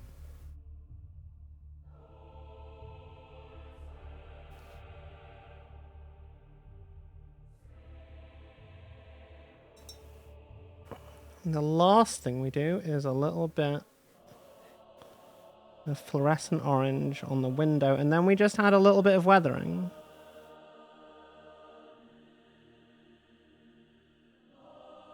Then it's basically a little bit of basing after that.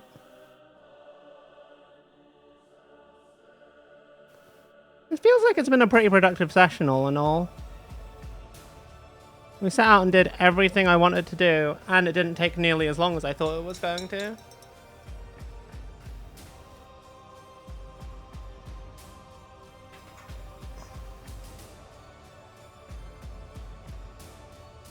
Okay. We got our sponge for chipping.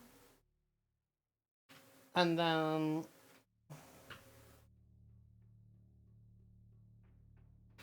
then we just add a little bit of chipping. And add some on the bottom, because as we all know, Marauder hands are not just guns, they're melee weapons, just like that GIF.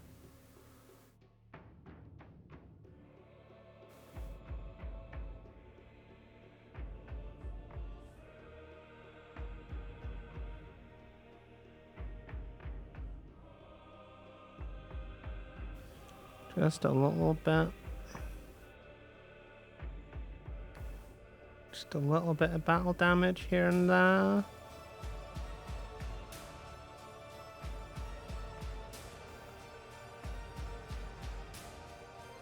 Keep it a bit inconsistent as well.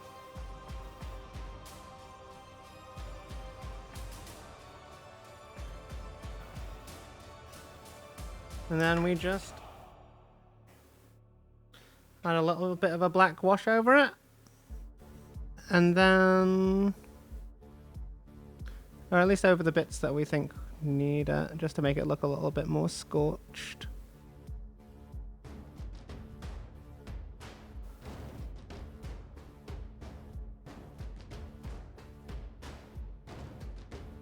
That's the main reason for using the wash, is just to kind of make it look a bit more like laser burn.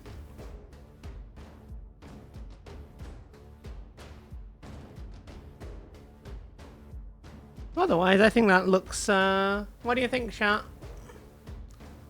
My first Marauder, I mean, technically my second, but the Marauder 2 is a different mech. Wow. Okay, do I need to re-go over the bases again? No, I think the bases are fine. Let's, make sure this base is lined. Do I need to? Yeah, I do. Now we're going to base these guys nice and simple. Nice and simple. We're going to use something I've only used off stream. Second Marauder. No, it's a Marauder 1. The second Marauder, the first Marauder was a Marauder 2. They're different mechs. Wow. They're different mechs. You can call them the same, but you'd be wrong. The second... technically, it would be the third chicken, because we did a Raven first. God, get it right, Phantom. Fuck.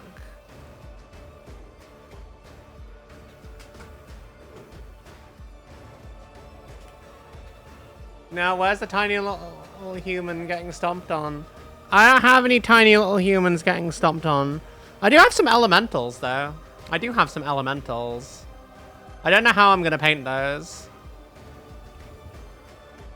Look at them, chat. My first ever Battlemechs.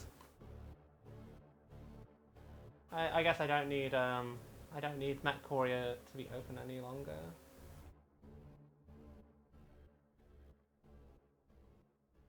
I don't need to use it as a reference. Look at them, chat. We still have one more thing to do.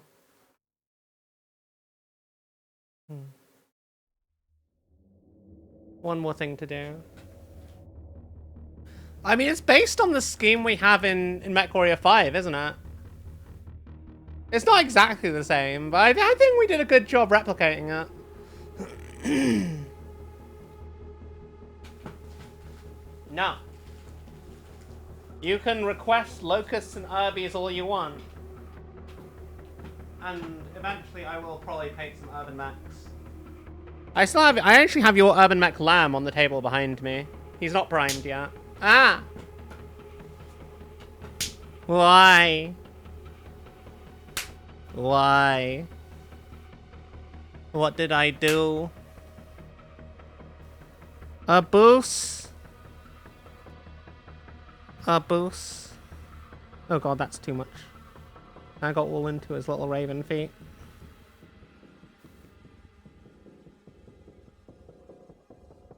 We're just gonna dunk this in the terrarium sand. There's technically sand for reptiles, but it's cheaper than buying actual basing material. So this is where we're at, chat. Just like aquariums have aquarium decorations make really good terrain. And if you haven't used aquarium decorations as terrain, you are spending way too much money on terrain. Let me just make that clear, chat. There's probably a bit too much PVA glue on here.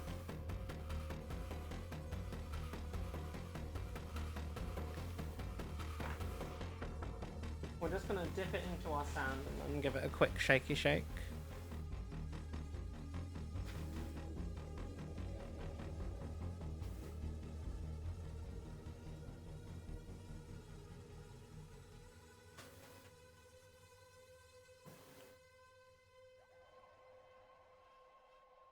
It's very grainy, this stuff, which I quite like.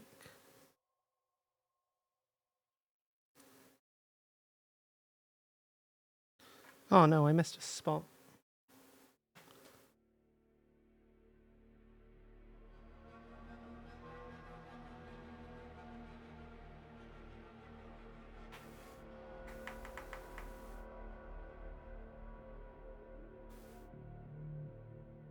What's the thing with the salami? I just thought it was funny, so I added it. That's literally it. That's the only reason.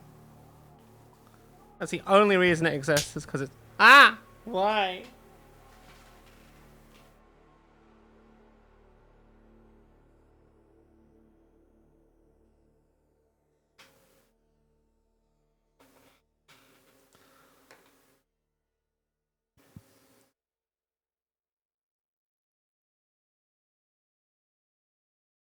So, no secret inside joke. No, it's just funny. I mean, y'all could make a secret inside joke if you want it. And then it can be part of the community lore.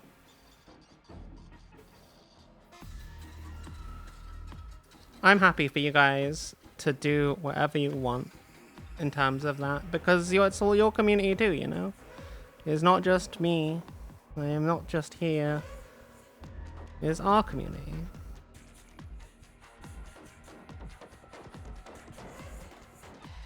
Terrarium substrate is really nice. It just works. Like, it works so well for basing. Like, it's so good. It's so good, and it's like, it doesn't cover too much. It doesn't cover too little. It's very crumbly and fine where it needs to be. It's a bit inconsistent, so it looks quite... And it's, like, it's literally shipped from dirt. It's shipped from the ground. Like, it's gonna look good. I know people are like, oh, you gotta, like, paint your bases and shit. I'm just like, no. No. Maybe if I'm doing a display piece. But, like, I got shit to do.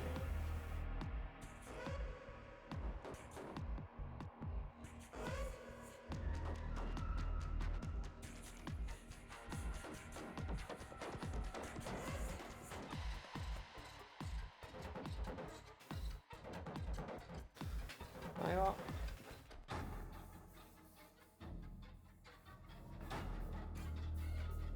Hi, Evie. The cat's curious about what's in the terrarium bag.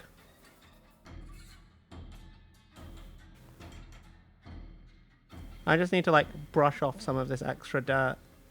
That's literally all I need to do.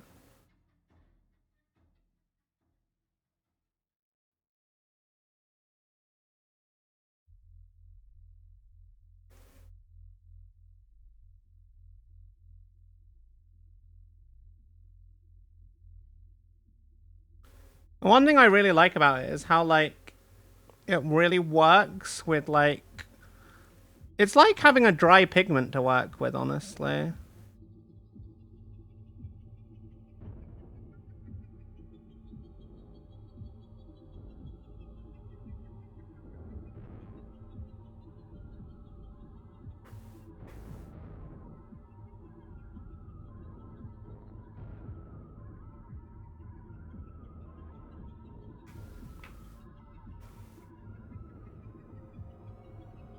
I'm a little bit annoyed with how much is getting on the sides, but we can live with that.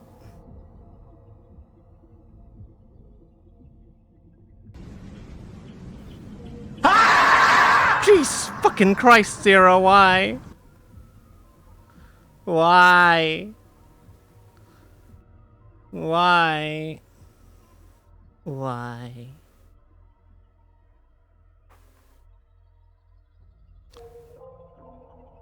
In fairness as well, I do actually have salami for breakfast most days. It's a tasty treat. It's a tasty treat. Salami is tasty. Salami sandwich. Ah! Why?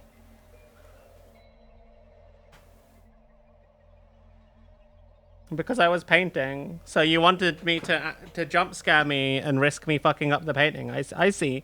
I see. I see. Well... I mean, I say that. I'm mostly done, so nothing bad would actually happen right now, honestly. I look hungry. Blah. Well, I'm not hungry because you all keep throwing salami at me, don't you? Wah!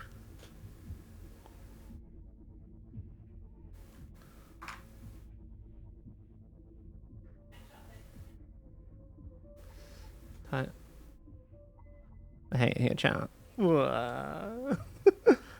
Ah, why? Everyone bullies the streamer.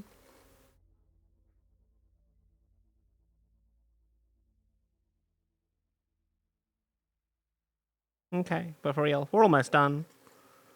We are almost done.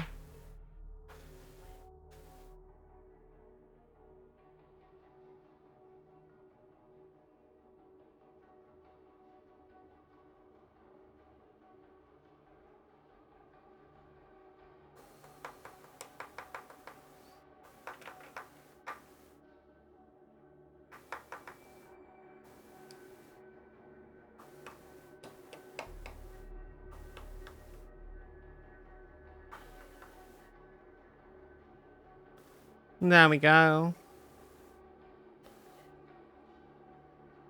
Well, I can hear Pink from the other room screaming at Expedition 33.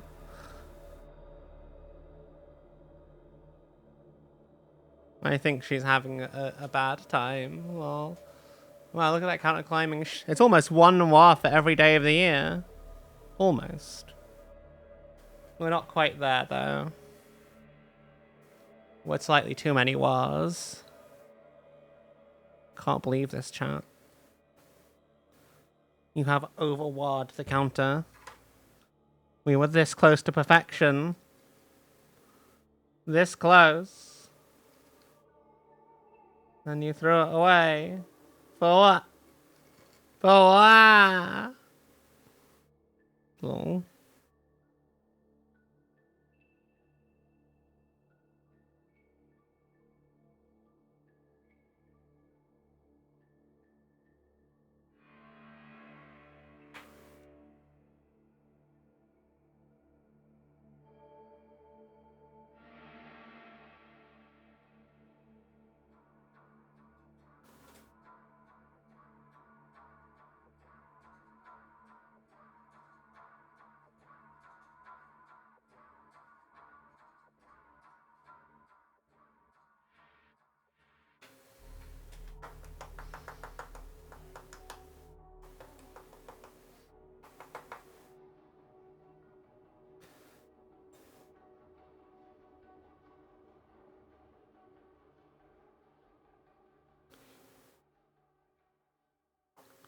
Just gonna need to dust the feet a little bit.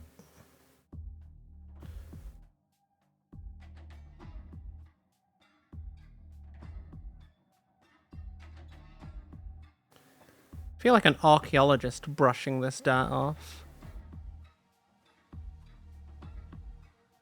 Do you not think, chat?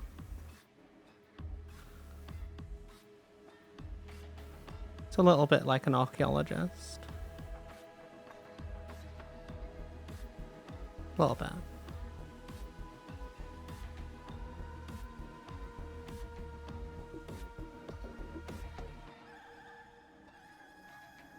Okay, we're almost done.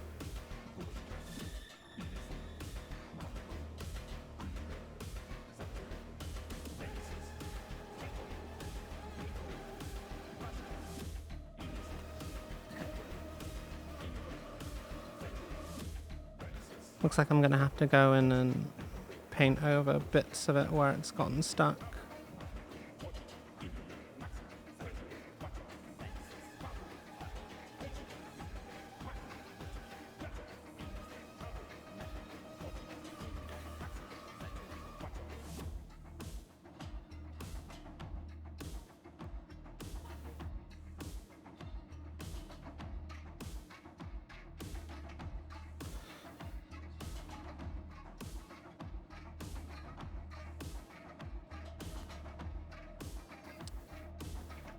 Okay. Nearly done, chat, I swear.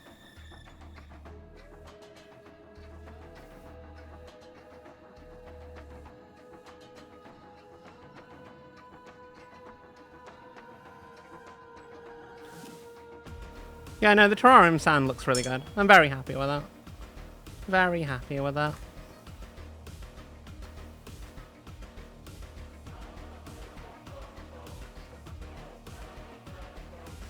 You're basically like mini dioramas. Bruh! I understand doing that for like big centerpiece models, but life is too short. Life is too short for the little guys to to live through shit like that. I got no time. Like, I'd be here forever if I did little dioramas. And I understand, like, a lot of people like bases to look really good. And I'm happy for them to do Look out! Here they come! Oh no! Pink Punk! Monkey Woo just raided with 5 viewers. Hi, how was your expeditioning? Did you die lots? I heard you screaming. I heard you screaming, Pink. Were you having a bit of a skill issue? Is that what's happened? Chat, tell me. Tell me what happened in the Punk stream. Welcome, welcome, Raiders. You all should know be by now if you know Pink. I live with her. We have many, many gay times. It's great.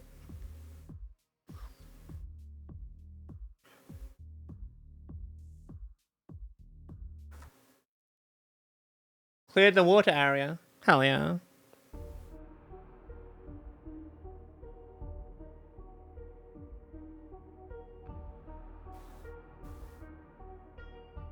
Little bit. That Rose boss duped you with jump attacks was bullshit. Skill issue. Just straight up skill issue. Not even gonna sugarcoat it. Fucking skill issue. You'll get them next time. Do bear in mind, you can always come back and do optional bosses later.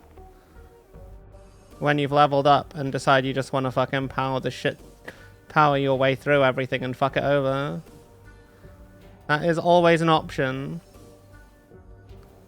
But welcome, welcome Raiders. I am Tiger. You all should know me by now, if you've raided from Punk. We're painting my first Battletech. I say painting, we're basically done. I'm kind of just rimming the models, because I've based them, so I need to rim the bases. If you don't know what that means, and can't hazard a guess by what I'm doing, you should Google rimming, and it will be very educational for you. Trust me. Would I lie to you? It will be educational. It totally will. If you don't know what it is. Boss jumps to attack. Is jump attack. No, you fool. Lol. Yeah, that's why there's an icon, Punk. You gotta wait for the icon. Also, the jump attack doesn't... Just because the boss does a jump attack doesn't mean you do a jump dodge. Jump dodging is for means when you have to do the jump attack. Usually it's a low attack, like an earthquake or some shit. Or like they sweep the leg.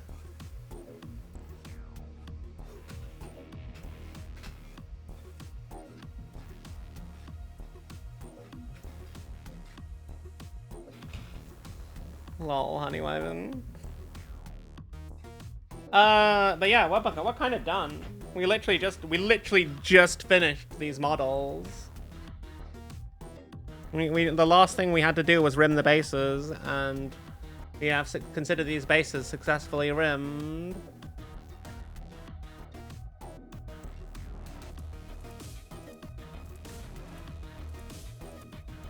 I'm pretty happy, honestly. They turned out way better than I expected them to for a first attempt. Way better. I'm just going to sweep up some of this to put it back in the bag. But yeah. I'm pretty happy with this for a first attempt.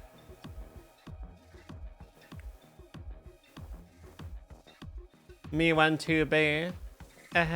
You fucking degenerate, Pink. You fucking degenerate. Now go get in the kitchen and make me a snack, lol. I know you've just raided into me, but I'm gonna have to raid out because I'm done. I don't have anything more to do other than ramble at chat. Unless you'll want to play video games, then I guess maybe we could like play some Mech Warrior. But like I also have work tomorrow, so I can't really stay up too late. That's the truth, chat. That is the truth. Look at this creature. Look at this creature.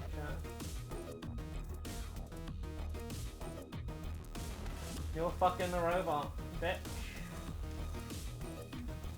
What you don't realize is the robot is the one that fucks you.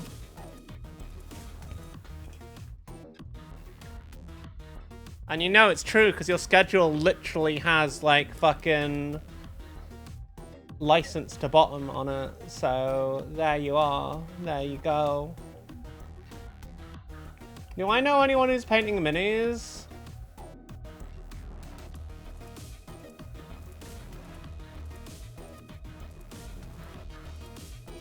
Do I know anyone who's painting minis on a Tuesday?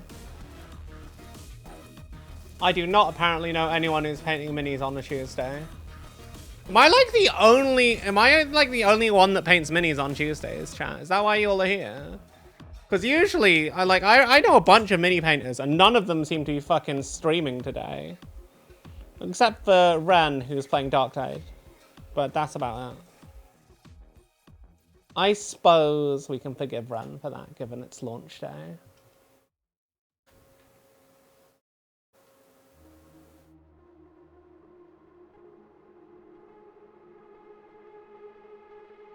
I see the frog in there too. Alright, let's go right into some Dark Tide.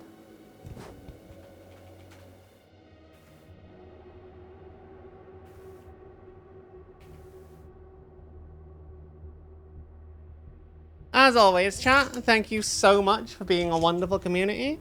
I hope you had fun. I hope you like the minis we painted. Hey, Unstable.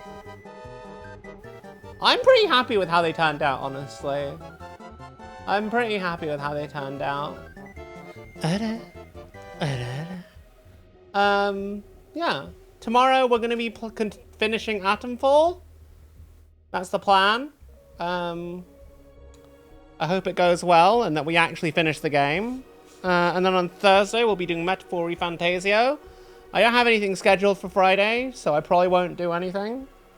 I had something scheduled for Saturday, but then it turned out that we're not doing it. So I might be around for some Peak, but I'm pretty sure I'm going to be playing Rogue Trader in Toby, who's in chat's Tabletop RPG. So we'll have to see. We'll have to see. But yeah. Anyway, I love you all. I hope you have a wonderful day or night, wherever you are in the world. And I will see you tomorrow night. Okay? Mwah. Mwah. Wait, where's the raid button? Where's the raid button? Ah, where's the raid button? Where is the raid button? There's the raid button. Oh, I can't press the raid button.